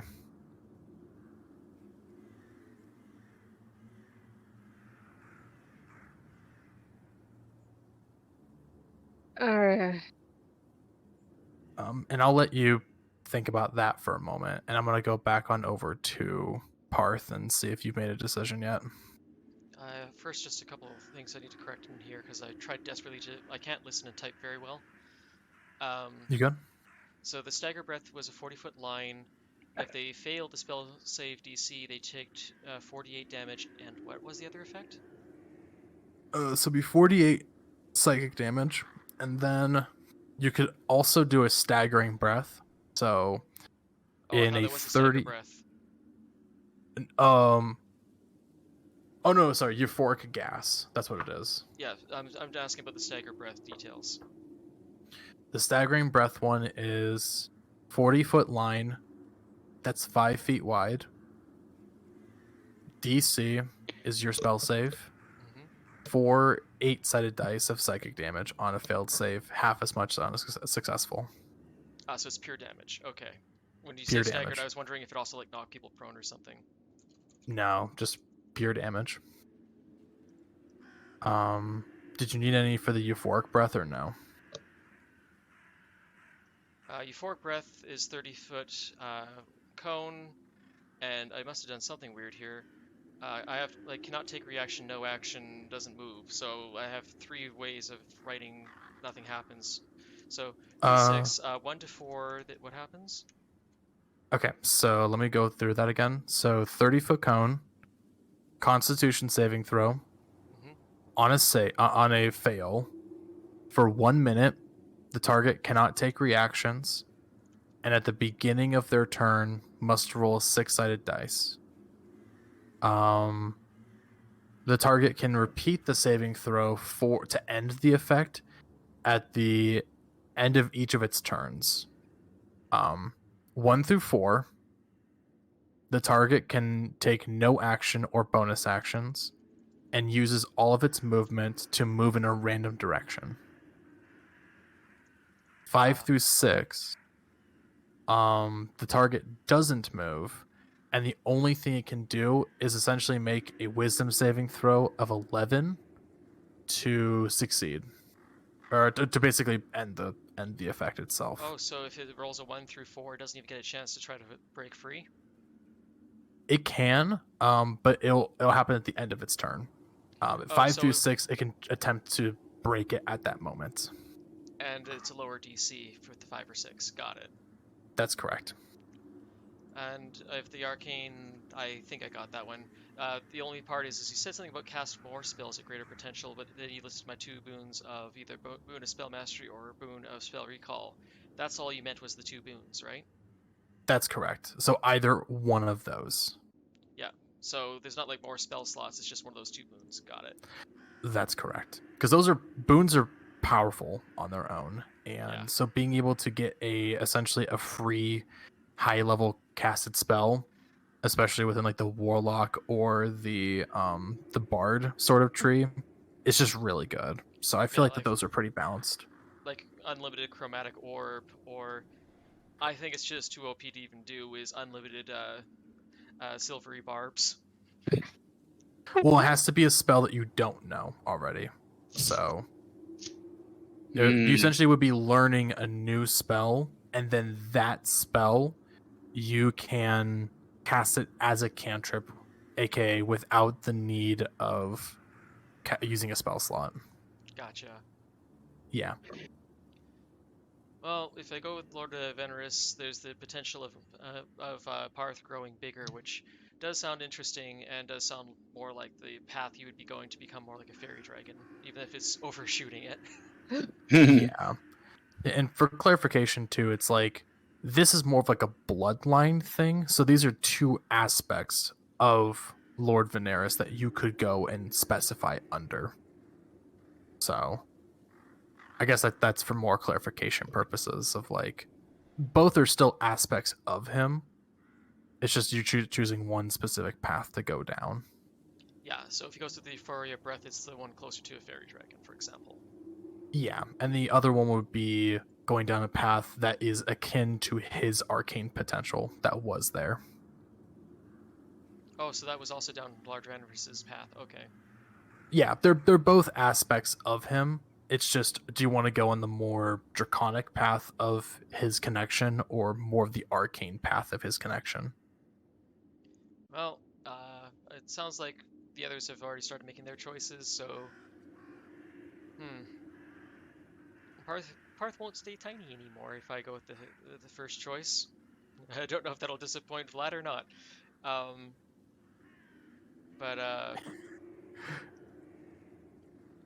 Okay, goddamn, you gave me the hardest choices you could possibly give me there. They're all good decisions. Like They are. That's why it's so hard. yeah. But I think even though the unlimited chromatic orb would be very tempting, I think Paarth will go up the path of getting himself bigger.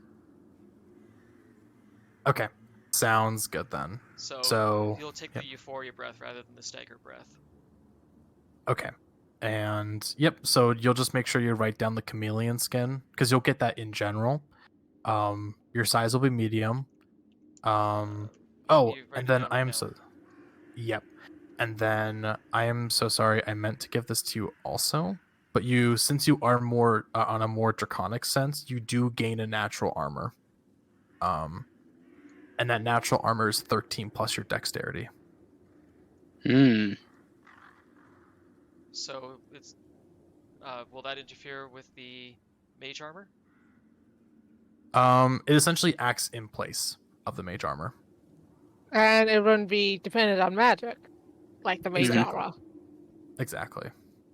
I'll have to check, but that might be actually lower than would be before, but I'll check. Isn't mage armor 13 plus stacks? Yeah, it's yes. pretty much okay, that. It's identical then. Yeah. I forgot to mention that. I'm sorry. Oh, that's fine.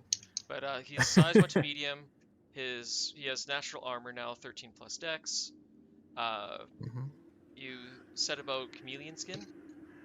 Yeah. So your skin acts similarly how a chameleon's would, where they try to blend into an environment. So whenever you do attempt to hide, then you gain an advantage. So just advantage on stealth roll? That's correct. Yep. And then you have your euphoric gas, and that's pretty much it. Yeah, so Euphoria gas, which is 30 foot by 5 foot cone. Yep. And as you go ahead and enter that down, I forgot to check, Marshall, did you want also a gift from the Dryad or no? Is there any repercussions for taking it? Since it's going through a natural selective thing instead of trying to tap into it yourself, it would just be you getting a gift. So it doesn't seem like it or anything like that. I mean my decision. Can I make an insight check? Insight check to see if there'd be any repercussions? Yeah, I guess. I guess. I would say with your general insight, with everything going on, since it's going through a natural selective course, there's not going to be any repercussions. Yeah, Vox went sideways just because the circumstances, nothing more. Yeah, because you see, I wasn't actually. Sorry, go ahead. No, you go. I was just saying, I wasn't actually trying to get anything from the orb right there. I was just trying to, exercise my own magical practices to not be affected by this thing so negatively. And then it did that. I wasn't trying to extract a gift from it. Yeah, and that's kind of what I had set for it, is in any general case, any of you would have been basically gotten a really massive headache, and it would have been really difficult to traverse with having it like that. So a failed save would essentially force a sort of potential like that, or a I basically made a specific chart for you all of things you could get, and so I'm glad that those things occurred because they're really good for you guys. But since it's not you specifically alone are trying to stay balanced with it, there's not going to be a repercussion of you taking a gift. Okay, I'll take a gift and I'll try to use since I'm a sorcerer, I'll try to use whatever hold I have on the weave to help out, I guess. Okay. Then go ahead and give me a percentile check.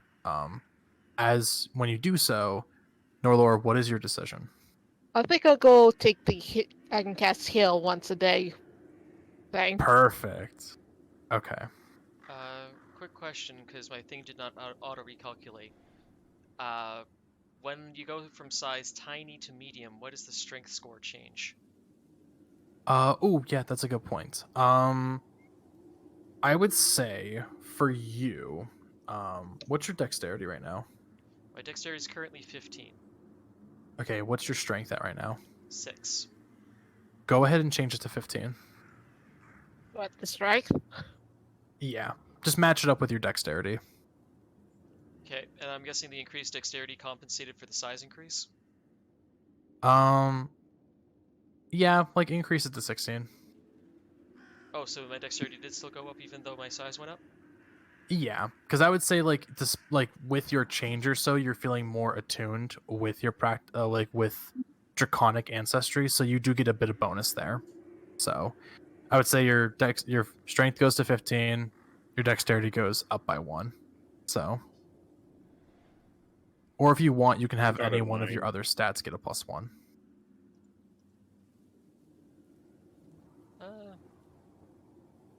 Dexterity or intelligence are the two main ones for me. If I keep my 15 dexterity and my intelligence goes up by 1, it would make an impact on my spell casting. Yeah, your call. Oh, and then Norelor. So for your heal, I would say that since 70, well, everyone pretty much has around 50 health or so. I would say. Yeah, so I would just say like Valkin has around 70. So yeah, you can just keep it as that, and you essentially just get the heal spell once per day. Mm-hmm. So and oh, you rolled a 9, Marshall? Oh my god. Okay. Yeah. Ooh. Nothing happens. You get nothing. No, I'm just joking. So you wouldn't get Be a kind of funny if boon. that was. Yeah. But you may get something really good for your potential. What sort of wizard are you? Order of the Scribes. Order of the Scribes. Okay. So I would say you get a choice between two I'm different potential options. Yours is not going to be Well, as sorcerer is mainly the weave. yeah, but you still have like a multi-class, so I'm going to give you an option for each of those. It's not going to be a boon, unfortunately, since you didn't hit the threshold for that.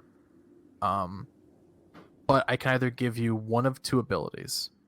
You can either choose one to be more attuned and connected with your sorcerer side, and what damage type do you usually use more often? Do you use like thunder or fire more often? Oh, I have a lot of fire spells, mainly because that's way more common because people this is a bit metagamey, but it's because there's a lot more fire options for spells than thunder electric options. But yeah, I mostly do fire in terms of damage output. The school of Okay. pyromancy. Yeah. So I'll say this. So you get one of two potential options. So number one, you can be more attuned with just your general spell casting, making it more potent. So essentially, for any cantrip that you cast, you can add your spell casting modifier to the damage of that. So you could do that as an option.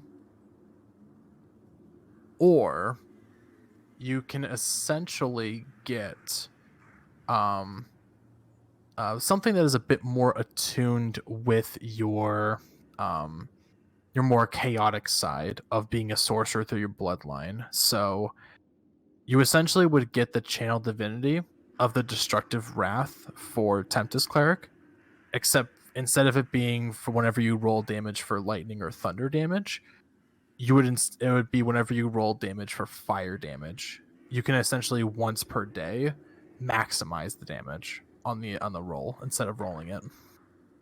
Well, that could be interesting. Chaos Pyromancer. Yep. Like that, In a- or an Arcane Generalist. Yeah. That's your one decision, but you do also get essentially a feat instead. And the feat is Elemental Adept if you don't already have it. I do not, but Okay. let So me check what Elemental Adept does. when I'll you pull gain it up, this, don't worry. okay. So gain Elemental Adept, Would it and be then you for can choose any I between. want, or It'd be for any one damage type you choose, which you primarily do fire damage. So I would probably set it to fire damage. yeah, that's true. Oh, I ignore resistance to damage of that type. Ooh, Yeah. I think I'll So take. Even though rolling for max sounds really nice, I think ignoring resistances is better for the long run. So I might just take Elemental Adept. well, so you'll get Elemental Adept in general. But you can choose between getting the potent spell casting or whether you choose the potent spell casting for your cantrips or essentially the channel divinity once per day. That's your decision, but in general you'll automatically get Elemental Adept for fire damage.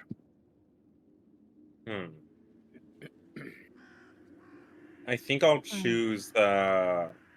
Oh, let me look at my cantrips. I don't have too many damage. You said I add my spell modifier to the damage, Yes. or just wizard, or all my spells. For all of your cantrips. So no matter what cantrip it is, you add that modifier to the damage of it.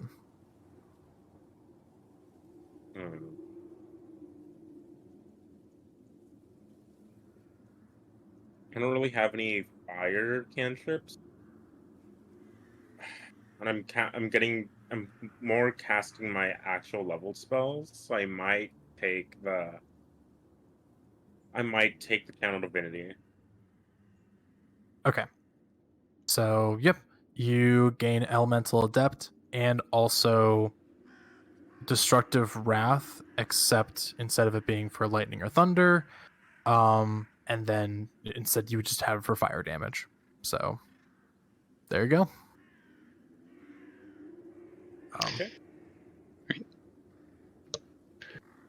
So, after all of that has happened, which this happens in a matter of moments, those of you that had accepted the gifts, and especially you for Paarth, Paarth, you feel the biggest change as from the exterior point of view, everyone notices that your scales begin to glimmer a bit more, like glowing radiantly as you grow in size to medium.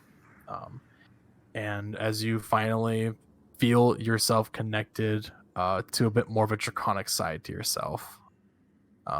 As the orb does look smaller than and everyone else looks still big, but you feel a bit more like even if you're going on your hind legs, you could probably reach up to their face. Paarth kind of approaches at the very last. He's kind of still unsure how to what to really say here. Did you want a gift as well? Well, I don't really know what you have left to give to me, but if there's anything that can potentially help me aid these champions further, then I will not turn it down. She reaches her hand out. And she says, "It's not what I could give to you, but it's what you can unlock for yourself. It's what truly matters." Very well, then.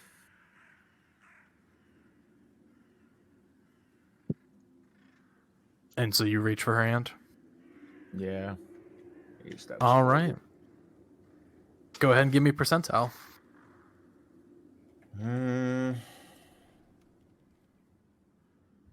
22.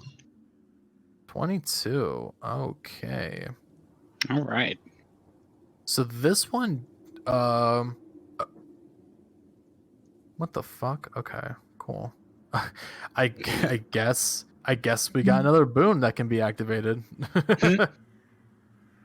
That one was a very special one for you. So, okay. You have a choice between two separate boons.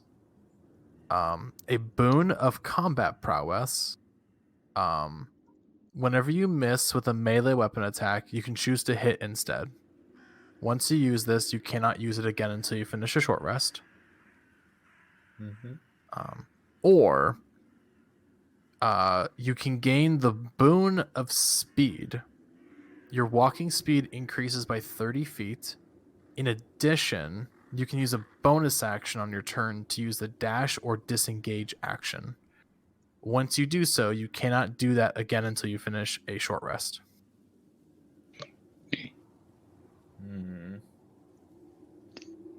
So his walking speed becomes 60?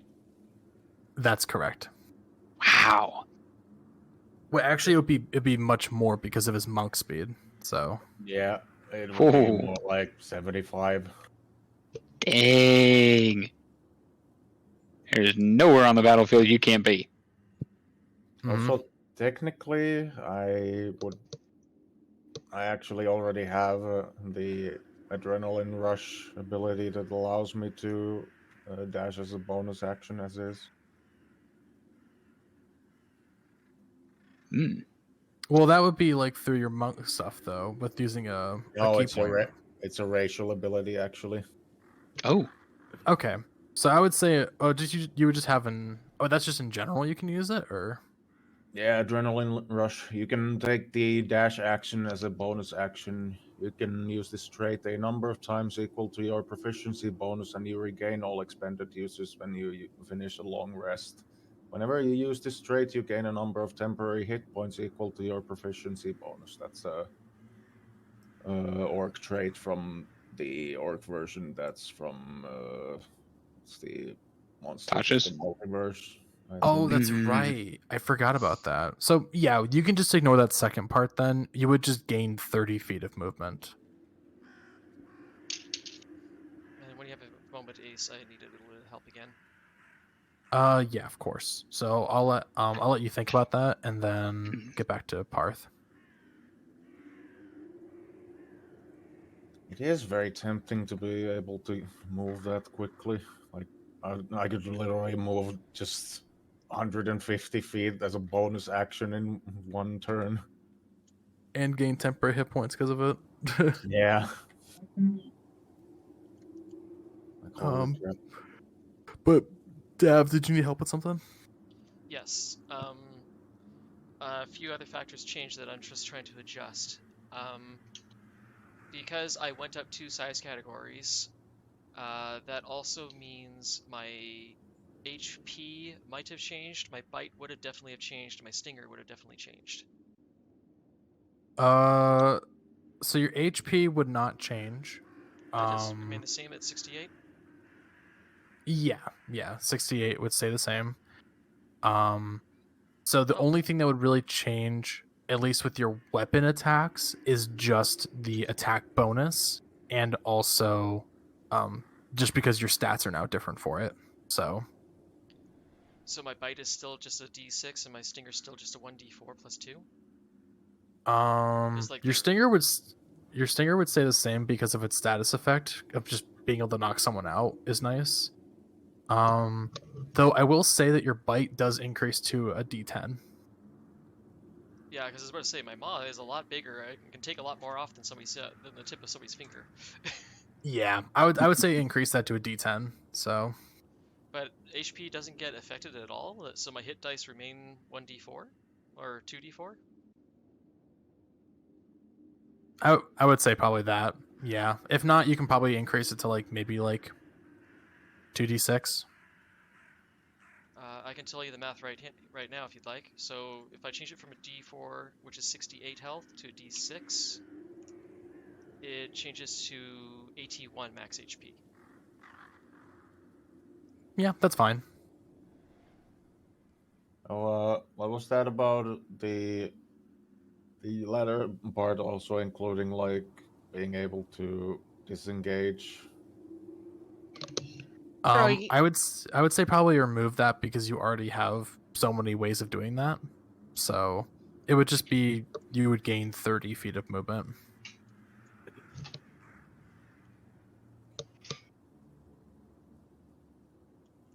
I mean, yeah, but I don't really have a method to disengage like that, except for the monk ability, but that also costs key.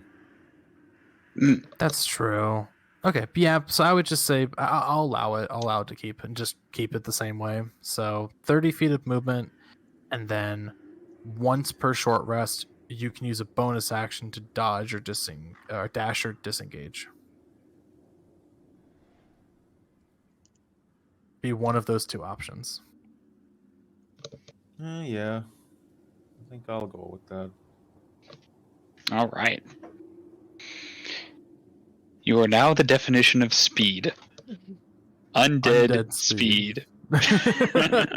Jinx, you owe me a soda. I am the death which you cannot run away from. Exactly. Death is approaching at your speed. location. So Stinger stays the same. Bite has changed. Spell saves DC should have changed. Yep. It would just be increased by 1, I assume. Spell But- save still. Oh, because it's based off my charisma, not my intelligence, right? I'm a charisma caster, not an intelligence caster. No wonder I couldn't figure out anything. Yeah. It's yours is charisma based, I think. I couldn't. I was thinking about so much at the time. I was like, wait a minute. Yep. Let's figure that out if I plug in the correct change. Yeah. Yeah, Okay, we now can- it's different. We can get those changes probably figured out more off stream though. Yeah, we can. Since pretty much the rest of this is just going to be like the dryad just being like, thank you all again for your services. We will need to spend some time here to recover the land itself, which Paarth I will need you to help out with at least for one night. But I assume that for the rest of you, it might be best to rest up and make your way out for the rest of your journey. But we do thank you again for your services. What if instead for the latter part, I would instead just gain 1 extra key point? That would basically do the same thing. Yeah, well, I'll allow it. So Paarth nods to the dryad, then a much larger Paarth that has gone from being about 12 pounds to 85 pounds walks over to Vlad and noses up at him. Vlad probably thinking to himself, they grow up so fast. Nice. Well, Oh, for the my what? apologies, I just realized another question, but go ahead. Go ahead. Go ahead with your question. Has Paarth's appearance changed any? Does he still look like a pseudodragon, just bigger, or does he look like a fairy dragon but bigger, or what?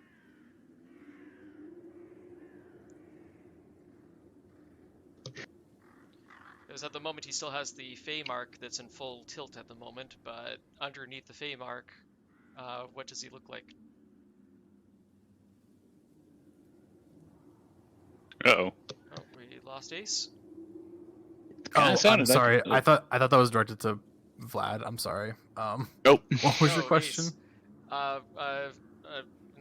With that change done to Paarth, under his Fey mark, does he look like an oversized pseudo-dragon, or does he now look like an oversized fairy dragon? You just look more like an oversized fairy dragon. Okay. But it's still recognizable that it is you and such. Okay, in that case, I will go and change Paarth's statistics, but yeah, the Fey mark is no more because he literally now looks properly like a fairy dragon, or at least something very close in between a pseudodragon and a fairy dragon now. Exactly. Yeah. Pretty much a fairy dragon with a stinger on its tail and slight pseudodragon adornments. Yeah. So like a pseudodragon snout instead of the fairy dragon teeth. But throughout this whole time, Vladimir was lost in his own thoughts. And as soon as he felt the combination of both Paarth nuzzling and Norelor going, like, gently shaking him, Just knocks him over. it snaps him back to reality, and he kind of looks around and notices Paarth standing there, a bit bigger, so he's kind of taken aback, like, whoa. Paarth's big enough that Vlad can lean on him. And Vlad just reaches out a slightly trembling paw, which actually still has the flower on it, and he just kind of gives a couple of gentle pets. And Paarth can sense that Vladimir's actually kind of afraid of him a little bit because of what happened. Paarth churs a little bit, but it's now 3 octaves lower. I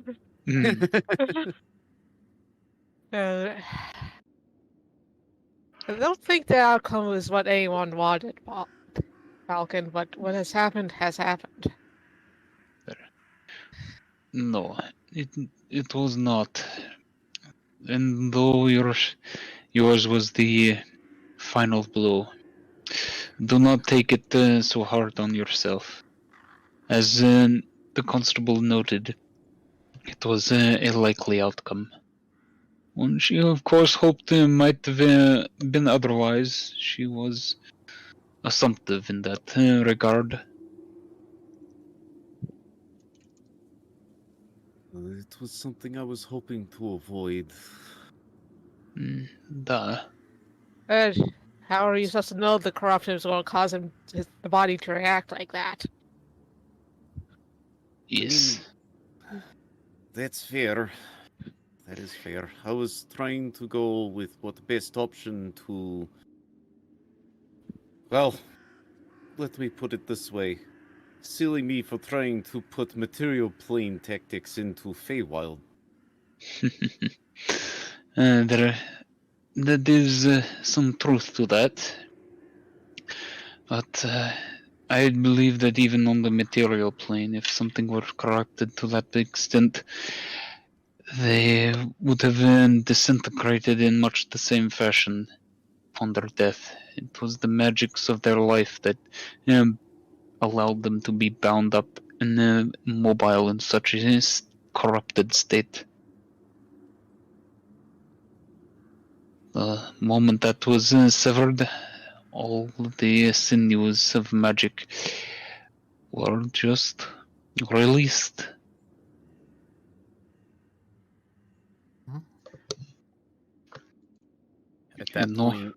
At that point, Vladimir just slowly stands up, taking extra care to pivot his machetes up so they don't scrape the ground. And afterward, he looks over to Paarth with still, like, Paarth can see through the mask at his eyes that he is still very, like, downtrodden about it.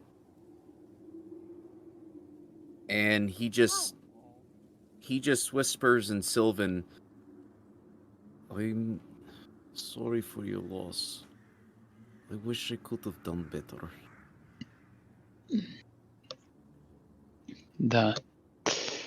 Paarth seems to share over the telepathic connection forgiveness, knowing very well that there's not much else they could do.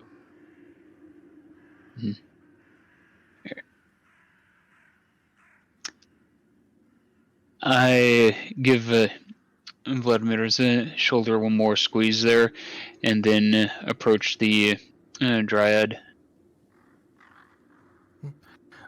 As you approach the dryad, you do notice that you kind of chime in, like slightly hearing bits of conversation between the two of Targ and the dryad. Yes, and how are you feeling at all, Vulcan? It is hard to describe. Stronger, but a little unbalanced at the same time. Though that may be just the exertion right now. I feel exhausted, to be frank. I have an itch at the back of my mind. One I cannot seem to scratch. What it entails, I'm not sure as of yet. But otherwise, more or less myself.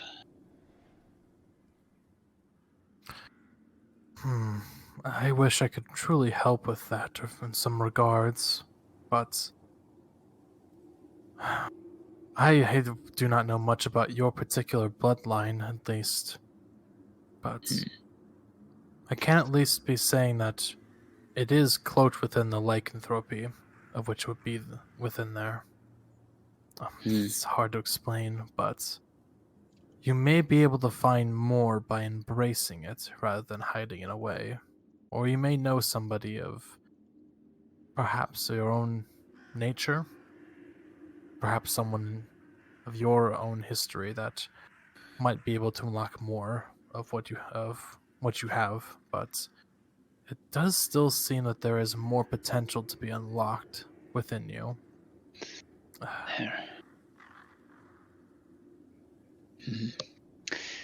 Well, unless I have some kin hiding away, no one in my family has suffered from this for over 100 years. Though that may seem like nothing to you, I'm certain it is more than a generation for my people. Yeah. All secrets truly bloom once the flower is in full growth. So you may not know things or you may be looking at a mere bud of what information might be available. But in this case, it might be best for you all to rest within your own realm at this point. And as we go ahead and just get to some healing a bit more of here, we have some important things to take care of. Right, Paarth? Paarth nods to the dryad, giving Vladimir another nose, then peers over up the staircase, back where the way they came in. Before we go, I lift my paw with the flower on it. Would it help? I would wish to return this power to you so you may heal your land. Or at least to restore yourself more readily. I will be more than fine. In fact, you all may need of yours if you have yet to use them. You may keep it until you need of using it. I incline my head there. Then thank you, Constable. May your realm return to its former glory. And be healed soon. It is all thanks to you all, of course. We'll be making sure to have a good feast with you once this is done. Vladimir at this point just stares down at the flower on his paw, thinking back from when they first got it of like, wait, isn't this only supposed to work in here, not outside?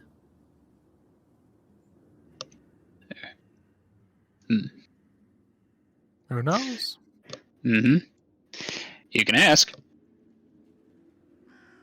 At that point, Vladimir holds up a slightly shaky paw with a digit He goes, "Excuse me, High Constable. One question. Yes, what is your question? And he holds up his his left paw that has the flower on it. It was understood. I understood it as these only work here in Feywild. I didn't. These are supposed to work outside the Feywild? Oh no, the blessing, once you leave, it would just wither, so...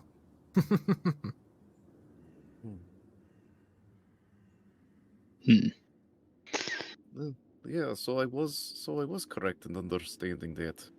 Yeah, as soon as you leave, it will wither, but as is nature. Just a little fun joke, was all. There. Fair enough. Well, then I should hope that whatever we faced that may have us call upon the power of it before we leave is more of a inconvenience than a danger, like the beholder.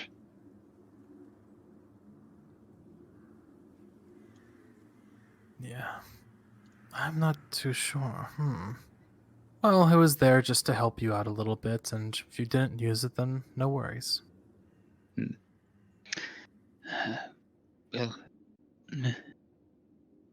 in that case, thank you, and we will take our leave here to rest in our own realms. Thank you again. As she begins to summon Paarth as they walk up the stairs. You can actually I need to give you a way out. As she flicks her hand or so, and you notice that the tree in the middle of the area that's like surrounded by the mushrooms and sorts, you do see that it starts to unravel onto the side and open up to a more wooden-like door, and it opens. As you see, like the similar glistening light that would show prior. I don't have a thing for it on the board, but just getting to the end of this and such. So, but you do see that it starts to open. It's like this will take you to the location that you entered through originally in your world, and though it might be a bit later in the day, so a good rest ought to get you going well. Paarth bids the party a farewell with a much deeper noise instead of his normal chirp, which he's going to have to start to get used to. And telepathically gives Vladimir an indication that this isn't the final farewell.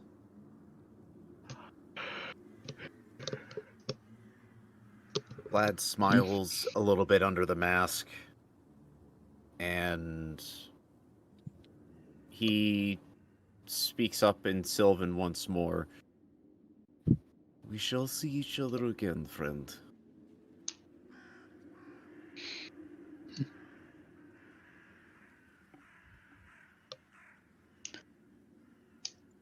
And with that, he gives a respective bow of the head towards the constable. Yeah, Norelor will also bow ahead before leaving. All right. So you bow your heads in respect, and before the door, as the door opens or so, you make your way through. As I'm just pulling everyone back to the same board this time. And you do successfully make your way back, back at the old place itself. Let me go ahead and just pull everyone in here so you get linked up. And you do notice Paarth will enter later. So yeah, as I said, minus a Paarth. Yeah, minus a Paarth. There we go, and that's it. So you do all make your way back. and it is clear as nightfall back at Akenon's place. Though as you do look inside, the doors are still open from when you left. And it seems to be just a fire still lit, but no one to be inside. And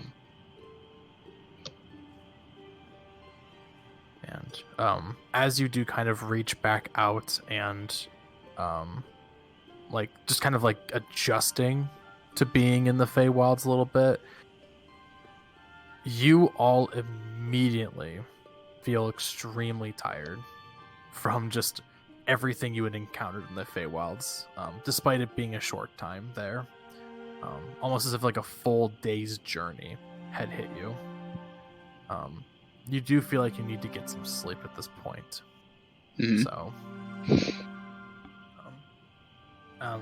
unless there was, I would say at this point you would just be preparing for bedtime, and any sort of other conversation you want to have or so together, you're more than free to.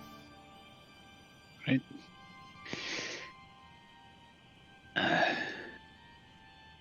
I follow Vladimir up here.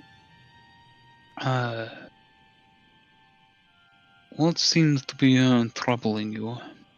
Seems more than just the pseudodragon beholder. Oh, deeply... actually, sorry, I meant to say this too, but Vladimir, and the rest of you, you actually do notice that the bulkier, more form that Vlad had kind of grown into with his lycanthropy. You mean Vulcan? Well, I mean, like everyone else would notice that like Vulcan's form has now reverted back to his usual form, just having a bunch of stretched out clothes, and you would notice that too as you enter. You just kind of have a bunch of baggy clothes and rip and torn a little bit. I think I was going to do a lot of castings and mending on his clothes. Yep. Yeah. But then you can continue with your convo. So I just wanted to mention that before. Yeah, thank you. Here. Well, so there seems to be something deeper eating away at you than just the sadness of having to end the pseudodragon's life. At this point, Vladimir leans back against the wall and slides down to sit. And he goes, I have never felt so empty after taking that last shot. I even felt it from Paarth. I thought he was upset. I mean, rightfully so, he was upset, but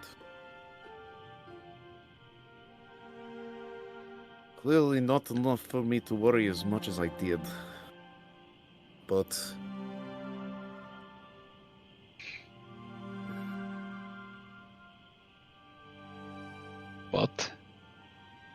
it was that.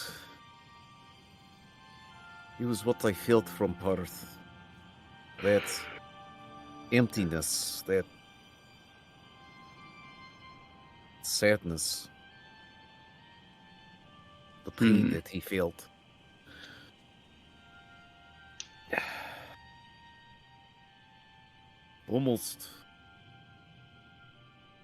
It almost felt like betrayal, but not quite that, you know?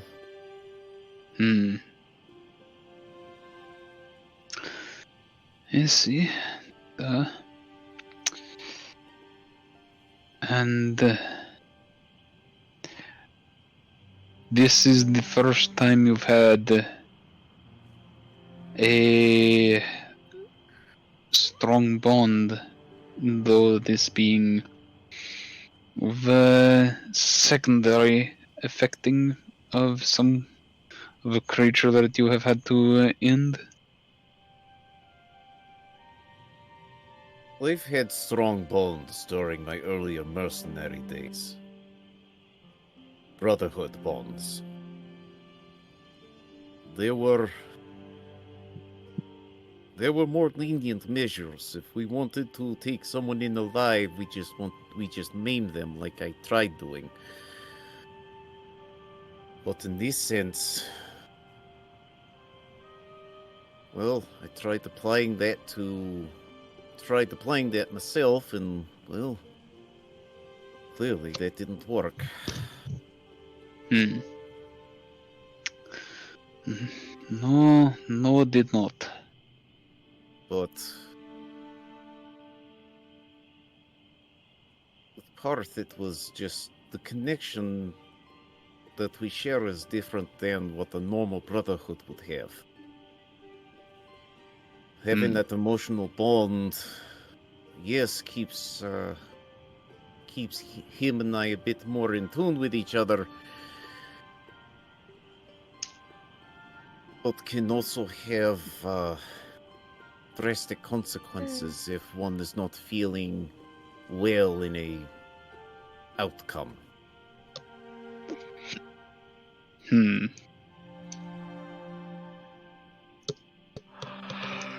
Well,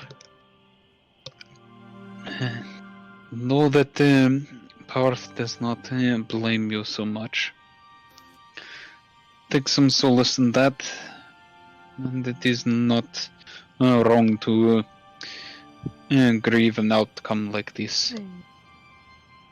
It is understandable. Right, even. But it was necessary. Regrettable though it may be. At this point, Vlad looks up at Valkin and goes, "You didn't feel what I felt." No.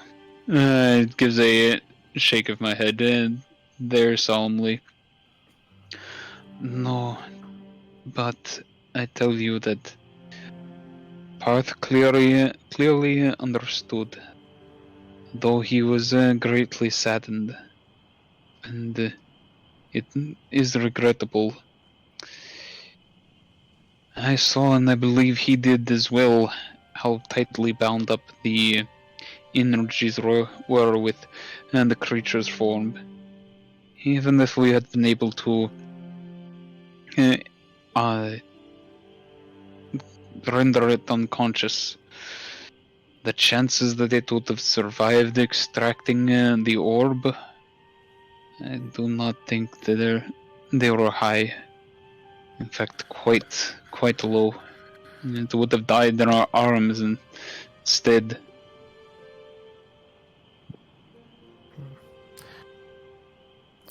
During that time, I'm just going to switch over to the other two and see if they want to do a verbal conversation, if that's all right. As you just kind of talk about and the events forward. So if Targ and Norelor, if you want to have a verbal conversation, you're more than free to. Yeah. Well, she says that thing. Does Targ want to say anything in return?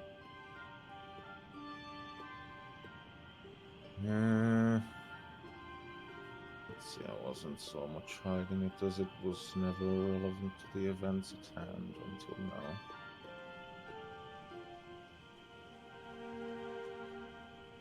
There are many things that seem irrelevant at a certain point in time, but all becomes clearer in due time. Do elaborate, if you so wish it. Well... Sorry, somebody greeting me at the door. Is it... Alright. It's, well... Oh, well, I haven't Riley's childhoods to now, I know it all, but...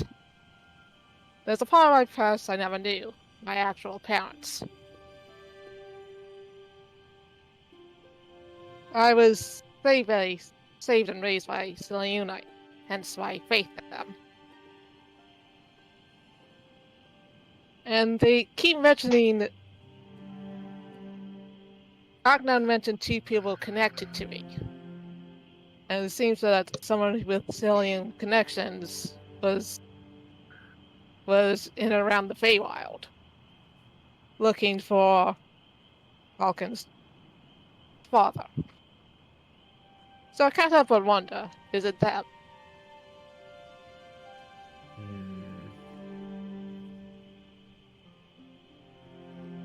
I could attempt contacting spirits to give me a measure of guidance in the matter, but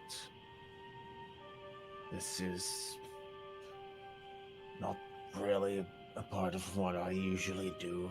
Still, the Silent Lord urges that perhaps this is something that I should do. Because I wouldn't expect you to be able to handle the ants on this little plateau there. It's just a thought in general. Yeah, with that, Targ just kind of... He doesn't say really anything, but he just kind of picks up his shamanistic drum that was made by his own people in times long since past. And he kind of holds it up in front of him, just focuses a bit, and starts kind of chanting this rhythmic like tune of sorts, very low tone at first, and then he starts kind of banging on the drum in sequences that kind of match up with a certain pattern over time that repeats. And this would be you just taking time to meditate and see if there's any way you can, like, speak with the dead or so and get more information, or... Yeah, this is me basically using my spirit medium trait. Okay. I will say that would be something you could get an answer right now if you wanted to, though probably wouldn't be too long, or if you'd like to go and do that and meditate throughout your rest. Like it could be like a long rest, so you can get a more definitive answer through like different spirits. Whatever your preference is. Well, it goes. Let's see, how does this work? After a fateful experience, you believe you've aligned with spirits and can serve as a conduit for their insights and goals. You have advantage on any arcana or religion check you make to remember or research information about spirits and the afterlife. Additionally, you begin your adventuring career with a custom-made device for communing with otherworldly forces. In this case, it's my shaman drum. Oh, okay. My apologies. I misread that. Add your proficiency bonus to any ability check you make using this type of divining tool. Yeah, I would say go ahead and then do not the Arcana one, but the other check. History, you said? Religion. Religion. Okay, go ahead and do the religion check then for that.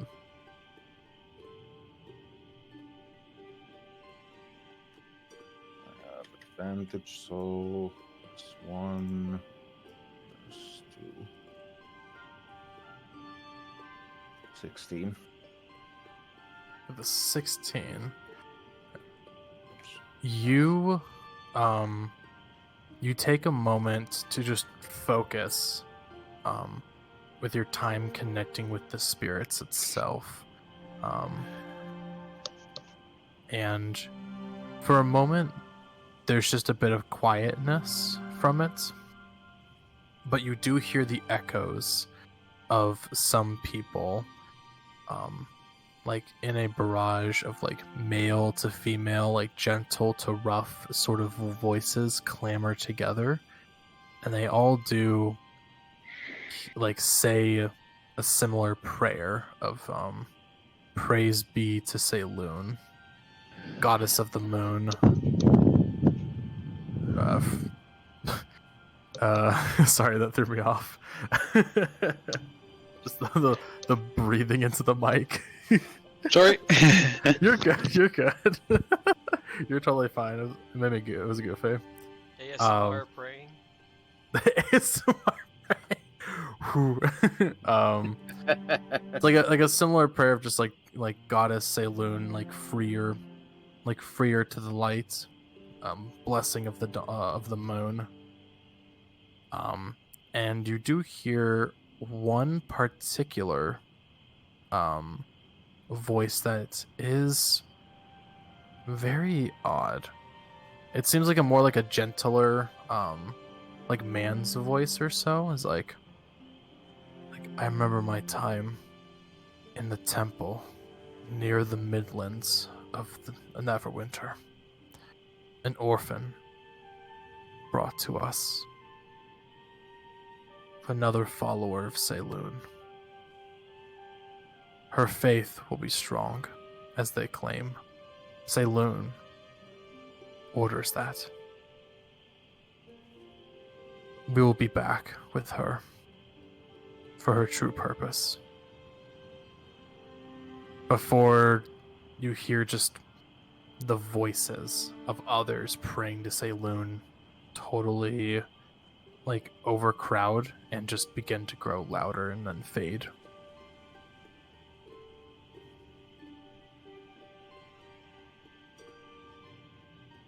Well, after I'm done with the ritual chant, I will relay that information to Norelor.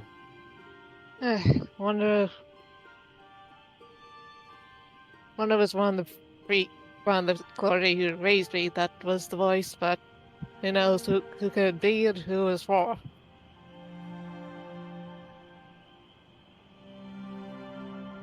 Yeah, it's uncertain as a name was not provided to you, but at least with general descriptions, I mean, there's just not a lot of information to go off of, unfortunately. So, might be something to investigate with, though. But Lands of Neverwinter. Yeah. Wait, I'm sorry. Does your wasn't never? I keep forgetting that. Well, here's the thing. I had originally said it to be home village to be near where the guild is, but we don't know what the guilds never existed to begin with. Yeah. Okay. So I would say like near. I would say like a distance away from Neverwinter, in a sort of oddish land. So like basically like described as nearby from where the temple you were trained under Norelor. So say just in that general area. So as to give at least a hint that there was somebody, a part of the temple that you were at, that knows that, like, at least that died and knows of your of like who your parents are. But that would have been when you were a kid. She lives farther up north and sometimes winter. Exactly. Okay.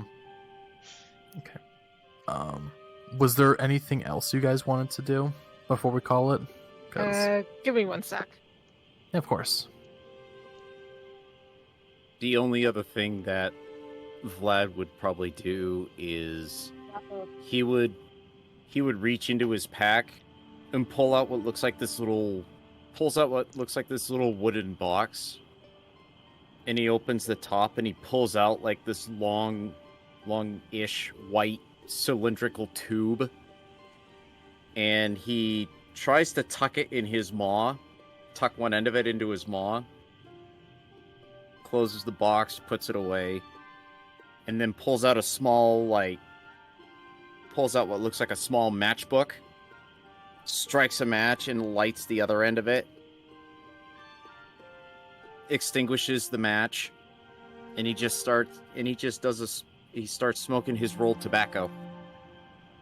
Just while you have the mask on. Yep. Yep. Nice. Yep, Paarth would not have liked that if he was around. Mm. Okay, finally I can smoke.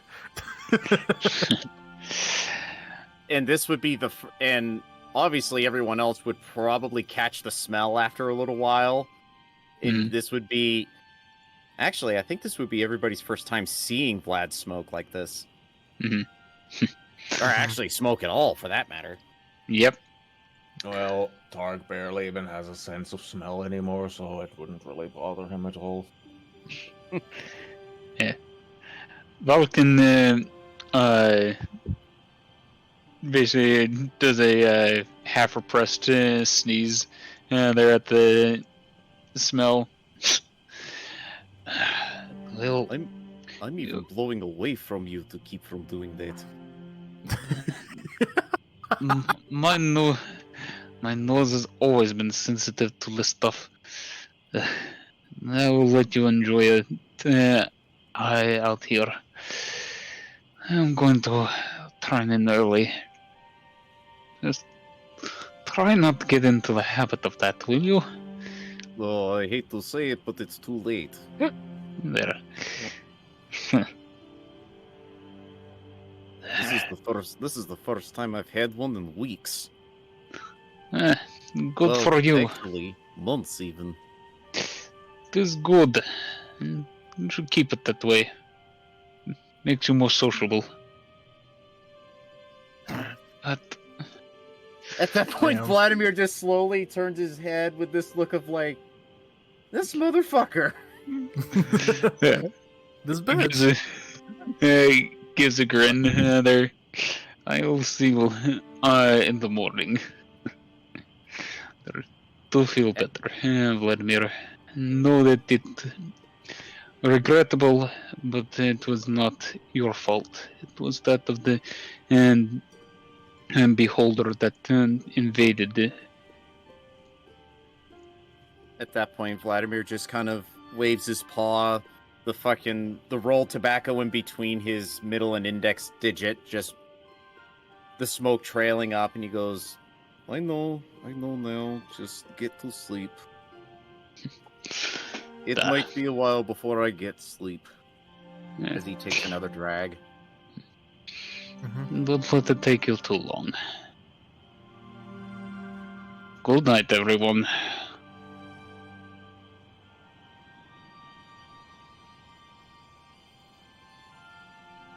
All right. Anything else, or did Norelor? I thought you had something.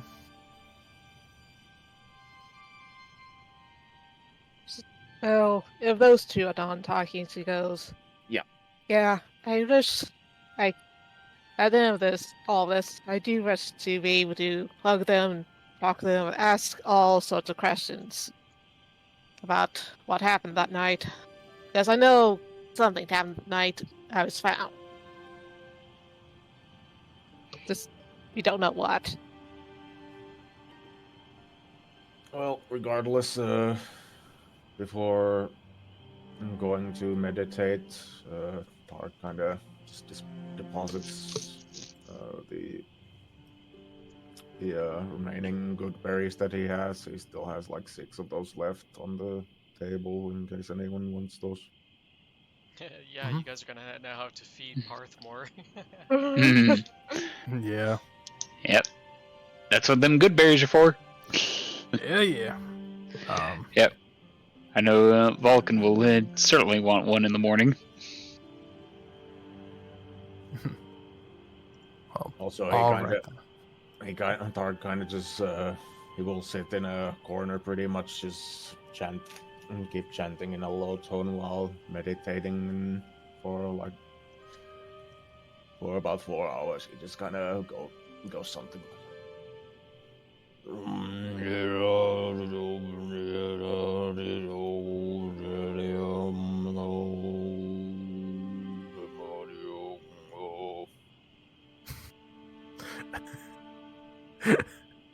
Mm-hmm. Takes me back to when we went to Middle Eastern portion of home country. Takes another drag. Back in the old days. Yeah. All right. Well, if that's everything, at least on that regard, you do take the rest of the night tonight to settle yourselves in. Eat any rations or so that you have or so after a long day, and you do find yourself with a much needed sleep. Definitely having ending the day with some sort of not so pleasant night with everything going on and such. The feeling of dread does kick in a little bit, as you don't really feel like this is much of a resolved situation, but you do know that you do have at least some growth and some strength going forward, and just hoping that it'll be there to save you when the time is right. And you fall asleep, and that is the end of our session. All right. Whew. Despite all those technical issues, we fucking did it. Let's go. Yeah. Yeah. We fucking did it, boys. Yeah. All right. Well, Record 14. let's see here. We need to get ourselves off onto a raid then. Oh, fuck yeah, we do. Finishing up on Vlad's iconic trait is just at night sitting on the front porch with a cigarette in his mouth. Yeah. Yep, on The Paarth's brand to-do new- list, take those cigarettes away. Very good. Take away the stinky sticks. Yeah. Yes. All right. 0. And hydrate and stretch as we close out here. Does anyone there in chat have some suggestions for a raid? Let's see. Hmm. I think for myself, the only sort of person I see, at least from my end, that is... Well, we could raid off to Sabin, and then there's also Attack Rat. Mm-hmm. Yeah, let's see.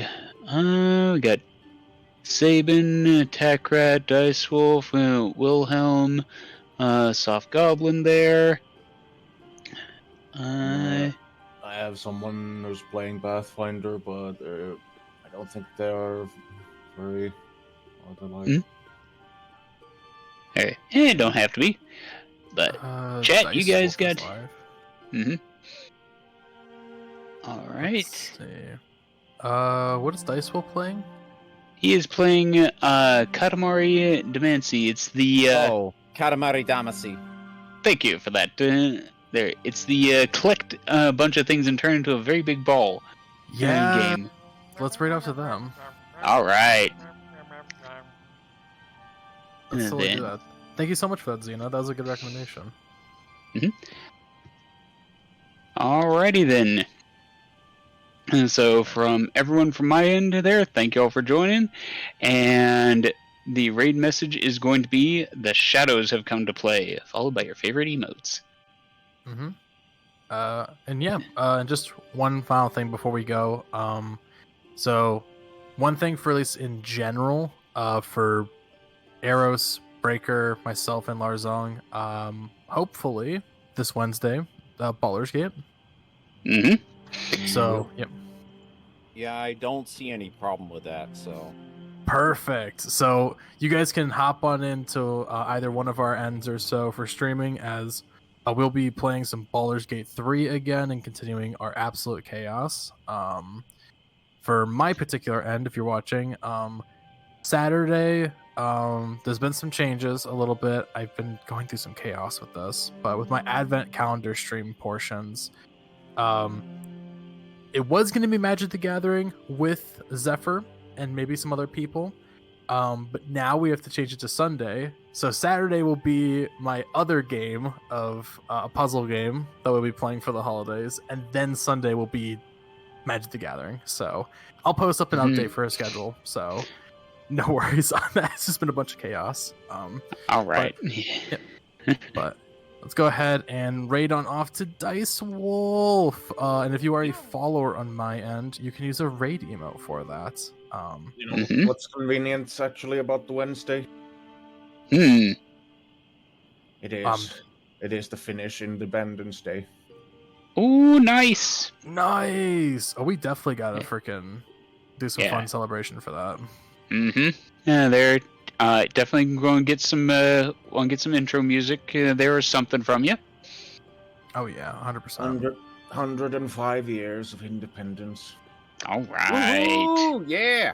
Let's go. Yeah. Mm-hmm. Alrighty. If there is one thing that us Americans appreciate is independence. Freedom. Yeah. The Second Amendment. Yeah. Alrighty. And then resuming this here, tentative look at December 17th. We'll be posting up confirmations of that here later on, so stay tuned. Yep. Next D&D session, December 17th, and everyone in Discord, if you want to go ahead and say goodbye, and we can head on off. Yep. See you later, peoples. Bye-bye. Have a good time. Take care, everyone. See ya, everybody. Take care, y'all. Bye. See ya. Bye. Bye.